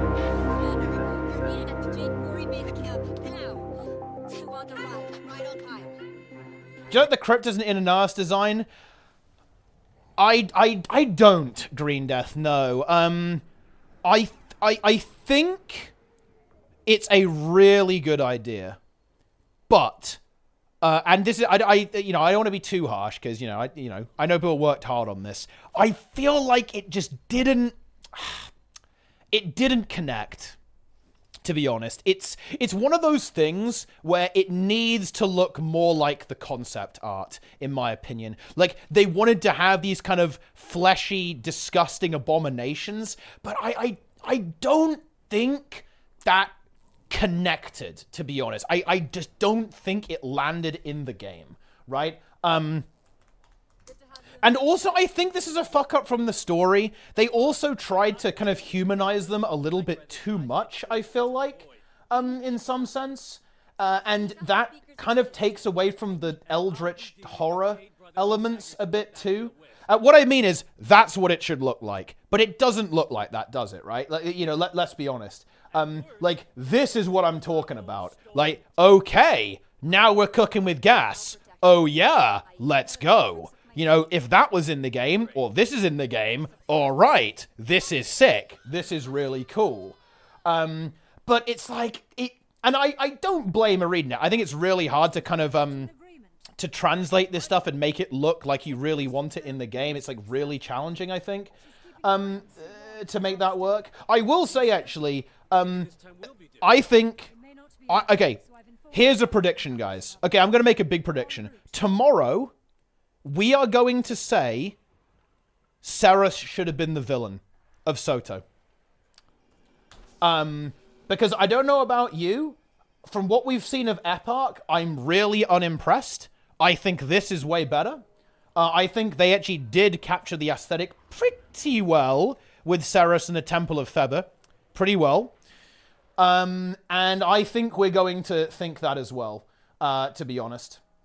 After the story, we're gonna think Eparch is lame, to be honest. Because the thing is, wait, hang on, Nike, sanity check me here. I feel like we've had no time to develop Eparch as a villain, right? That's kind of my That's where I'm kind of thinking right now. I think it would have been better if Ceres got more development and was continued to be developed. Or, I mean, honestly, a pay for backstab would be good. I don't think that's happening at this point. Looks extremely unlikely by looking at the trailer. Maybe we get baited and we get faked out. Looks incredibly unlikely that we're getting a thing. Do you mean this? Okay, let's have a look. Yes! Let's go. Ah, this is the Demon Knight theme, huh? Okay. Very good. Yeah, a little bit like that. Yes. Very good. Yeah, I don't know. I'm not gonna be super. I'm not feeling super optimistic. I'm not feeling super optimistic about the story. I just feel like yeah, I don't know. It just hasn't connected. Okay, right. Nike's calling. Yeah, let's go. Let's go. Yeah, what's going on? The story. You know, story has me flipping out. Of how bad they dropped the ball. I hate to say it. Like, yeah. I don't know, man. I feel like it really started out strong. I was personally really... I think you know what I'm talking about, right? Like, you know the sequence where you're getting chased by Ceres and you just have to run? Yeah, it was a moment of actual horror. Yeah. That's really cool, right? Like, the tone was so spot on and perfect for what it was trying to be. It was trying to make you go, oh my god, this guy is a fucking badass. Yeah. And we're running for our lives, and holy shit, this is fucking awesome. And the music was perfect. The visual effects were perfect. Yeah. It was really good. Yeah. I think one thing I also really like about Ceres is that they actually develop it. He was kind of the lesser of two brothers. I think that's a really interesting thing. And I'm not sure if you get this when you fight him, but like when you fight him in the strike mission at the end of the thing, like it almost sounds like the way he kind of interacts with the way he talks to you. It's like he's almost like afraid of you in a way, a little bit. And it sounds like he's never actually fought someone who can actually fight back in a way. That's a really interesting character. I guess a real shame that, of course, he just died in the main story, right? Almost immediately. I think it would have been. I don't know. I think it would have been better if Ceres was the main villain, and I think that will be vindicated tomorrow. I'm a little bit worried. Do you think it's going to be longer than normal tomorrow? Because the past two episodes were like an hour tops of gameplay, right? Like literally like an hour of gameplay. I think it's going to be like a longer meta event. Yeah. And I have a feeling it's going to be the sort of thing where it's like, you do the meta event in the open world, and then you do the story instance, and it's like the same fight again. So it depends how long the meta event chain is, but yeah, I don't know. We'll see. It seems like a small part of the map, so I don't know how much it's going to have. But yeah, the Eparch just seems like such a poorly utilized villain, because like we didn't see him till last chapter, and then when he shows up, like just physically he's not as imposing as Ceres. Yeah, exactly. Yeah. And so you're like, wait, this is the guy that we've been afraid of? He's like kind of shriveled up, and he's not very impressive. Like, his model is nowhere near as good. He's Kadim reused asset. Yeah. So I don't know. Yeah. And just because he's not physically imposing doesn't mean he can't be I mean, you can have Steve Buscemi can play a fucking creepy ass villain, So you just have to tell that story that makes it so. But I don't know that they've done that, and the previous chapter, especially being kind of like, or the previous two chapters, the Nyos chapters, have been just he's been absent, and it's very much like I said this on Discord, like he's like a Super Mario Brothers 1 villain. Yeah. Who just sits in his castle, offers no opposition whatsoever to the protagonist. He sits passively in his castle waiting for them to show up, and then he loses to them. Yeah. And that is, I mean, you could get away with that in like The Legend of Zelda and Mario Brothers in 1986, but I think the expectation in good storytelling is that villains should be just as clever and have just as complex plans as the protagonist. Yep. And you have to, as a writer, put or like the narrative director is go, what would this story look like if it was told from Eparch's point of view? And right now, what the story would look like is Eparch sitting in his castle, doing literal nothing, while the players march through his kingdom, like fomenting a rebellion against him. Yeah. And he's just like doing nothing. And that's just not clever, and it doesn't sell him as a villain to be that not clever. I think we've talked about this a little bit before, actually, is that Guild Wars 2 does seem to have difficulty with kind of setting up villains, because they don't like to show it in trailers and stuff like that much, if that makes any sense. They don't. And you know what the annoying thing is? They actually did it with Ceres, right? Because they had that in the teaser, right? They had that really cool shot of the silhouette of Ceres, right? And they kind of did this, but then of course they just got rid of him. Like, and look, I hate to bring out WoW. I don't know if Final Fantasy does this, actually. Maybe some of the weebs can tell me how 14 does this. But in WoW, this is what happens, guys. WoW drops their expansion trailer, and you see the bad man. And you almost have like a fucking monologue on exactly what his deal is, right? Or its deal is. It was dragons in Dragonflight, right? And there's the villain. Here it is. Here's the setup for here's the premise for the expansion. Away you fucking go. I think that's a really strong start. And I feel like Guild Wars 2 doesn't really do that, to be honest, like nearly as well. It struggles with villains a little bit. We're like setting up these, the antagonists. I mean, it's the same thing with the dragons. They had the same problem in that the dragons had no active game plan. Every dragon sat there passively waiting for us to come kill them. Yeah. And waiting for us to like come up with a plan and then doing. None of them flew to Lion's Arch and nuked the fucking place. And said, I'm going to keep destroying your cities until, you surrender or whatever, until you stop working against me. Like, what the fuck? Jormag's supposed to be really smart. Why didn't Jormag, who's so smart, just come to Holbreck and destroy the place? Just nuke it. I would say Jormag was one of the better done villains, though. And maybe if they had more time, they could have done it better. Yeah. Wasn't that kind of what DRMs were, though? Like, wasn't that Jormag kind of actually trying to be, much more active agent than, I guess. Jormag's plan was to, like, get a champion to counter us. Exactly. So I guess that's, like, somewhat of a plan, but it's I don't know. At best, it's like, well, why are we fighting as equals? Like, you shouldn't, I don't know, aren't you the more powerful entity? What are you doing? I don't know. I wouldn't. But yeah, it's hard in a video game too to like, because generally speaking, it's first person. So when the villain isn't with us, we don't see what the villain's doing. Yeah. So that makes storytelling hard unless it switches to like a third person omniscient point of view where like all of a sudden we see a cutscene of like what's going on in Eparch's castle when even though we're not there. And just for like storytelling purposes, but they really don't like doing that. They don't like showing us things that the main character doesn't see with their own eyes. Yeah. And the Paitha is interesting too, because if Paitha doesn't backstab us, people are going to be like, I can't believe they missed that opportunity to have her backstab us. And if Paitha just is like, if we kill Eparch and then we're like, here you go, you're now the new queen of the demons. Oh, we're gonna be all good demons from now on, yay! And that's it. People are gonna be like, what the fuck? Where's the backstab? But then again, if Paitha does backstab us, everyone's gonna be like, I saw that coming a million miles away. Yeah. So they've written themselves into a situation where they have to come up with something that's like so clever that it like. It defies what anyone predicted. Yeah. Which is be interesting.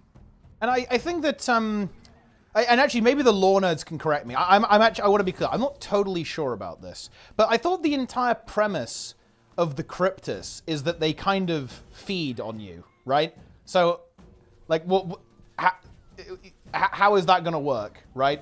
Like, if we're going to be all friendly, like, who are they going to feed on? Like, how are we doing this? Like, the whole premise, right, is they like feast on your negative emotions or some shit, right, and like torment you. Well, maybe they're gonna learn to stomach positive emotions. Yeah, and they're gonna be like good demons. I mean, would that be good though? Maybe they just like suck it out of you. Well, I guess they don't do that with the negative emotions though. They just like make you miserable, make you insane. Yeah. But yeah, I think this is going to be a real. I don't know how they're going to fix it. But yeah, the big one for me is definitely Eparch, right? Because we have basically not interacted with this character. They're going to have an hour or two tops to develop and then kill this character, probably, in a satisfying way.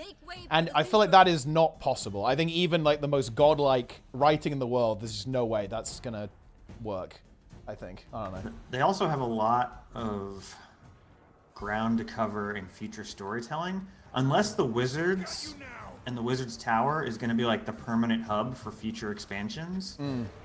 Like they have to come up with a reason why the Wizards, who are the protectors of Tyria, aren't going to get involved in whatever the plot is for the next expansion. Yeah. Unless they do get involved in the plot for the next expansion, but in that case, it's like... That's going to be weird for non-Soto players, potentially, though, I guess. Because they want to keep it isolated. Do you think it would actually be worth if they did actually develop basically a Giga hub and just made it free-to-play, basically, and then just use that as a staging ground for everything in the future? Almost like that. Kind of what they should do. Yeah, I almost thought that's correct. Because I think you spoke about this, actually, a fair bit, about how they should not be making a hub every single time. They did Arborstone in EOD, right? And then they did the Wizard's Tower here. It's a huge fucking waste of resources to do that every single time. Yeah. Like, they need to not do that, especially when we're only getting 2 maps, right? We're getting 2 maps a year, or what? Well, 3 with the, you know, the living story stuff. Like, they cannot be doing a random, very well fleshed out hub world every expansion. There's no reason to do that. That takes up a third of their resources, essentially. Yeah, it shouldn't be happening. So I hope they do come up with a solution there. Like I mean, I guess they could just make it Lion's Arch, right? Like extend Lion's Arch or something, or the aerodrome, right? In some way, maybe, I don't know. That's one of the reasons why I'm like really more than the patch. I want that blog post, the post-mortem. Yeah, that's gonna be so good to read. Yeah, because I'm so curious to see if if they agree with our analysis of like the misses and the hits. Yeah. Oh, yeah, that's right. They could move the Wizard's Tower, couldn't they? Because it can move. Yeah. Yeah. Yeah, that could work. They could reuse the Wizard's Tower. So they could have like a Wizard's Tower that's like in a different now. Yeah. It's funny. It's actually so funny because they did this in WoW too. They did this in Dalaran, right? Like Dalaran is in like fucking 5 different places in the world, and they just kept moving it around, and it was like the ultimate hub world, right? For like all of the... Yeah, there's always that city, right? In your MMO where everyone AFKs, and like everyone always AFK'd in Dalaran for like 7 expansions in a row, right? It's content. Which is also a flying city. There you have it, guys. It's no originality there. Epoch so twist I wonder what coming. character's gonna die. That's something that I'm interested in because they're gonna kill one of the allies. Yeah, it's either gonna be Isgaren or Dag. Probably not Dagda, actually. It's probably Isgaren. Yeah, I mean, if hey, do you think they'd ever do a twist where like Epoch is Isgaren or something like that, or is that just incredibly lame? They're just the same person. I'm not sure if that's no, that's not possible given the fractal. Actually, we know that can't be the case, unless something really weird happened because they showed the cinematic, right, of the fractal, and you see both of those characters there at the same time. So it can't be that. But you've left me no choice. You're telling me this lady was actually a dragon the whole time? Is Garen's brother? Well, I mean, they're not... I don't think they're related, but I believe they were originally friends. I think that was the lore, right? Is that they actually originally... Seers, right? I think they originally worked together at some point, but then Epoch betrayed the, you know, that setup, I think. That was my understanding of the situation. That's probably what the plot is like when... It's probably like... Of the fractal, right? Those, oh, yeah, yeah. Yeah, one of those, like... Night of the Long Knives things where like they start, you know, killing each other. Okay. The bad men start killing people. Yeah. And Epoch minced a whole village for fun. Yeah. I wish Isgaren was part of the story. Well, yeah, this is the downside of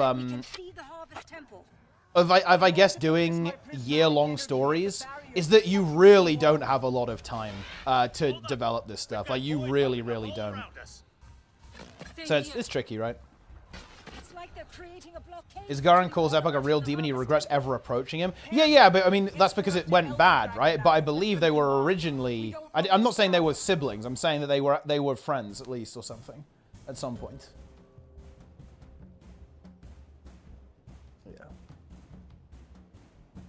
champion. As you cleanse the previous outbreaks, I felt I don't know. magic as it was I definitely agree with you though that the tonal shift going into the story content was a bit of a fumble. Like they fumbled it, to be honest. It didn't really. I thought it was a horror thing. Yeah. Do you think and that it turned I was like, oh, we're going to the demon realm. It's gonna be fucking scary. Yeah. And it was not scary, and it was like a very weird. I think they tried to subvert our expectations, but it wasn't a good idea. Right? They were like, ooh, what if the demons were actually choyas? Ooh! But what if the demons were demons. Low-level demons were just oppressed? Yeah. Too. Yeah. They're just exactly. They're just like it's Epoch. He's the reason why they're actually evil. They're actually good people, really. It's like, I mean, do you really need to subvert our expectations that way? I'm not sure if it's. Maybe they should just be demons. You know. You know what? It would be great if the commander has like this realization. Like, this exact realization, like, even if Eparch's gone, these demons are still going to feast on our psyches and kill everyone. Yeah. So the commander commits genocide, kills Eparch. Jesus. Kills Eparch. Right when Paitha goes to backstab us, we actually backstab her. We say, sorry, sister. I have a plan too. Kill Paitha, and then the fucking airships show up and just like fucking carpet bomb all of Nios. Yeah, just all the demons are like assembled in one place, and we just carpet bomb them. Full packed power. Fucking Lord Farron topless on the thing, just like firing away like Rambo style. You know, we're obviously joking, but in some ways, that would actually be really dark and kind of what wouldn't be bad, right? Like, I mean, the main character, our character, has already genocided people. Oh yeah. Oh yeah. We genocided the fucking centaurs. Oh yes. We genocided like the Char. Come on, this isn't like uncharted territory for us. Yeah. We've genocided way more redeemable people than the demons. I thought they wouldn't have to set this up, but you could even like bring his Garon in, right? Like he could come up to you and say like, yeah, you know this is never gonna work, right? Like, and you're like, what do we have to do? And he's like, I think you know what we have to do. Like, it would be fucking dark. It would be fucking dark. It would be great. That would be like, what are we gonna do though? Holy like, shit. What are we gonna do? That would actually be a huge payoff for humanizing the demons, because they're like, whoa, they're not actually that bad. And then the wizard says, if you don't kill all of them, they will feast on your world and kill everyone. Holy shit. Here's what'll happen. If you leave one alive, that one will feast on the world, get really strong, and then be just as bad as just as juiced out as Eparch. Yeah, we gotta kill him. We gotta wipe him out. That would be really fucked up, but actually really good, I think, to be honest. Holy shit. Yeah, and then you could have like, you know, some people that disagree with the decision, and it causes like a rift. Yeah. Some of the wizards are not into it, right? And you have this like this situation. Yeah. To be clear, guys, I very much doubt they're going in that direction. I don't think we're even gonna get a Paitha backstab, unfortunately, which is kind of disappointing to me. It looks like they're really going on like, yeah, they're the good guys, really. But is what it is. Yeah. We could do a Game of Thrones season 8 Paitha backstab where she thinks that like we're gonna ride or die with her, and then we realize she's really bad also, and so we just like shank her. Yeah. Spoilers for Game of Thrones season 8. Well, there it is. I'm sure the books will be better ending than that. You know what would be good? If they did, if these Guild Wars 2 X-Packs had novelizations. Oh! Yeah, side media I think is always really cool, You can add a lot more context to the things, you know? So I think here's something that's kind of at the crux of this. I wonder if they'll talk about this in the retrospective. Do you think, given the new format, ArenaNet should actually end the initial expansion drop halfway through the story? So, because... and start building the next story and follow-up patches? Yeah, like because why did they kill Ceres? They killed Ceres because they had to do a story from start to finish, right? Like, you finish the story and it's over. But it still sets up Nios, right? But ultimately, Ceres was like the big villain of the expansion. You kill him at the end of the expansion. Should they have just said, yeah, Ceres isn't dead and we've got to figure out how to deal with this guy, and basically have him being that villain, but kind of leave the story unfinished at the end of the expansion and have it as a unified story throughout the entire thing, rather than kind of like a story and then a follow-up story, right? Because that's what we had now, right? They did one story and then you have follow-up. Or should they go for like a continuous one instead? I think it's kind of a tough decision, I think. It depends on how the pacing feels, because you can't have the culmination, like the climactic culmination of a story happen in the middle, because then people tune out for the second half. If the stakes are lower, the stakes can't get lower in the second half. Come in, Commander. So yeah, it would be tough. She's joining the battle. But they essentially have 4 patches to do it. Right? They have the X-Pack and 3 follow-ups. So pacing-wise, it's a 4-act thing. Like, they should have... Yeah, I would guess, like, at the end of Act 1, which is probably like halfway through the expansion, you kind of... You have what you think is, like, the problem. Then the end of Act 2, which is the halfway point, which is the end of the expansion, you have, like, a mini-climax where you think you've solved the problem. But then Act 3, it reveals, oh wait, the problem's actually even bigger in scope than before, and now we need to do a bunch of, you know, side quests to get ready for that, and then Act 4 is actually solving it. It's probably the best way to pace it. Yeah. Oh, man. You know, this is a little bit unrelated, but I'm actually kind of dreading... I'm kind of dreading tomorrow a little bit, because I'm just expecting people to be negative, and it's going to just fucking kill my vibes, man. Reddit is... I'm going to ignore it. I'm kind of... Because people are going to be like, oh, it's fucking dog shit. I'm like, bro, I mean, I don't know. Fucking uninstall the game. Okay, it's...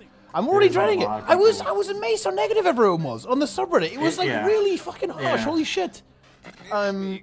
Yeah, I don't know. And they have like the dumbest criticisms too. Like, I mean, I'm here criticizing the game right now, and I like to think that my criticisms are like somewhat valid. But like, some of the criticisms are like, another expansion of reused assets. Oh it's my like, dude, god! And it's been the same assets since the game launched. And they're gonna do the $25 thing as well, man. And I'm just gonna lose my fucking mind. Like, yeah, and here's a chart I made with all the features, and you can tell me if it's worth $25 next to EOD. Like, bro, your value proposition bullshit is so value proposition is so ridiculous. You know what $25 is? That's 2 burritos from Chipotle. That's like 2 McDonald's Big Mac meals. Yeah. The value of a fucking video game, even if the video game sucks, is worth $25. We must save her. Yeah. So, like, the value thing makes no sense. I really hope that the meta event is strong. Like, that would be... That actually might be the most important thing for tomorrow. I want that boss to be pretty fucking cool. I presume we're fighting Epoch. I think it would be kind of lame if we weren't. I hope they do, to be honest. And, you know, you kind of like Mordremoth, right? You kind of beat him back, and that's when the story happens afterwards, right? Like, you know, you drive him back into the you know, his fucking throne room or whatever, and you go and confront him after the meta event. But... You know what'd be sick? If the Eparch summons, like, an undead Cirrus. Oh, like, shit. Cirrus's animated corpse as, like... Yeah, and he's like... And now he's, like, even more badass, because he's, like, an animated, like, super zombie Cirrus. Yeah. That would be sick. Yeah. I just want that meta event to be good, to be honest. I want it to be really good, really exciting. Big, you know, Dragon's End style. Not difficulty, obviously, I give up, I win. You know, I lose, I give up. But I want a spectacle, you know, that I want, like, a proper... end of the expansion spectacle, I think. And I think that will really help any kind of negativity if the meta event's actually good. Because this is something that I do think ArenaNet needs to prove, right? And I really hope this comes under the post-mortem. I think the open world content in the living world episodes or whatever, I guess quarterly patches, right? I think it's been fucking bad. Just straight up bad. Really below ArenaNet standard in terms of how good their open world content usually is. So I think they actually need to really prove that they're capable of making good content like this, like actual high quality open world content with their new model. That's like a big thing they've got to prove in my opinion. I mean, the last one was literally another Wyvern boss. Yeah. that just like randomly spams some AoEs. That's literally all it does. It's like it's nothing. Like I know it's like I just was complaining about people that complain about reused assets, but frankly I don't care if they reuse the Wyvern, as long as like give it some different some interesting mechanics. Like it can be whatever shape it needs to be. I don't care. I don't care if it's shaped like a Wyvern. Yeah. Or uses the Wyvern rigging. It doesn't matter. It just has to do something interesting. Yes. It's got to do something epic. I feel like they can do a lot like Auric Basin or Shaq Garrett, where you split people up in different parts of the map, so it's not just like one Zerg. And it adds. At first, people will be a little frustrated because it adds more individual responsibility. You need 4 commanders, initially, but I think it's better for the game if it's a little bit more split up, at least part of the meta. Oh. Elon Musk tweet here. Well, what's he do? Oh, he's saying that. That Twitch is a porn platform, but Twitter is. But Twitter isn't. Wait, are you kidding? That's actually a very unhinged take, to be honest. Holy shit! Wait, what? Yeah, there's so many fucking Kumas on this. He runs the nudes in my bio website. Yeah. Oh, that's pretty funny, actually. Man, that's definitely a topic for another. Stream on Twitter. You don't get paid. I mean, there's no pay. I think what's interesting is there's basically no reason to not do it at some point, because you can just stream everywhere at the same time now, because Twitch and YouTube have both got non-exclusive contracts. That's kind of interesting, actually. Like, would I stream on Twitter at some point? I mean, there's no reason for me to not do it, in a sense. I actually have to pay money to restream, though, to do more than 2 services. Like, right now I do Twitch and YouTube, but you have to pay monthly if you want to do that, and like, I don't know if it's worth it for me to do that right now, right? I don't know. Like, maybe I would at some point, but if Twitter actually had a pay structure, like right now you're just doing content for free. Exactly. No thanks. Dude, honestly, this is an entirely... We're not getting into this, but I'm prefacing this, but dude, holy shit. Watching the Elon Musk Twitter arc, I'm sure you've been doing it as well, Nike. It's fucking fascinating. Holy shit. It is some of the most unhinged shit I have ever seen. Like, it's actually wild, to be honest. But, yeah. It's something. Yeah, you can get like Twitter partner as well. I don't think I have it. I don't think you have it by default. I don't know how you get it. You have to have certain political views to become a Twitter partner. Yeah. In these days. Yeah.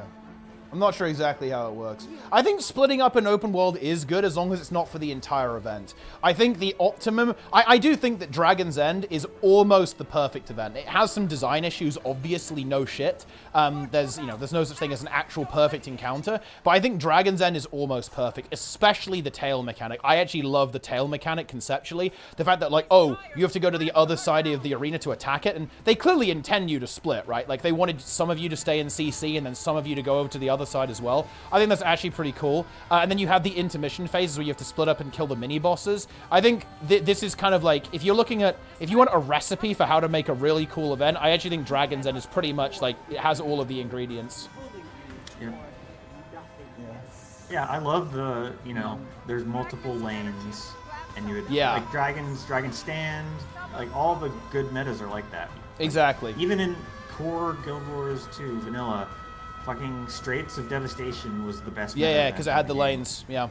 Yeah. And then you had it converge. Epic battle. Yeah. That's just how you have to do it. If you want to do it good. Those were good. Those temple events, they're honestly, they're not as good now because they're obviously very power crept. But I remember doing like Temple of Balthazar for the first time. Shit's fucking epic, right? Like, especially when everyone was getting demolished, right? Because back in the day, guys, like these bosses would annihilate you. Holy shit! Like was wearing like every dog shit gear. Yeah. It's content. There's spawn and just murder. How would you do this? I think that they should try to make events in the open world not have like hard enrage timers. I think this is true of strikes as well. For example, on Serra CM, I think that when the timer runs out on Serra CM, he just goes to his 10% phase immediately. I don't think you should instantly die. So let's imagine you get to 20% on Ceres, right? And you've got low DPS, so you run out of time. I think it should just initiate his final 10% phase. So he starts smashing and ramping damage infinitely. Because I'm not a huge fan of hard enrages, to be honest. I think it feels kind of weird when you just like instantly die at the end. And I think that's definitely true of events as well. Like, you know, you just get to the end of the event and you kind of fail. I think, especially given that it's kind of casual content, right? Like, having such a binary fail state feels weird. I almost feel like there should just be, like, an attrition mechanic where you, like, die more and more and you can't revive in some way. Like, the boss essentially just gets harder and harder and harder and just till it eventually kills all of you and then it, like, resets or something, right? Something like that. Yeah, I can see that. I think that the way to do hard enrage that is really well done is Sabbatha.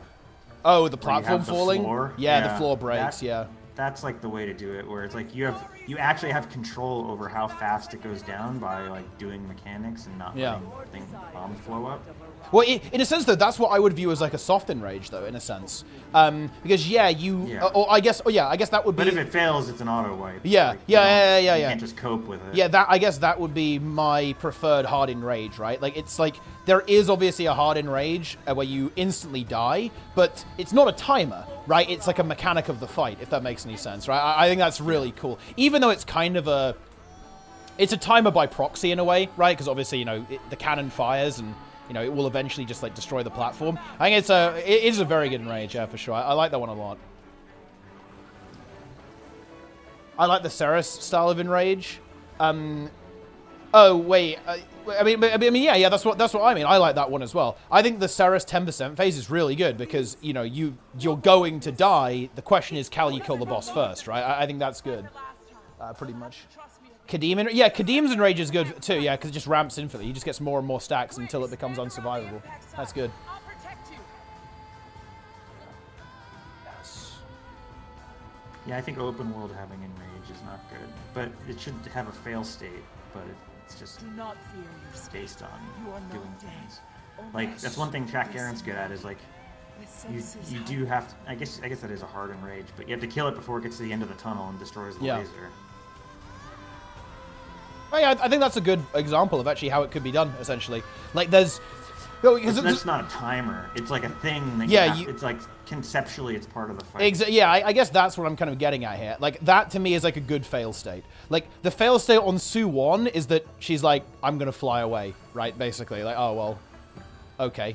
Like, whereas, like, why didn't you fly away at the start? Yeah, exactly. You know, why did, yeah, exactly. Yeah. Whereas, yeah, Chat Garrett is a great example of open world, actually, because, yeah, you have to defend this thing. If you don't, I mean, you failed the objective, right? Like, you know, the actual in-game reason makes sense. It's like, oh, yeah, the Chat Garrett destroyed the thing, so you lose. I think stuff like that's really cool. I'd love to see that implemented more in open world stuff.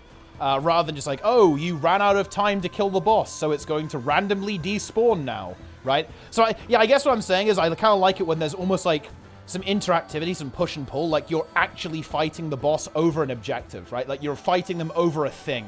Like there's some stakes basically in the encounter. I think that makes them really fun, really engaging, and kind of more RP as well, which is always good. Yeah. And being the Sky Scale expansion, it should definitely have phases where you have to get on your Sky Scale and fly somewhere. Yeah, and I think they should just actually just further across the map. They should also speed hack it as well. I think they should like just juice up the Sky Scale. They should say, you know what, the Sky Scale isn't fun. In this meta event, the Sky Scale goes at double speed and has infinite energy. Right, or something like that. That should, or you can, you know, like the little globs. There should be loads of those little globs you can catch that get your energy back. Because I think that the Sky Scale is just not fun. To be honest, I understand why they did it. It's a monetization move, right, to put it in the expansion. I get it because it is the mount that probably the least people have because it's kind of annoying to get. And you know that's an entire set of skins that are unmonetized. But man, the Sky Scale sucks. It's such a, it's fucking dog shit. Okay, like the Sky Scale is not fun. It should have. Maybe they'll do the Griffin next, or the Beetle. The Beetle is epic. I think Beetle is the next expansion. Yeah. Oh man, if they design like every map around the Beetle, that would actually be kind of sick, to be honest. They should 100% do that. Racing tracks. Yeah. Yeah, that would actually be so good if they did that. Cannon Rage. I actually think the Cannon Rage is good. The problem is with Wing 4 is that Wing 4 is weird, right? Wing 4 assumes CM for all of its mechanics, and they just kind of scuffed it for the normal modes. The Cannon Rage is that you can't lose stacks anymore. That's actually a really good enrage, because you just get frozen in place, basically. And on CM, you cannot prevent yourself from crystallizing and turning into a rock, right? Because going in the green doesn't do anything anymore. I actually think that's a very well-designed enrage, to be honest, like a hard enrage of some kind. I think it's good. And I guess similarly, does Mercenary Overseer ever just say, oh yeah, every single tile is spikes? There's like no way you can possibly survive? I don't think it does that, but it should. Because can't say I've ever taken that to enrage. Yeah. Yeah, I actually don't. I mean, it just does more damage, I think, but I'm not sure exactly what it, if it does anything else. Because there's actually a boss that's in World of Warcraft Shadowlands. It was kind of basically like a much better version of Immerser Overseer, to be honest. Like Painsmith. And it was exactly that, right? You get to the end and, you have the spike tiles coming up. And as you get to the enrage, all of them just close in on you and you eventually die, right? If you don't make the DPS check. I think that would be really cool, actually. Oh, all the ads become immune. Oh, wait, I actually don't even know. That's embarrassing. I feel like I should know. Bro. I'm looking it up. What's the enrage? You can't claim. Oh, yeah! Of course, yes. Yeah, no, I did know that, actually. Yeah. Yeah, of course. Yeah, the action keys don't work anymore, do they? Yes.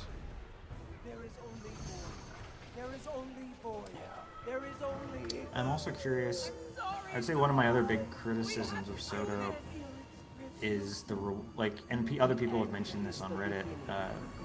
The reward structure is based entirely around obsidian armor, and if you don't want obsidian armor, then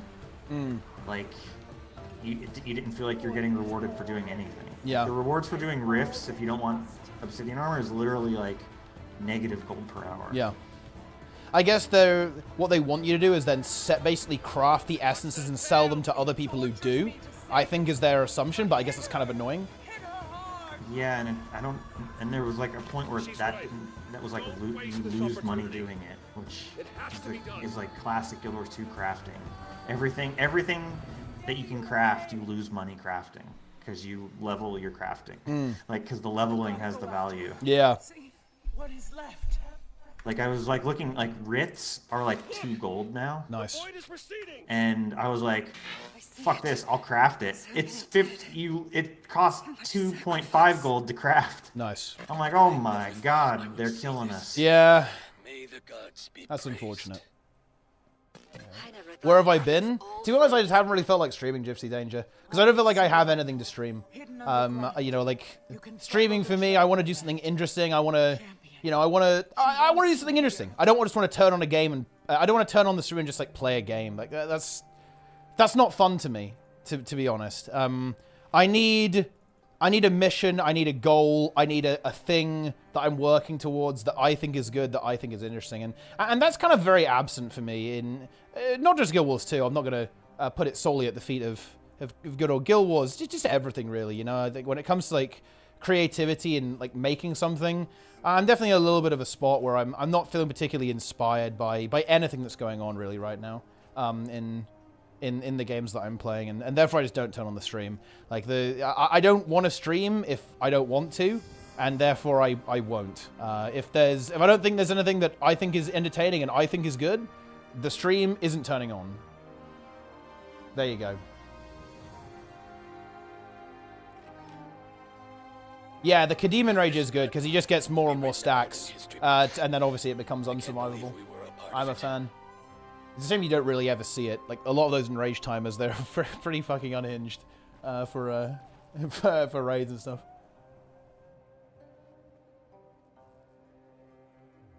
There is, like, a certain player for whom Soto rewards were amazing.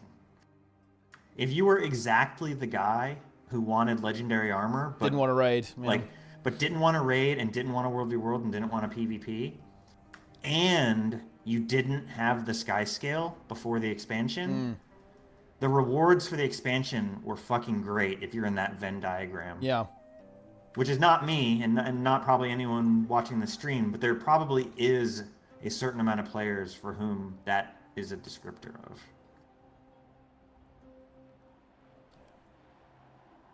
Yeah, it's hard to do though, honestly, in Guild Wars. Hard to make good rewards, because you don't get gear, right? Or like, you eventually don't. And also gear isn't important, because I think gear is almost not a huge reward even for kind of average Guild Wars 2 players in a sense, because why would you care about gear, right? Like, there's no... If you just play open world, why do you care about gear? I would kind of say that you don't, really. Like, gear is not particularly valuable to, like, an open world peepo, because the game is so easy that it doesn't really matter, right? Like, you don't really need to do DPS or anything to clear it. No. So, yeah. The content in Combat Mastery is the content. Yeah, but the thing is, most players don't engage with the game that way. Like Weef, they just don't. Like, you think most players are like, oh boy, I can't wait to master the Guild Wars 2 combat system? Absolutely not. Like, no. People play this game to see the number go up. People play MMOs and games, like MMO-adjacent games. So, like ARPGs. I think the way people play MMOs and ARPGs is very similar. I also think that's very much reflected in how MMOs are designing their content, especially WoW. WoW is basically an ARPG at this point, I'm not gonna lie. Especially retail. Especially with the fact that they're adding, like, 15 different, like, flavors of the game, so you can, like, rotate between all of them. I think that, MMOs are learning from your Path of Exile and your Diablos. Well, yeah, I think Diablo and WoW are like converging. Yeah. On 10 years from now, they're going to be basically the same game. Yeah, I can definitely see that for sure. Like, they're going to end up more and more similar in terms of their content structure and all that kind of stuff. With that one. What do you think of the new Diablo stuff, by the way? Everyone's saying the game is saved. Funnily enough. Not saved. No. Yeah, Alt Badger and Jeremiah, thanks for the subs, guys. I appreciate it. Welcome back, gamers. It's better, but it's still dog shit. Wow. D4 is bad. Harsh. Harsh stuff. Yeah. Very nice. Very nice. It just doesn't have... I don't know, man. They made the gear... Like, they just power crept the fuck out of the gear in this patch. Yep. And they, like, added a bunch of crafting options to get there. So like with the gear progression, it does feel like there's like more to go, because like it was very easy to get essentially Bis before in Diablo, and then you were like, okay, and then you kill the one boss or two bosses that actually exist in the game, and you're like, well, we got Bis, and I killed all the bosses, and the bosses don't drop anything interesting loot wise anyway, so guess I'm done. But now there's like, you can take your gear to a much higher level. In terms of min-maxing, but at the end of the day, there's still really not a ton to do with it besides upping your... It's not Paragon level in D4, but it's like a similar thing. I think it's pits or whatever. You just essentially you go, oh, I cleared the level 10 pit, now I'm going to clear the level 11 pit. But the gameplay doesn't ever change. It just gets tuned harder and harder as you go deeper. And there is some people that like that. They get competitive over it, and there's like, the thing is that's like their entire end game is that, whereas in Path of Exile we have delves, the delve mine, which is basically the same thing, where you just go deeper and deeper in the mine and it gets harder and harder and harder, and that's just like one end game option in PoE that you can pursue. You don't have to do that. So there's just, I don't know. If you're not into the pits endgame. And I think with Diablo 2, you run into the situation where to continue to progress to a higher, level of like the pits and stuff, you can only go so far solo. You need like group play at a certain point, and that kills like a lot of a lot of the player base doesn't want to play group play, which is why they're playing Diablo and not WoW. Exactly. So they that's when a lot of people will nope out of the system. Interesting. I mean if Blizzard is committed to Diablo, in a few years it could be very good, but we'll see. About to see. the way the classes feel is really important. This is actually something that, it's really obvious now that I think about it, but I do think that it was actually kind of a strength of the new weapons that ArenaNet added. I hope they keep doing this, and ultimately I hope they actually redesign most weapons to be this way. There is one thing about WoW that is so obvious, but such a good thing, in my opinion, is that in the video game World of Warcraft, when the devs make a class, they say, this is going to be Fire Mage, and this is how it's going to play out. This is the gameplay pattern. It's very top-down. Exactly, it's top-down. They design it top-down. They say, right, this is Fire Mage. It's going to operate around Ignite and Hot Streak and Combustion. This is how it works. And about guaranteeing critical strikes and chaining together these combos. This makes it extremely intuitive. Like, I know when I'm fucking up on Fire Mage without having to look at guides, because you know how it's supposed to work and how it's supposed to operate. And obviously, if you want a full min-max, right, then obviously, you know, you're gonna have to get into the weeds and look at the exact nuances and how it works, all that kind of stuff. But it's really intuitive. That's why I was so, I really praise a lot of the design, like the Thief Axe, where you build up your axes and then unleash them. I think that type of design is actually really important. Yeah, I think like the current design of Berserker is very much like that. Like, it's very obvious when you're not doing well because you drop out of Berserker. Yeah. Yeah. And when you're in Berserker, you're fucking using your axe fucking thing every second or every 2 seconds. And that's exactly how a Berserker thematically should play. Yeah. I think stuff like that is actually so important because it allows you to communicate to the player without having a guide, right? Like without having something like a third-party resource. No, it did. No, yeah, absolutely. Look at Dragon Hunter for comparison of a Guild Wars 2 spec. What is Dragon Hunter like? Dragon Hunter's whole thing is like you press F1 and your chain hits the guy, and then you unload all your cooldowns during that chain.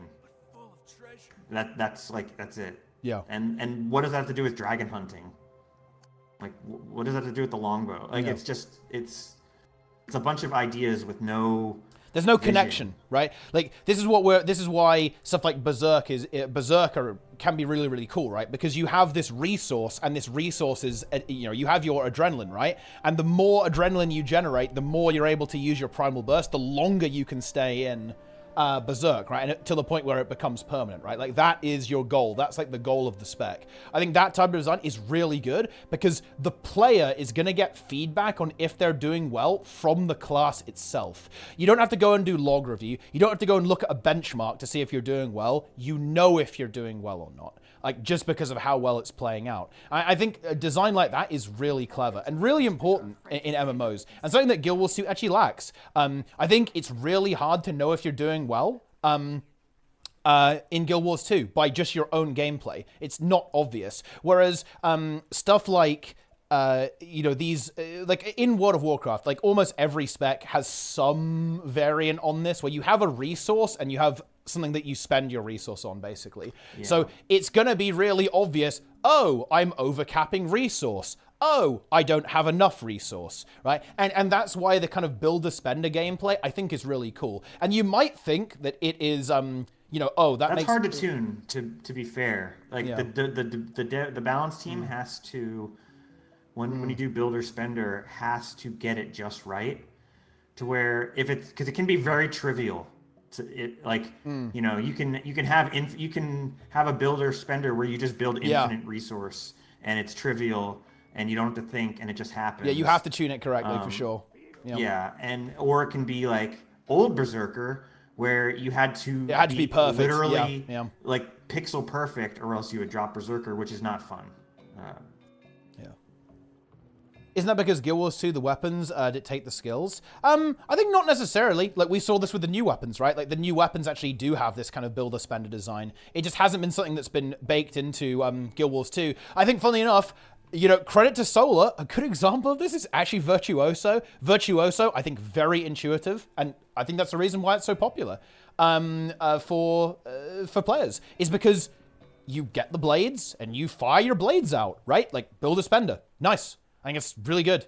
at the end of the day. I mean, I think it has some design issues because it's 1200 range and has cleave and has distort, but you know, that's separate to the issue. It doesn't rely on any of its utility skills to do its damage, so it's free infinite utility. So there's other issues at play there, obviously, but the concept of how the profession mechanic works, I think, is good. It's definitely... I think you are right, though, in that there is some complexity in Guild Wars 2 because everything isn't a complete package like it is in WoW. Like, if you're a fire mage, you're a fire mage. That it is what it is. Like, that's just the way it is for you. And, you know, if you're a rogue, you're a rogue. Like, there's no way around that. So there is some complexity, but I think you can still have these little packages of skills that have this intuition, like, attached to them, I think. Guild Wars 2 gives you the rope to hang yourself by giving you the option to equip weapons that are complete dog shit. True.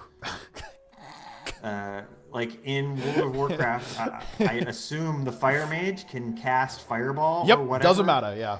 Doesn't matter what weapon you have equipped. You're casting fireball. The weapon is just a stat stick. Yeah, pretty much, yeah. And whereas in Guild Wars 2, the Berserker could potentially, you know, equip like offhand mace, main hand like dagger, and just be complete shit. And doesn't play good at all. Game over, thanks for the does nothing. There are WoW specs that definitely aren't as intuitive. And you know what? I would criticize, though. Like, if you're saying that Subtlety Rogue is unintuitive, then yeah, I would say that's probably something they should look at and try to address over time. Yeah, when you have that many classes, it's hard to keep everything at a high standard. Yeah, 100%. I think you're absolutely right. A Mutilate Rogue with swords in WoW. Oh yeah, because you need daggers for that, right? Like, it needs to be exactly daggers. Is that still a thing in retail, actually? Man, they're such role players at Blizzard, man. Holy shit. But yeah. I mean, if that's the case, then obviously the game should tell you that. The game should scream at you, like, if that's the case, right? Like, obviously. It's because, you know, in WoW, it's easy. Like, if you're a rogue that needs to use Mutilate as your core DPS, and you need daggers, and, you know, that's like a guaranteed thing on the spec you're playing, then the game should say, hey, buddy, you know, you should probably get yourself some daggers, right? That's not the play. Like, the WoW talent tree is much better than the talent rows before. Yeah, I like how the WoW talent trees are. There's something funny about it. There's something really cool about that. And actually, they are quite cool, to be honest. This might be different on DPS, but I think it is a little bit true. There's actually quite a lot of variants you can play with the talent trees. They did a good job on those. I'm sure it's not the same for every spec. I'm sure that on some specs it's like, oh yeah, this is the build, right? Like, you know, you're gonna play this build. But certainly, you know, like for tanks, in my experience, there's actually quite a lot of variants you can do. Like, you play a different build in the raid, you'll play a different build in certain keys. There's different versions of each tank build. Like, for example, on Bear, there was one that focused more on Iron Fur, one that was focusing more on the right-hand side of the tree rather than the left-hand side of the tree. Yeah, it's actually pretty interesting. They did a good job there, I think. Like, and the choices are pretty meaningful. Obviously, and they were clever about this. Like, they try to force you to take all of the good stuff at the top of the tree, right? Like, there's like, no. But, you know, funny enough, you can literally play Mage without Combust, which, to be honest, I'm not sure if they should let you do that. Because, like, I don't know how to put this in Guild Wars 2 terms. That would be like playing without a main hand weapon, to be honest. If I'm being honest, like, there's like, if you do that, you are actually trolling. I don't know, like but the game will let you do it. You know, if you really want to. Like, you sure about that, buddy? You wanna, you know, you wanna play? You wanna do this? I don't know about that one. Scourge without shades, yeah. It would be like Scourge without shades, yeah. Like, you can't use any shade abilities, like, and you could just opt out of that. Like, there's a talent you can take, and it's like, oh yeah, you know, you just don't have any shades whatsoever. This is you know, maybe not good. Scourge without shades would be completely fine in PvE. Well, not if you couldn't use any of these skills, though. Like, if you couldn't use any of this stuff, it wouldn't be good. I wonder if Guild Wars 2 is going to ever fix the ranged thing, or are they going to just eventually give every spec a really fucking good ranged option, so that they can be played in endgame PvE at like high levels? Because, I mean, it's not a super big problem, honestly, that there's really only a couple specs that can do Cirrus legendary mode. DPS. Yeah. Because that is, after all, only like 500 players out of the whole game. Yeah. I think 700 something now, maybe a little bit more. Well, there's some bias in there, obviously, but yeah. Yeah, but yeah, like, so I mean, is that a big problem that for this one piece of content there's like a strict meta? Not really, but it does somewhat feel bad that you have to. I mean, like that. You know what would be really cool? They need to add traits for, one, power builds to have some lifesteal, right? Like, that's what's lacking. Like, both Scourge and Vert, what's in common? They're ranged, and they have, like, a very good sustain option with some lifesteal attached to it. And they're also ranged. The thing is about Guild Wars 2 is that how many ranged builds that actually aren't complete dog shit are there? Especially 1200 builds, right? They kind of don't exist. So I think this is a problem that can be fixed. Like, people really fixate on, I think, kind of the wrong things, like, with Vert. Like, realistically, would it be a problem? What would Vert look like if the blade skills and the dagger were 600 range? Would that solve the problem? Well, I think the option is making ranged builds worse, but making new ones, and also making melee builds better comparatively, right? Like, for example, we saw this in Ceres Legendary, right? There was experimentation with Willbender, right? As a pure DPS, basically. Because it had really good cleave with Permeating Wrath, did really good damage with the pistol, right? But it wasn't fucking worth it, because it wasn't enough more DPS over the Vert, especially when you got to Phase 3 in particular. It wasn't good enough to actually provide any relevant value. And we do kind of see it with Deadeye. And I fear they're going to nerf Deadeye, actually. But Deadeye on Ceres is exactly what we're talking about here. It's actually a melee build. Essentially, the axe build, obviously it can like auto attack from range, but you have to be in melee to do DPS, right? Properly. But it cranks so hard that you drop 2 verts for it in a good run. Like a lot of the groups that farm Ceres, CM, regular CM that is, they run double Deadeye, right? And less verts, because it just does so much more damage, it's actually valuable to do that. So that's the thing. The issue with Scourge and Vert is that they do enough DPS that then there's no downside to running them, and they're insanely tanky, and they also have really good utility at the same time. Like, the thing is with Vert, and I understand why ArenaNet don't bounce around this. Like, stuff like Scourge and Vert should probably be more in the range of 35k DPS than 40k. Like, that's, in my opinion, the actual issue here. Yeah. It's perfectly okay to have a tanky range build. It just can't do 40k DPS, right? Like, that's fine.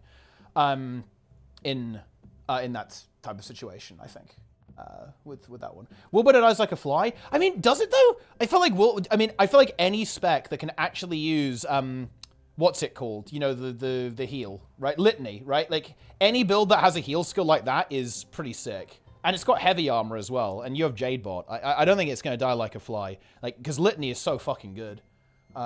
It's same with Berserker, right? Like, any build that runs a lifesteal ability or like a damage conversion to healer thing as its toolkit, ooh, that's exciting.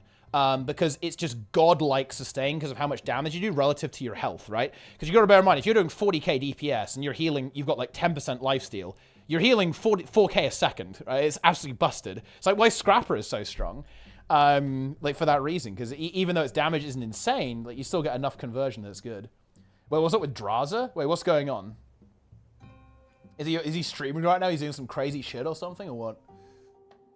He was in chat today, actually. Yeah. But yeah, no, I think that range builds need to be made better. For example, I think it's kind of exciting that Power Harb is a thing, right? Like, that kind of stuff is pretty cool. And there needs to be some melee builds that are actually good. Because the truth is that melee builds just straight up are kind of bad. If you actually think about it. Like, in actual high-level content, melee builds kind of suck, right? And they need to make that not the case, basically, in my opinion. Yeah, I wonder how they can... It's a big job to fix all that. It's a lot of moving parts. Yeah. It is because, of course, the reason they're in this mess is because and this is a coincidence, right? It's hard to explain this to people because it sounds weird, right? But it just so happens that all of the range DPS builds happen to be loaded with juiced utility and are incredibly tanky.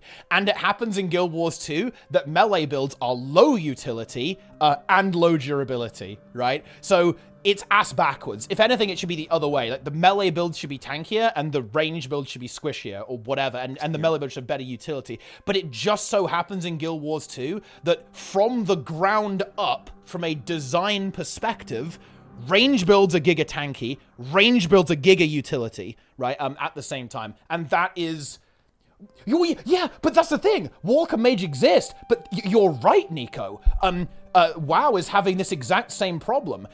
Shadow Priest and Mage in particular are abominations when it comes to balance. Because guess what? Shadow Priest is the best DPS. It also has an ability that will full heal your group even through insane rot damage on a 1 minute 30-second cooldown with Vampiric Embrace. It also gives the stamina buff to everyone. It also has a Dispel, and it also has Master Spell at the same time, right? It's also pretty damn durable when played correctly as well, especially when played, coincidentally, with a fucking Mage, right? And an Augmentation Evoker.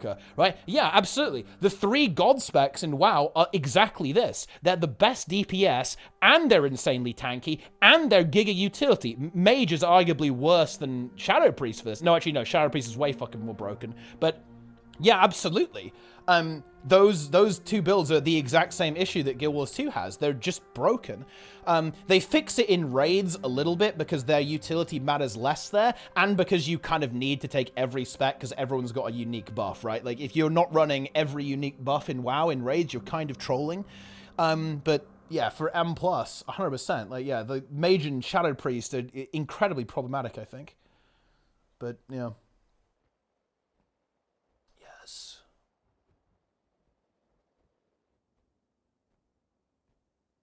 Enjoy.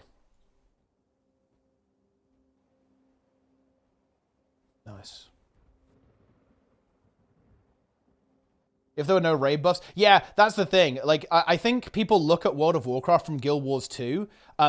It's really interesting, actually. What do you think about this, Nike? People hated, like, the unique buffs thing, right? But the truth is that without the unique buffs thing, you would 100% like giga class stack in WoW, like 1,000,000%. You would just run all the broken shit. Like the reason why you don't is because you need like the class specific utility a lot, and you're always going to take those like for raids pretty much. Yeah. Like you would 1,000,000% run the most broken shit otherwise, right? So it's like, yeah, I don't know. I think Preach actually said it best, is that specs don't need to have like their own buff necessarily, but every spec should have a moment where it shines. Yeah. Where it does something that no other spec can do. And maybe it's like a group-wide invuln for 1 second. Or something, you know, or like, you know, a group-wide whatever. A group-wide, you know, super speed. Yep. Something, but that doesn't necessarily have to be like, oh, this class has empowered allies, this class has Assassin's Presence, this class has Spotter. Like, that's kind of boring. But there should be something that every class does that, like, makes you go, like, oh shit, this is like a perfect moment for this. Yeah. Oh yeah, and to be honest, that is something they actually do a pretty good job of in World of Warcraft. Like, especially when it comes to tanks, actually. Like, every tank kind of has its, like, special thing that it does, pretty much. And, you know, you almost... You know, you use your tanks to, like, fill utility gaps in your raid, and, like, there's some bosses where, like, a particular tank is really going to shine. I think it's pretty good. But, yeah. Recent encounters that also favors ranged builds isn't as prevalent in raids. Yeah, that's because ultimately raids aren't super well designed. Like, I hate to say it. Like, strike missions from a design perspective are much better. Like, the whole, like... You just stack while 2 healers do every single mechanic. This isn't good, right? Like it's bad. Let's be honest, it's not good. It was a problem of ArenaNet in 2015 when they were making raids, deciding the raid MMO guy to make certain mechanics optional on every boss. Yeah. Like, in no universe should you be able to not do the greens on Veil Guardian. Of course, yeah. that should be a 100% mandatory mechanic that you have to do, or else it's a raid wipe. And it should. I think it doesn't even necessarily have to be a raid wipe. It could just be. I think they do this in 14 a lot. Negative 25% DPS for every single one you fail, right? Yeah. Or something like that. It should have like a very serious consequence. Like, because I don't think everything needs to be a one shot, especially if there's no difficulty setting. If it's on CM, then yeah, you go in that green or you fucking die, right? Obviously. But you know, there are ways to design mechanics that aren't optional. That don't necessarily instantly kill the group. Yeah. It doesn't. That's like. It's just. But yeah, that's sort of the problem, is that they decided not to. They added a lot of mechanics that we just ignore because we either out heal them or we just DPS through them. Yeah, you know, I think it's something that you were talking about. We ignore ignore Gorseval updraft for a minute. We ignore Gorseval's break bar. Like we just DPS and heal through it. Like, that shouldn't happen. Yeah. The damage should ramp, right? Simple solution, right? Like, if you don't break the bar, you just becomes unhealable. Or, like, the retaliation gets more intense, like, because you get retail when fighting the boss. Like, if if it goes on for long enough, then you just can't, the retail's too much. It's not worth doing it, right? I think this is actually something that you were talking about on Twitter a little bit, is that when they were designing these raids, they should have looked at other MMOs. I'm not even saying WoW. They should have looked at other games. Which is funny because they did, in a sense, because like apparently Sabbath is like a straight ripoff of a WoW boss. Oh really? I had no idea at the time. Oh man, I'm actually not totally sure. When Preach was doing Sabbath, he goes, "Oh, this is this," and he showed the video of it, and it was literally the same. Oh shit! Fight. Like, wait, which one? It was like a WoW fight where like. You get sent up to these cannons and you kill these cannons on this platform. I don't know. I don't remember the name, but yeah. If you go to Preach's channel when he's talking about like Wing 1 and he's doing his review of Wing 1, he mentions that fight is like Iron Maiden. Okay, yeah. Was that Warlords or something? Like what expansion is that from? It must be one I didn't play because I'm completely unaware of that actually. That's really interesting. Yeah, I think they just straight ripped it, but like. And Demos is Lich King as well, right? It's the Defile, right? It's the same mechanic from that.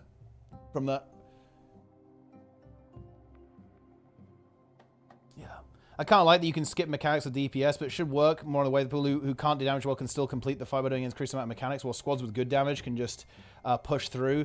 I mean, to be honest, I'm not really sure if I'm a huge fan of that. I like that you can like potentially skip certain overlaps if you do a lot of DPS, potentially. But what I really don't like about Guild Wars 2 raids is like how extreme it can be. Like in Guild Wars 2 raids, if you have good DPS, the fight is unrecognizable, right? Like it's not even close. It's so extreme. How much DPS just breaks the encounters completely and just makes them not work properly. So I think, yeah, sure. Like, if you can push a little bit more, you can skip, like, one mechanic or, like, one really nasty overlap that you want to dodge. I think, okay, fair enough. But when DPS just fundamentally breaks the fights, which it does on every raid boss, by the way, that's not good, I don't think. Where it felt good was, like, teams with good DPS only needed 3 updrafts to beat Gorseval. Yeah, instead of 4. And teams with bad DPS had to do 4. Yeah. And teams with extremely bad DPS died doing rage. Yeah. Like, so I think that was like a good way to do it. Like, you were still doing most of the mechanics, but you did get to skip one if you had really, really good damage. Yeah. Yes. Sabbath is sort of like that. Like, you do way fewer cannons in a good group than a pug you need to kill every cannon. Conditions don't work as a punishment in Guild Wars 2 because you get rid of them instantly. Being corrupted by the beam in Ceres is only bad because you lose boons on top of that. I actually think you are not entirely correct there, Green Death. I actually think the Ceres beam is a really good punish because the encounter is actually tuned tightly. I think the issue with stuff like conditions, like slow and chill, is that no encounter that applies them is tuned in such a way that it actually matters, right? Like, if you get corrupted on Desmina, who the fuck cares? It doesn't matter, right? Like, the fight, you're going to make the check. However, if everyone gets corrupted sub 10% on Ceres, ooh, that's not going to be good. You know, that's going to be a little bit rough if that happens, right? And if everyone is tanking beams left and right, let's say an embodiment of sin, you will fail the DPS check, to be honest. Or, like, you will be much more likely to fail the DPS check. I think when it comes to conditions, I think they can be relevant if the content is tuned appropriately.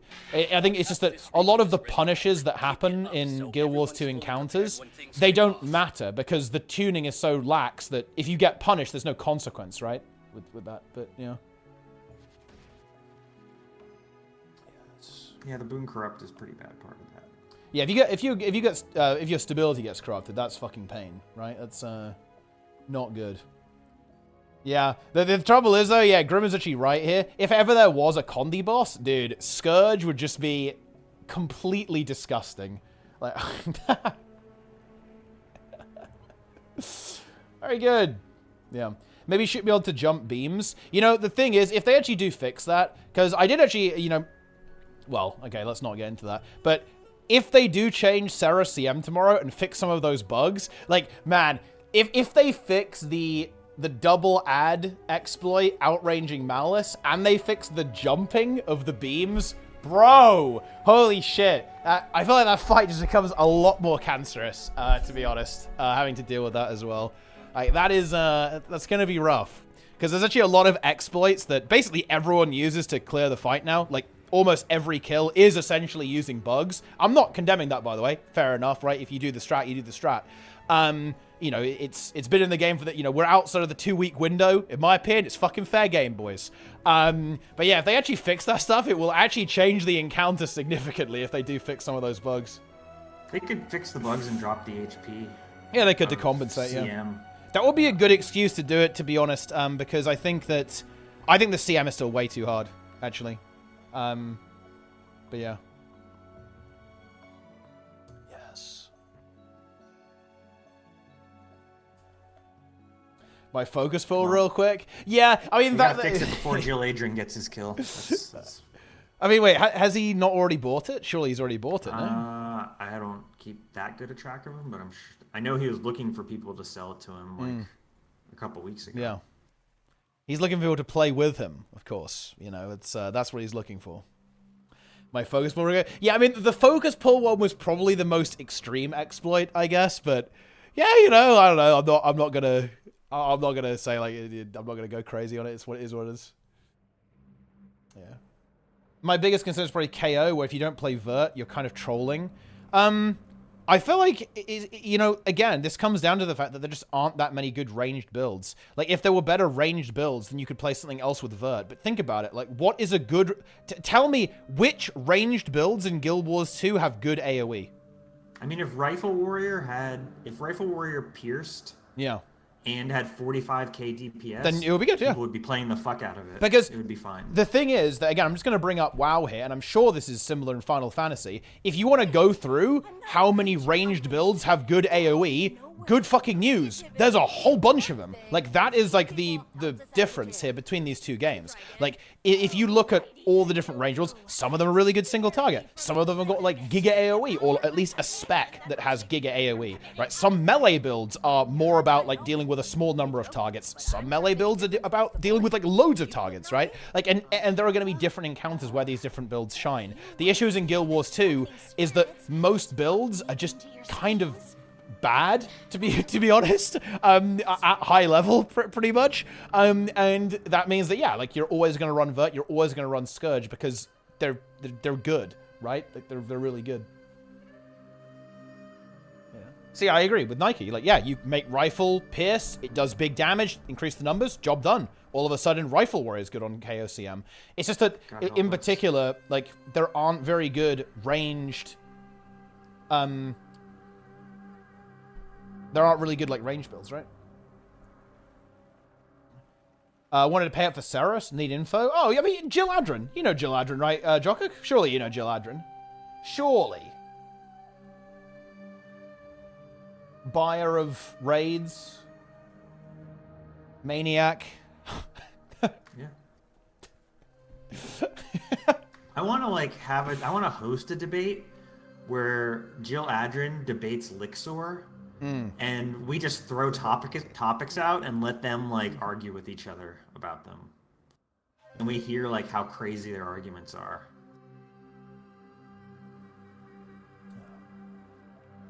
Who did he buy HTCM from? Actually, that's a good question. Did he buy it from? Was it from Rise?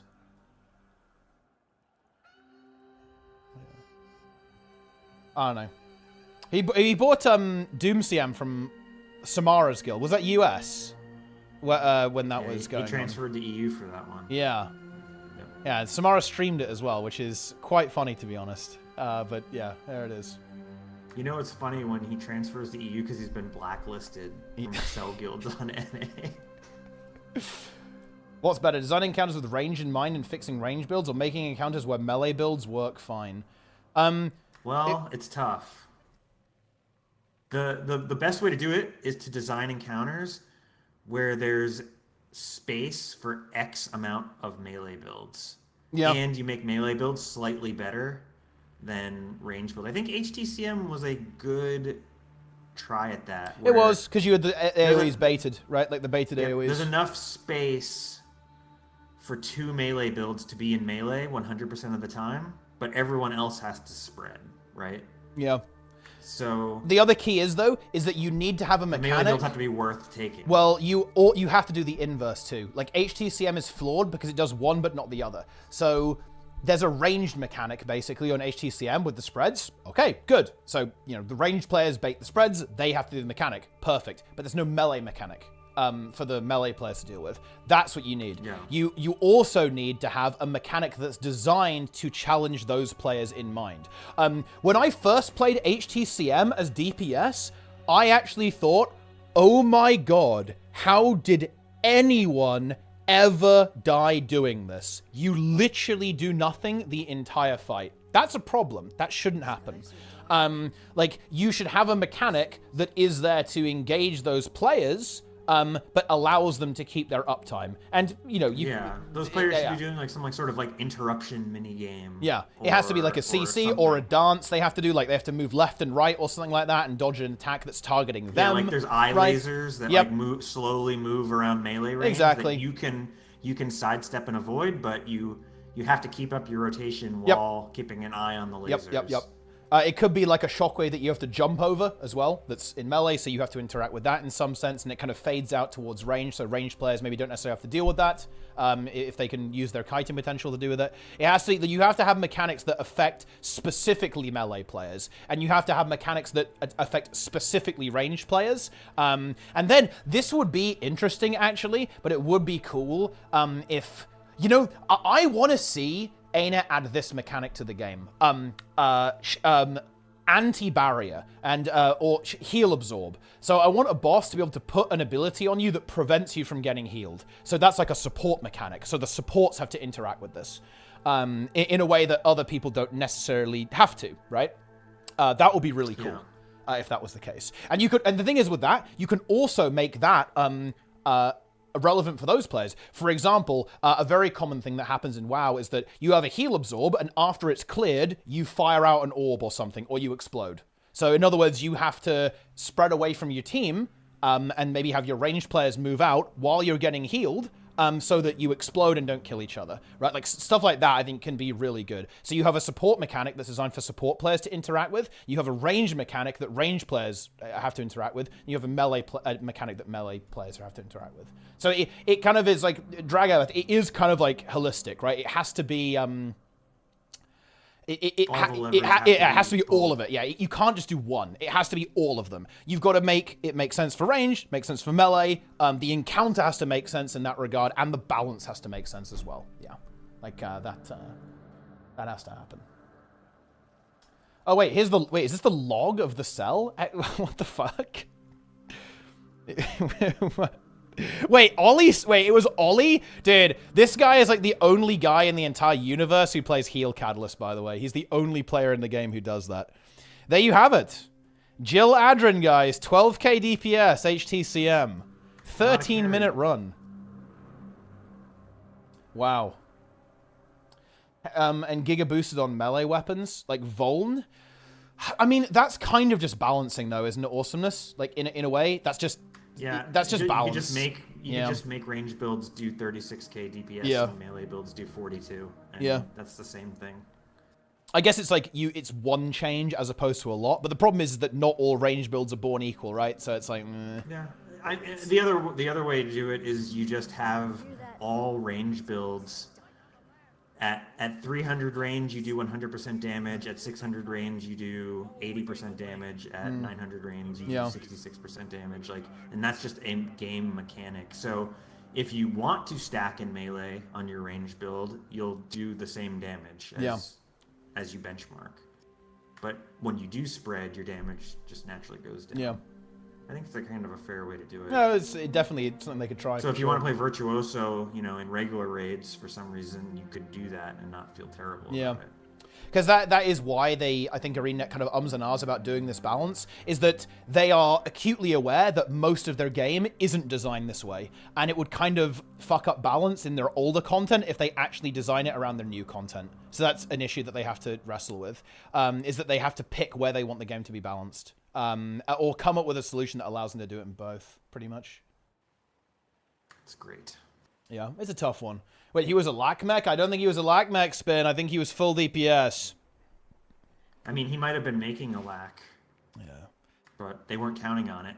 Well, I mean, look, we clearly have two Alak mechs here, I think, from these two players, then Quickness Catalyst, and then Quickness Herald. This is clearly full DPS Mechanist.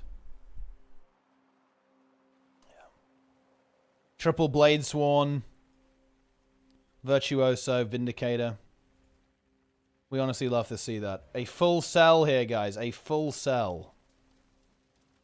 It's kind of slow. This must have been, like, before... When was this?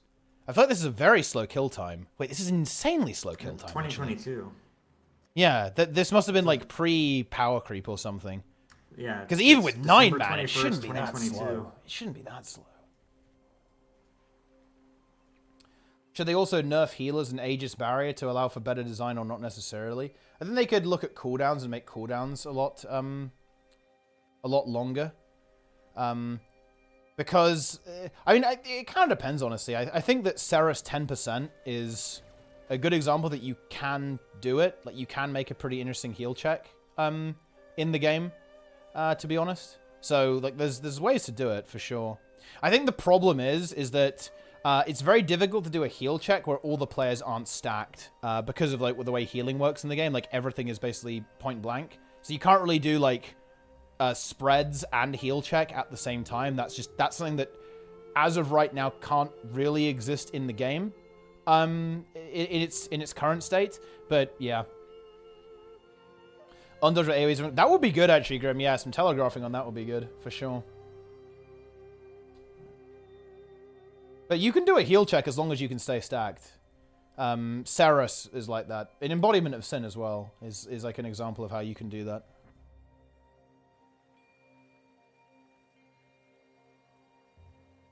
The ultimate Peepo build. What's this? 2 APM base boosted turret monster. Oh dear. I think you're going to be seeing these, Nike. You're going to see this build in your pugs very soon. 27k DPS. Full auto-attack turrets only. And this isn't even that good anymore. Wow. I can't believe this guy beat Muckluck to the punch. Yep. It's 3 years ago. Yeah. 2 APM. This is a beginner-friendly rotation because of planning turrets then pressing F5 every 30 seconds. I like this guy at the button in the comments. I want to learn this. It's 2 APM. What's to learn? What part? What are you learning? Oh, and he wants to pump. He wants to learn how to pump 27k DPS. I must learn. This guy has camera shake on as well, which is also fucking based. That's a very questionable choice. You get a heal check and spreads with Spectre. There's a whole other issue with it in itself. Yeah, with the allied targeting stuff. But the problem is, allied targeting is a huge mistake. Like, there is no UI support for allied targeting in this game whatsoever. And therefore, it's dog shit. Except in PvP. It works in PvP, but that's only because you're typically dealing with, like, 2 to 3 people. In like an interaction. Like, you don't really have like a... It's relatively uncommon that you're dealing with like a massive clusterfuck in if only we PvP. could move our squad UI to like right above our skill bar so that God forbid you could click very easily the person that you wanted to target, or move it to the center of the screen. Yeah. I don't know how where healers typically put their party button in WoW, but I imagine it's close to the center of the screen. Yeah, exactly right. Yeah, it's just there's no UI support for it really, and therefore like the whole allied targeting just doesn't work, right? You know, you also like in Guild Wars 1, monks, you have every player assigned to a hotkey. Of course, So if you want to target player 2, it's Control 2 or whatever, so you can easily heal. Yeah, that would also be one way you could do it. Some kind of support for that would be potentially good. Is it even a good idea to have encounters which are built for some very specific builds? No, it isn't. I think, this would be maybe a slightly controversial take. I think it's actually fine, assuming that every single group will have a Mesmer, though, for Portal. I think that's actually not an issue. Because, hey, guess what, guys? That's, every boss is assuming you have Warlock, right? Which is basically Portal in WoW, and I think that's fine. It's a little bit different because there's 10 people, but I don't think it's a problem if like Mesmer is always going to be like in there in some way. Because I think Portal makes for interesting gameplay. I think that's worth the trade-off.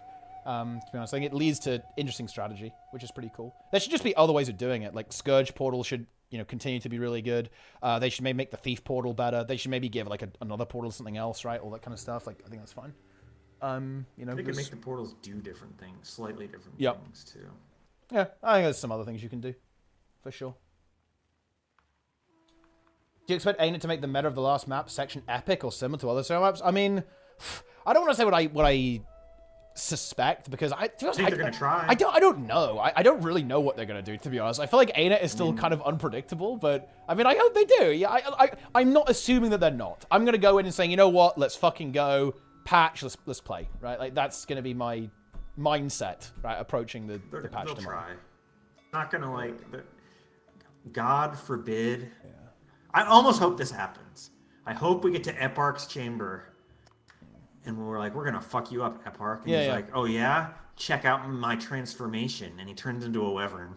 Oh my fucking God, I lose it. I will fucking go crazy if he transforms into a wyvern. Colin, you know you wanted to do that. Let's do it. Yeah, another wyvern. Ranger Port. Well, that's what the new pet is, Grove. It's going to be Portal for Ranger. Boom. There you go. Enjoy. The ultimate. Then Druid is like the ultimate class. Does literally everything. Yeah, sandworm pet. It burrows into the ground, makes a tunnel, and you go through it. You go through the tunnel. Let's go. Yeah, they saw the movie Dune. They were very excited by that. Yeah, that's cool. Yeah, or a mole, a pet mole. And it just digs you. You do pet. Yeah. Guild Wars 1 callback. You become the worm. That was peak PvE. Like, you should ask the Guild Wars 1 people what they thought of the Junundi. Like, if that was, like, the ultimate PvE experience. It was a preview of things to come, like Urson way. Oh, man. Yeah, the Guild Wars 1... The Guild Wars 1 Copas, they're fucking gods. I can understand why, though. Like, I think I understand why they're so salty, right? Because Guild Wars 2 basically replaced their game and was nothing like it. So I can understand why they're a bit salty, about Guild Wars 2 and why they like Guild Wars 1 so much. Well, at least ArenaNet says they learned the lesson that they should have continued Guild Wars 1 active development in parallel with Guild Wars 2. That would have been smart. But I think Guild Wars 1 was still hopelessly flawed in terms of monetization. Miss Keith. They would have to... I don't know. Like, the cash shop in Guild Wars 1 was not good. Everything was, like, super expensive. Yeah. And somehow, I forget who told me, but they don't have control over the cash shop in Guild Wars 1. Like, ArenaNet doesn't set the prices.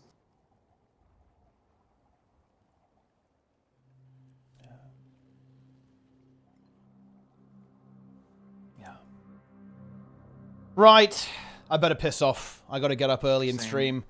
Right. Good talk, good memes. I mean, we'll see the fucking clown fiesta that's about to happen tomorrow. I'm sure it'll be... Yeah, enjoy the wyvern boss fight at the end. It's gonna be content. Dude, whoever made that wyvern rigging, like, whatever... They must have brought in somebody from, like outside to do it. ArenaNet has gotten so much value from that. That guy is, like, the employee of the millennium. Yeah. That guy, like, they paid probably a couple grand for that wyvern rigging, and it has been reused so many times that they are just feasting on that one-time investment. And the Fractal boss is going to be a Wyvern as well. There's a leak for you. Yeah, it's going to be big. Right, I'm going to go. Good talk. Okay. I'll see you tomorrow. It's going to be fun.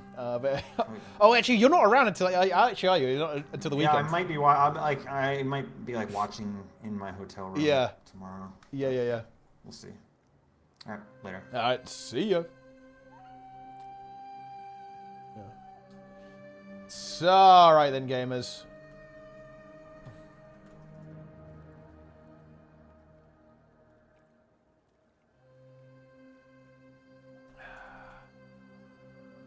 But anyway, gamers. All right then. I am going to be back tomorrow. I'm going to be streaming all day. I think I'm going to be live in around 11 hours is when I'm going to aim to go live. We're going to stream all day. We're going to farm drops. We're going to play all the content. We're getting world's first convergences. I'm going to set up the squad, guys. I'll be here early setting up the squad for convergences with our Reapers and Vindicators or whatever we're going to do. It's going to be great. It's going to be fantastic. It's going to be some gaming. It's going to be good. So big 12-hour stream tomorrow, probably farming all those drops. Have a wonderful time. And I'll see you guys later. Follow the stream. Subscribe to the stream. Come back and watch tomorrow. Enjoy the content. Enjoy the gaming. Really hope you enjoyed it. Follow the social media. Be sure to come back. Watch on YouTube. Subscribe on YouTube.